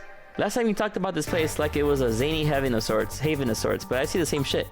Seriously, no decorations or anything of the like? Good question. Where are the dogs? I either haven't paid enough attention to their arrival or they haven't come. Idols, newspaper managers, talking dogs, and yet this place is the same old bar like last time. I might sue you for fake advertising, you know? Now that I think about it, maybe boss just donated money to this Sierra thing. I then tricked the dog into coming here as a part-timer for kicks. Oh well. Anything interesting happening lately? It's not like I miss them, but they should at least show their faces. Hello? Sorry, what did you say? I was asking if there were any new stories. This is not a newspaper, you know. Nor is it a crazy stories on demand streaming service. That's a big fat lie, you know it. Shut up. But I said nothing. I mean, so shut that idea up. Yeah, that. I won't. Last time I came here, the viewership peaked for some reason. I want to find out why. I forgot. Nothing happened, right? I think it's because everyone was like, don't say anything in front of the streamer. Maybe Pretty Boy over there can tell us the story of who he fucked. Whoa, that's crazy. He's so distracted he won't even make a retort. Amazing. I guess it's something worth saying, but then I want to hear it. Well, Kirimiki came yesterday again. You're shitting me. You expect me to believe she came all the way here again? Do you even have proof like the glass from last time? Well, if I may interject, you've been listening, boss? The walls are pretty thin. Oh. Anyway, she did. I even took a pic with her. She did what? Let's see. Why? Why? I try to make an appointment with her and she's always busy, but you sit there and she just comes waltzing over? It's not fair. Hey, if I knew how the hell stuff like that happened, I'd share my secrets. I was just as baffled as you are right now. Yeah, but I bet you're not even that much of a fan anyway, are you? You're not wrong. Can you at least tell me how nice she was as a client? Very graceful client, much like the last time. A really nice girl. I'm gonna give you my number. If she ever comes back, you let me know, you hear? I'm not gonna let you keep her to yourself. I really doubt she'll come back again though. She already came twice. I'm not taking any chances. I need something down to drown this anger with. Give me something girly, will you? Okay, something girly. Girly? Fluffy dream. Jenna? The little heart, Jenna? Every time. Aged and mixed. I'm getting so close to beating this game. I feel like the ending is a little more anticlimactic than I thought it would be. It's more like just everyday conversation that slowly moves certain important plots forward. Which is cool. Phew. Let's just chill a bit. It's still not fair. You know, you're boring today. You're not chatting that much, nor are you doing anything funny. Maybe the whole peak viewership thing is just you? Eh? Maybe this bar and me both had nothing to do with the spike. Maybe you were just that good. Are you hitting on me? What? No. I'm not. In fact, I'm kind of trying to get you to leave, pronto. Don't be so hard on the girl, she's fun. Another nuisance shows up. Ah, blah, Joe hates me. It's not hate, it's just... Wait, I'm not having this conversation again. Boring. Hey, you are curious, right? About that, about Fuckboy's partner? I wanna know who it was? Do you know? Maybe, maybe not. That maybe not settles it then. Not taking any chances. Oh, come on. Bartender, you're making a lot of faces up there. They always say that when she's talking to the fucking ghost. It's nothing really. Did the two bartenders break or something? Should I call the manager? Tech support? Hey Joe, inner and outer voice, remember? Fuck. What? Who fucked? Aside from that guy, I mean. Say, you're oddly calm today. Well, I've been getting more sleep lately. That way I don't feel like if I stop speaking, I'll die. Jesus Christ. Crash is one hell of a drug.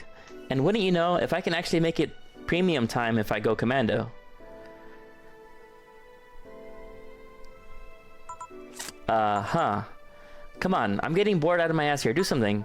I'm not a dog. You can't just ask me to roll over, you know? Mind if I entertain you a bit then, boss? You and Joe take a break. I'll entertain the Missy here. Alright. Hey Jill, by that I meant take Joe with you. I don't want him humming to the middle of the road and right into a truck's grill.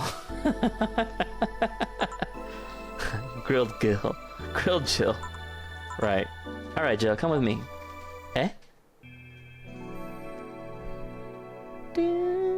Break time. No, break time in the game.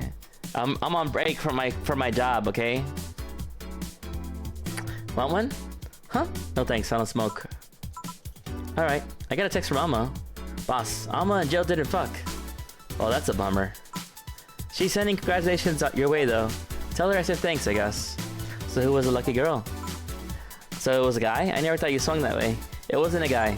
So it was a girl, and you did fuck. I don't feel comfortable talking about that, you know? You don't make things easy for me, though. How so? I mean, you're pretty hard to get close to, you know? You never talk about yourself, you're talkative, so long as it doesn't involve you directly. Teasing you is literally the only way I know how to get through to you. You make me sound like some weird loner. You are a weird loner. Yeah, he is a weird loner. At least tell me if you enjoyed the night you spent with whoever it was. I did. Good for you. Why are you humming Sunshine Stone so much though? Well, after that idol girl came yesterday again, I looked up her discography and I can't stop humming or listening to them. Right. Oh god, you didn't fuck the idol girl, did you? No. Why would that be a problem though? I don't know, it just feels weird. Well, that's it. That's that for the break. Let's go back. Right. Oh, and Joe? Keep in mind what I said about opening up more. I mean it. That way we won't tease you so often. Listening to you say that has to be the weirdest thing I've heard this year. Shut up. I wonder if Alma finds Joe attractive. She does. She said so herself already. And that's that. Back. What were you two doing back there? Fucking? Oh, so just chatting then. Holy crap, did you two really fuck? Because he still laughs. That's funny. Yo, this day is crazy. John has the face of the man who fucked to death recently. See, Jill, you're making it too obvious. How? What will we have today? I'll have a gut punch. Coming right, eh? What? Nothing. Gut punch, gut punch, gut punch, gut punch, gut punch, gut punch, gut punch, gut punch. Asian mix. Here, stop looking at me like that. Sorry. Are you okay? It's weird for you to order something like that. Yeah, I'm just trying out stuff. Did you know Lilim tongues are designed to identify food using the chemical components? Our tongues were designed with the human ones in mind. For example, the first flavors we detect are sour and bitter, just like you guys. I checked my personal specs, and apparently my sensitivity is set to 1.2235x. That makes me hate those flavors because I feel them harder. Why all that exposition? I mean, I'd lie if I say I wasn't interested, but why? Well, after last time, I got curious and I started checking how many of my systems worked in detail. For example, the tips of my fingers are so sensitive to vibrations, you can make a seismograph with them. Huh. And checking that, I found that it's all based on how humans work. And that got me thinking about what you said. I mean, for my systems to work, humans had to understand how they work. After all those discoveries, they're not any more or less artificial. Why should I be? I don't know. Looking up all that suddenly made me feel real. It was the opposite of what I felt last time. I feel like I'm here right now. Oh, good for her. Alright then, let's try something sweet now. Sweets. Sunshine cloud. On the rocks and blended.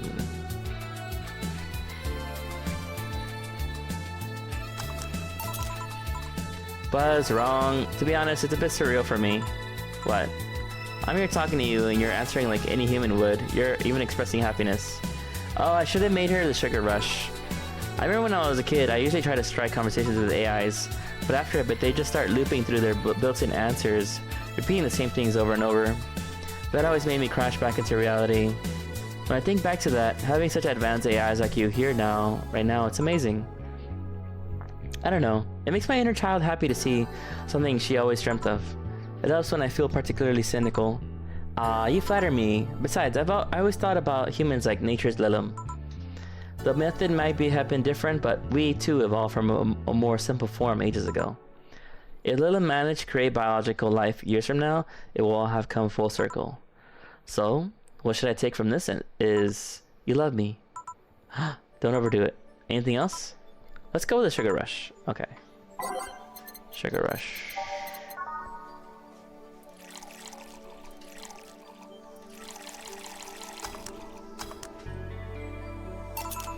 Here.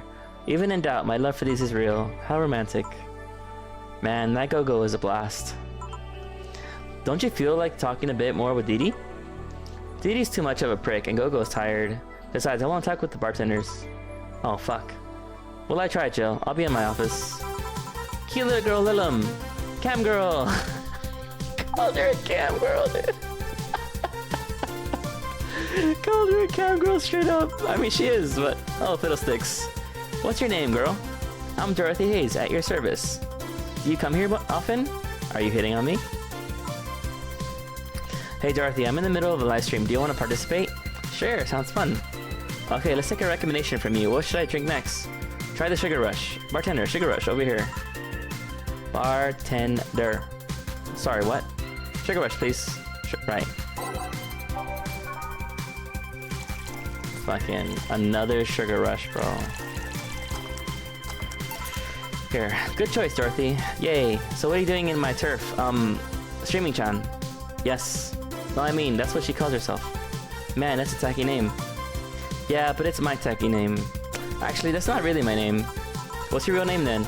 Behind Streaming-chan's awesome mask lies the humble Nicole Chen. Humble. Why not call yourself Streaming-chan? It's funny that you mention it. You see, when I started, I called myself Nico Chen.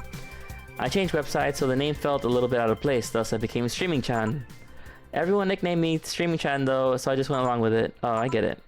At one point I was gonna call myself Dolores Hayes. Then I realized the name was as subtle as a brick to the face. Anyway, I'm here because the last time I came I ended up with a greater viewer numbers than usual, and so I want to treat my loyal audience again. Oh, I see. Well, you came to the right place, especially if you're looking for some comfy fun. Honey here might seem harsh, but you just need to crack her shell. Shut up. See? You just need to say the right thing at the right time, and she becomes a sweetheart. Quiet, you. Don't play hard to get. You know it's true. Hey, Stream Girl. That's me. I'll regret asking this, but don't you have a sponsor? It's weird that it's been this long without some advertisement. I have, but you see, the contract with them expired, so Marvin, the business guy or whatever, had to make a new one. He was gonna send a draft to his lawyer as it had a couple of additions, but, let's say he got too excited with my VR model and the contract became unreadable. Oh, so he used the contract to... Yep, he cut it into a pair of panties and rubbed it vigorously on his penis. What the fuck? Yo, what? I mean, you'd expect certain principles to be upheld, even in the adult VR industry. I reported him and he got fired, but now they're looking for a new business person thing. Honestly, I think the paper cuts all over his dick are punishment enough. But I mean, why the contract? I don't mind it if he jerked off to an image of me, but the contract? That's money that you're soiling right there. What the fuck? I would have gone back on the deal were it not for the owner paying me a visit and apologizing profusely. Some people, seriously. Ah, dick paper cuts. I've done enough crazed teacher fantasies to know how they can be a problem. I don't think you need to have experience to understand that. That said, Jill's been grimacing for a full minute now. Don't mind me. Huh. But you know, I like you, Dorothy. Why don't we celebrate with beers? My treat. Alright. 2 big beers, honey. 2 big beers, honey.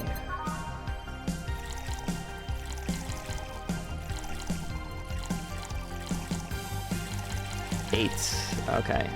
All mixed. 2 big beers.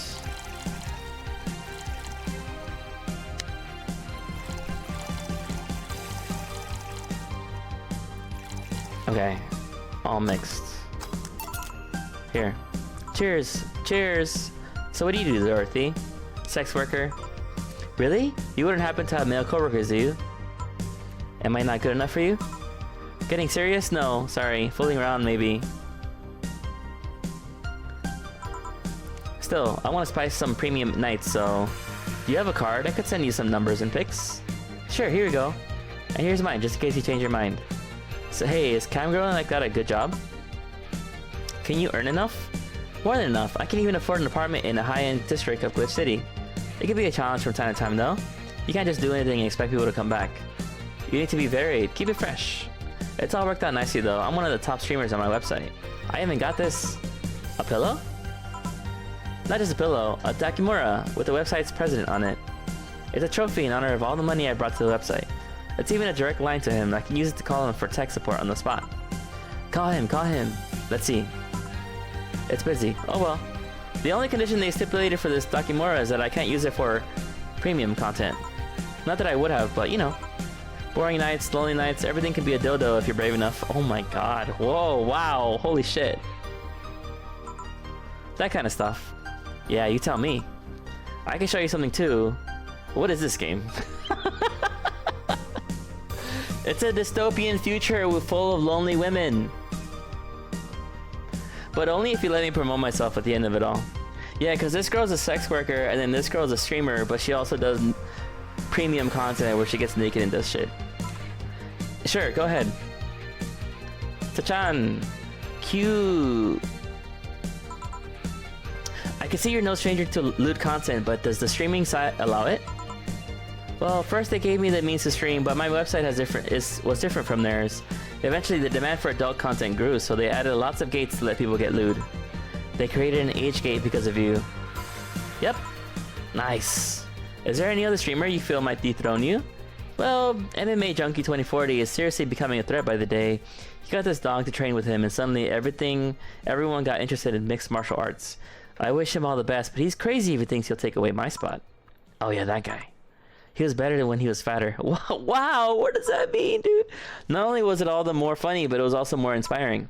I'm not exactly a fan of dogs either. Well, it's been fun, Dorothy, but I gotta go. Mind if I stick with you for a bit? Oh, by all means, let's continue the escapade then. Sure. Bye, honey. See you, honey. Should I remind Dorothy that those ears of hers are signal jammers?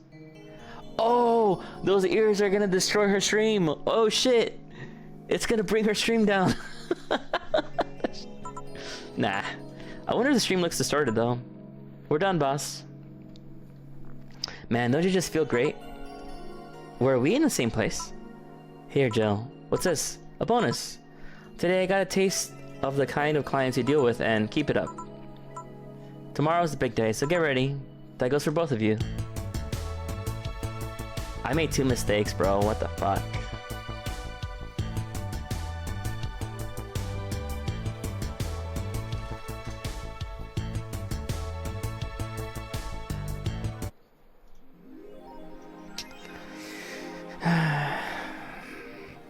Happy New Year, may all your wishes come true in a new bountiful year filled with health and joy. I'll leave the closet open in case you want to hide from the noise, thanks. Well, I might as well just buy everything in the store now.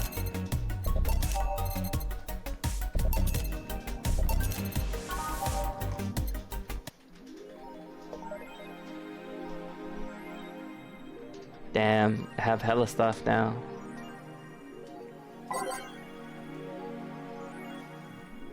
Oh, there's nothing new. Oh shit. Okay.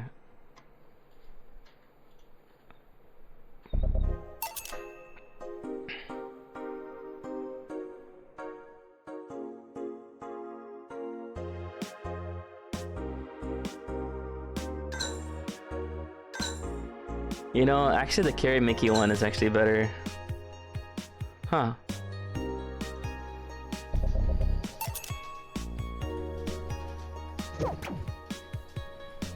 Okay.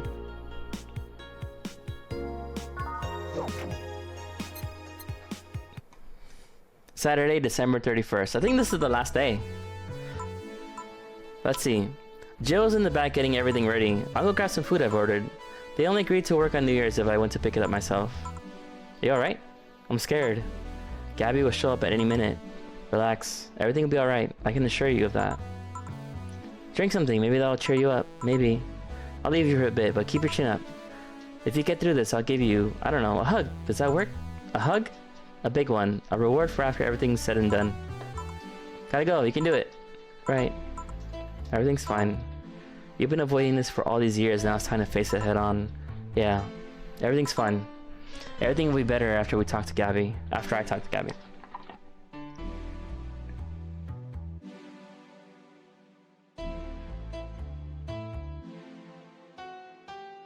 Damn.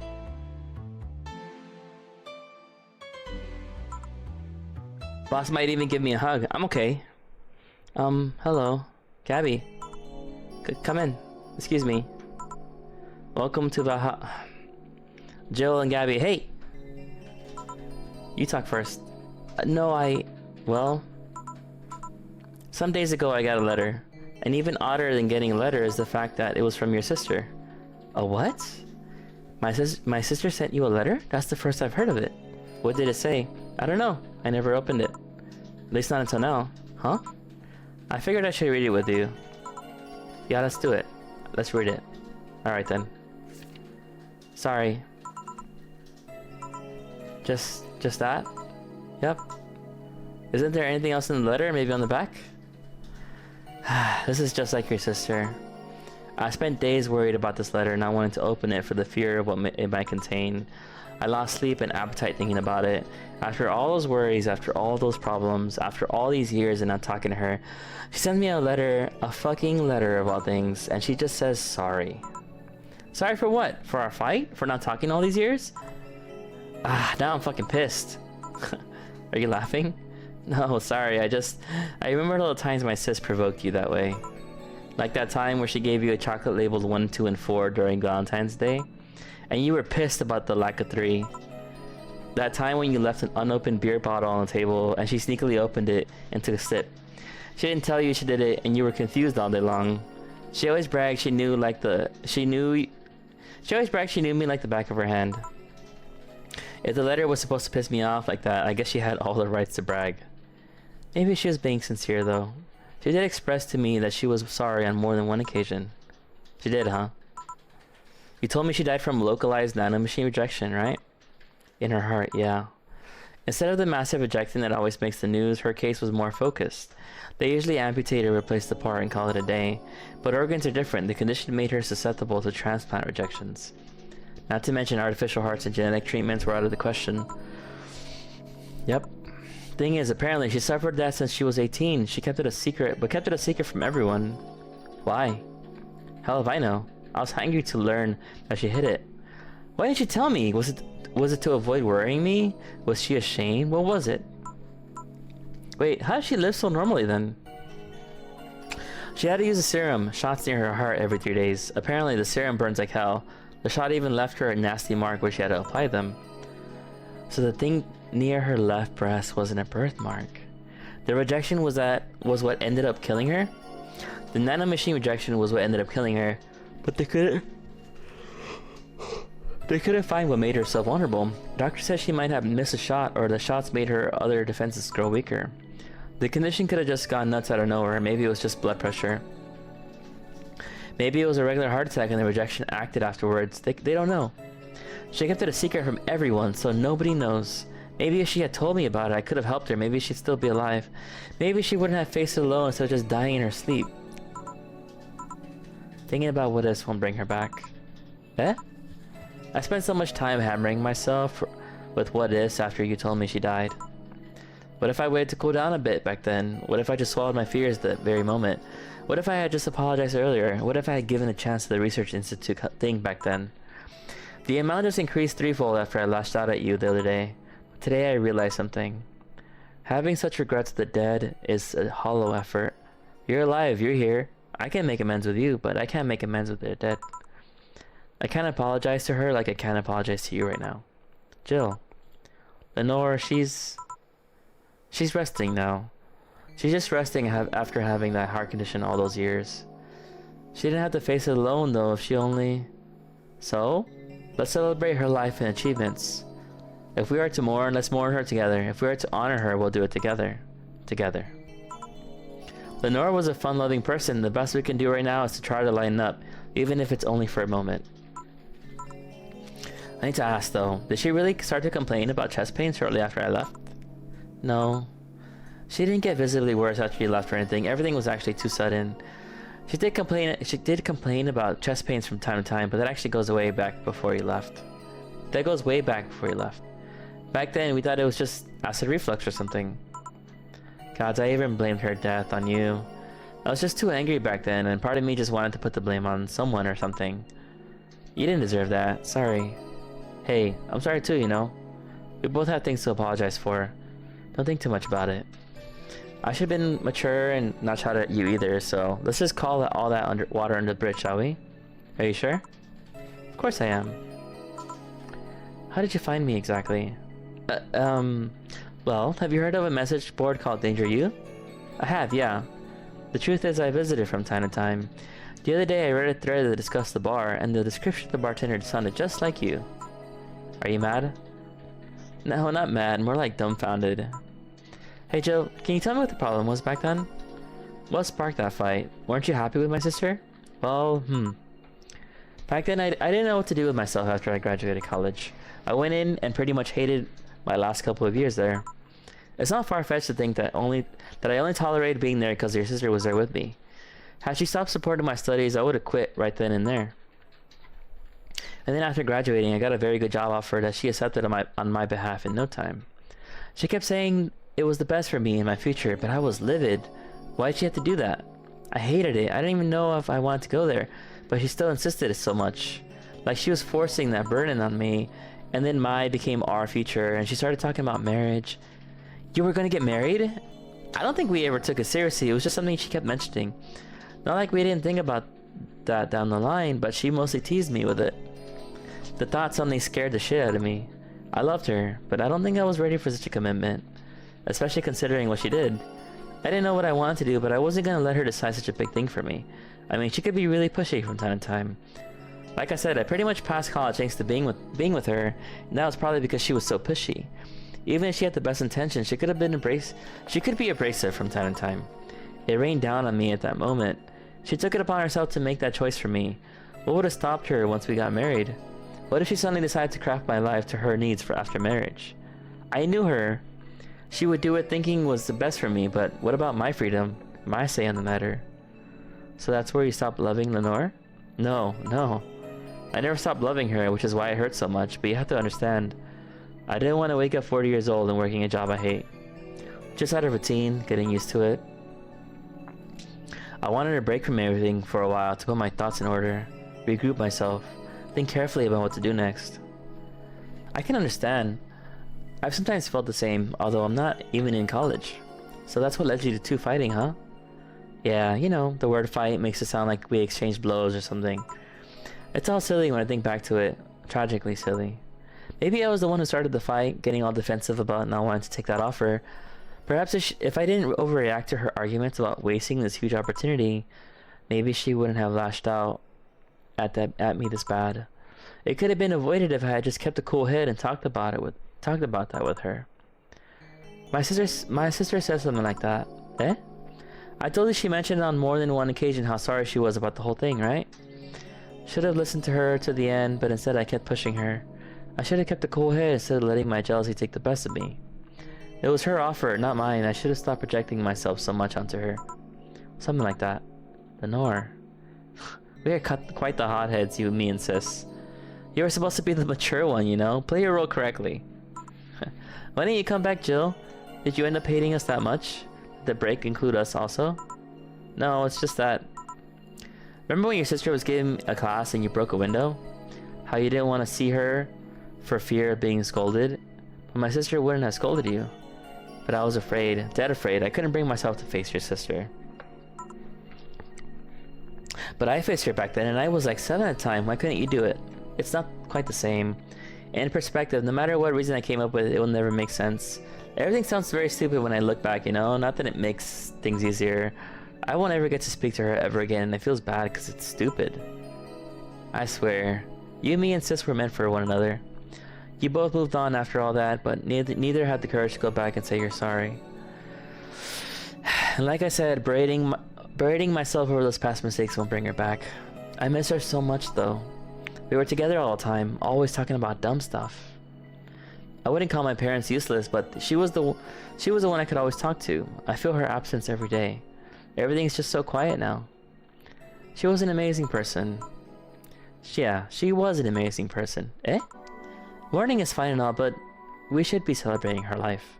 If she was here, she would tell us there's no fun in sulking for so long. She told you that all the time. The same way she told you to stop rubbing things in people's faces.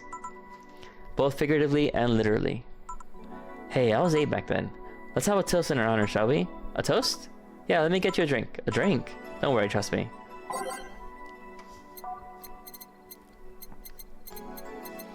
Something sweet? I'll make her a sugar rush with no alcohol. She's not old enough to have alcohol. Grab this for a sec. Okay. Ahem. Lenore? I know you're watching from the beyond right now, and as I give a drink to your little sister, it's obvious to me now that we both meant to make amends at some point, but we never got around to it. I can't apologize to you anymore, but I can at the very least make you rest easier. So know that I'll look out for Gabby in your absence. I'll make sure Gabby grows into a fine woman just like you were. I'll always be there for her. I'll be sure the little brat doesn't face the same problem you and I had. Hey, wanna add anything? I'll always miss her. Don't say it to me, say it to her. That's a bit... Come on, just this once. I'll always miss you, sis. Sis. Sis, you idiot. Why did you keep that secret for so long, idiot, idiot? I always told you everything. Wasn't I enough, you idiotic idiot? Ugh. Okay, Jill, promise me you You won't be like that knucklehead. You don't keep stuff like that to yourself. Only if you promise the same to me. And promise me we won't fight. I can't do that. Eh? You and I are both too thick-headed. Sooner or later we'll clash on some opinion. But what I can promise is that I won't run away like last time. We'll both cool off and talk it over like adults we are. I'm not an adult. Let's face it, you've been more mature than I have. Hey, did you mean what you said? That you'll look after me? I'll always be here for you, Gabby. I mean, I'm not Lenore, but I wouldn't dare leave my little sister alone. Jill. Hey, wasn't this a toast? Right. For Lenore, faithful sister and girlfriend. Cheers. Cheers. So, about this drink. Can I drink it? Do you like it? Take a sip. It's not bad. Why not drink it then? You're with an adult. We might as well break the alcohol taboo here now. Oh, I made it without alcohol. That's fine. Right. Now that I think back to it, didn't your sister give you a beer once as a prank? Oh yeah, that. Those April Fools, I should have known better when she offered me an apple soda. I put bubblegum on the soles of all her shoes in retaliation. She walked funny and my jaw hurt for the rest of the day. Yeah, but did you know you got my drink that time? Huh? She gave me a beer and it turned out to be apple soda. Oh. Did you get back at her? Well, I did hide all the dildos in the house that night only to find out she knew how to use a cucumber. Oh, what the fuck? Yo, what? Yo, what? Yo, some of this, they're a little crazy. And as a follow-up, she used that same cucumber in a salad days later. Ew, what? No, dude, what the hell? She said, so do you like eating me for lunch? Jill? I'll tell you when you're older. Or never at all.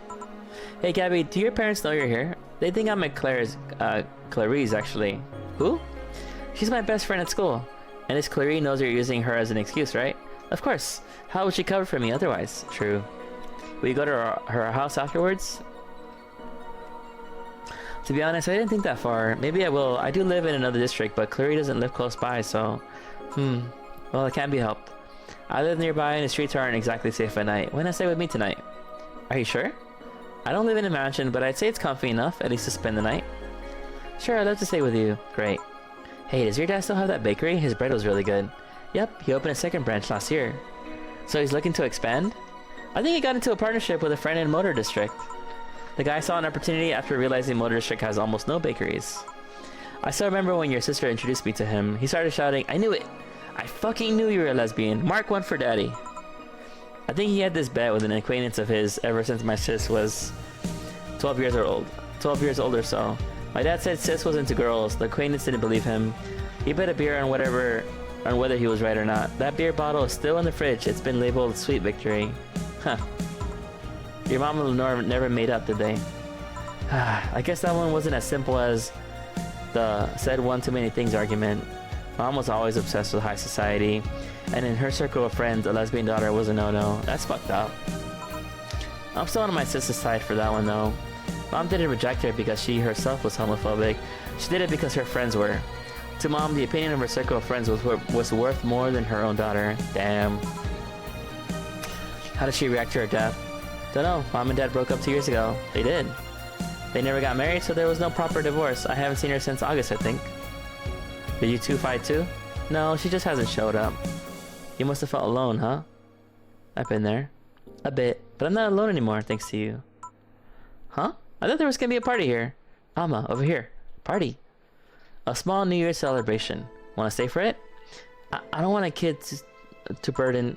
Don't worry, you won't. You'll only get cola for the night, though. No alcohol. It'll give us time to catch up even more. I can introduce you to some friends. Are you in? If you don't mind me, great. Hey Alma, come here. There's someone I want to introduce you to. These little cutscenes are way too slow, like...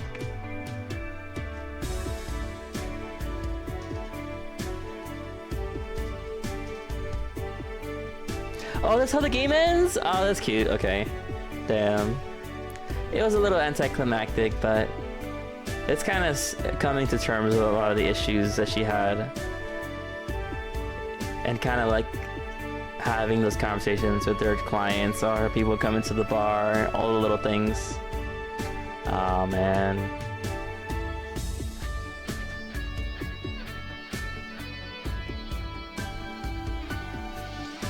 Yo, why is the credits go by so slow though? What the fuck? Dang, I finally finished this game. It's nice. I liked it. It's a nice game.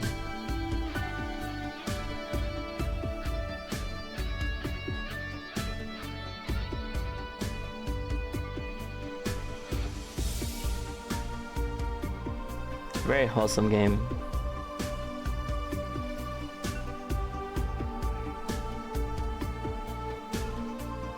Yeah.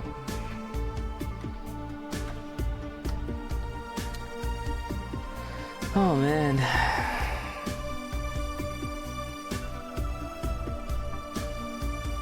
Oh, and I put my stream was gonna end more or less around this time, and it is. I had good timing. Special thanks to everyone who pre-ordered you right there. Mom, dad, family, and friends, thank you for all the support. This is for you.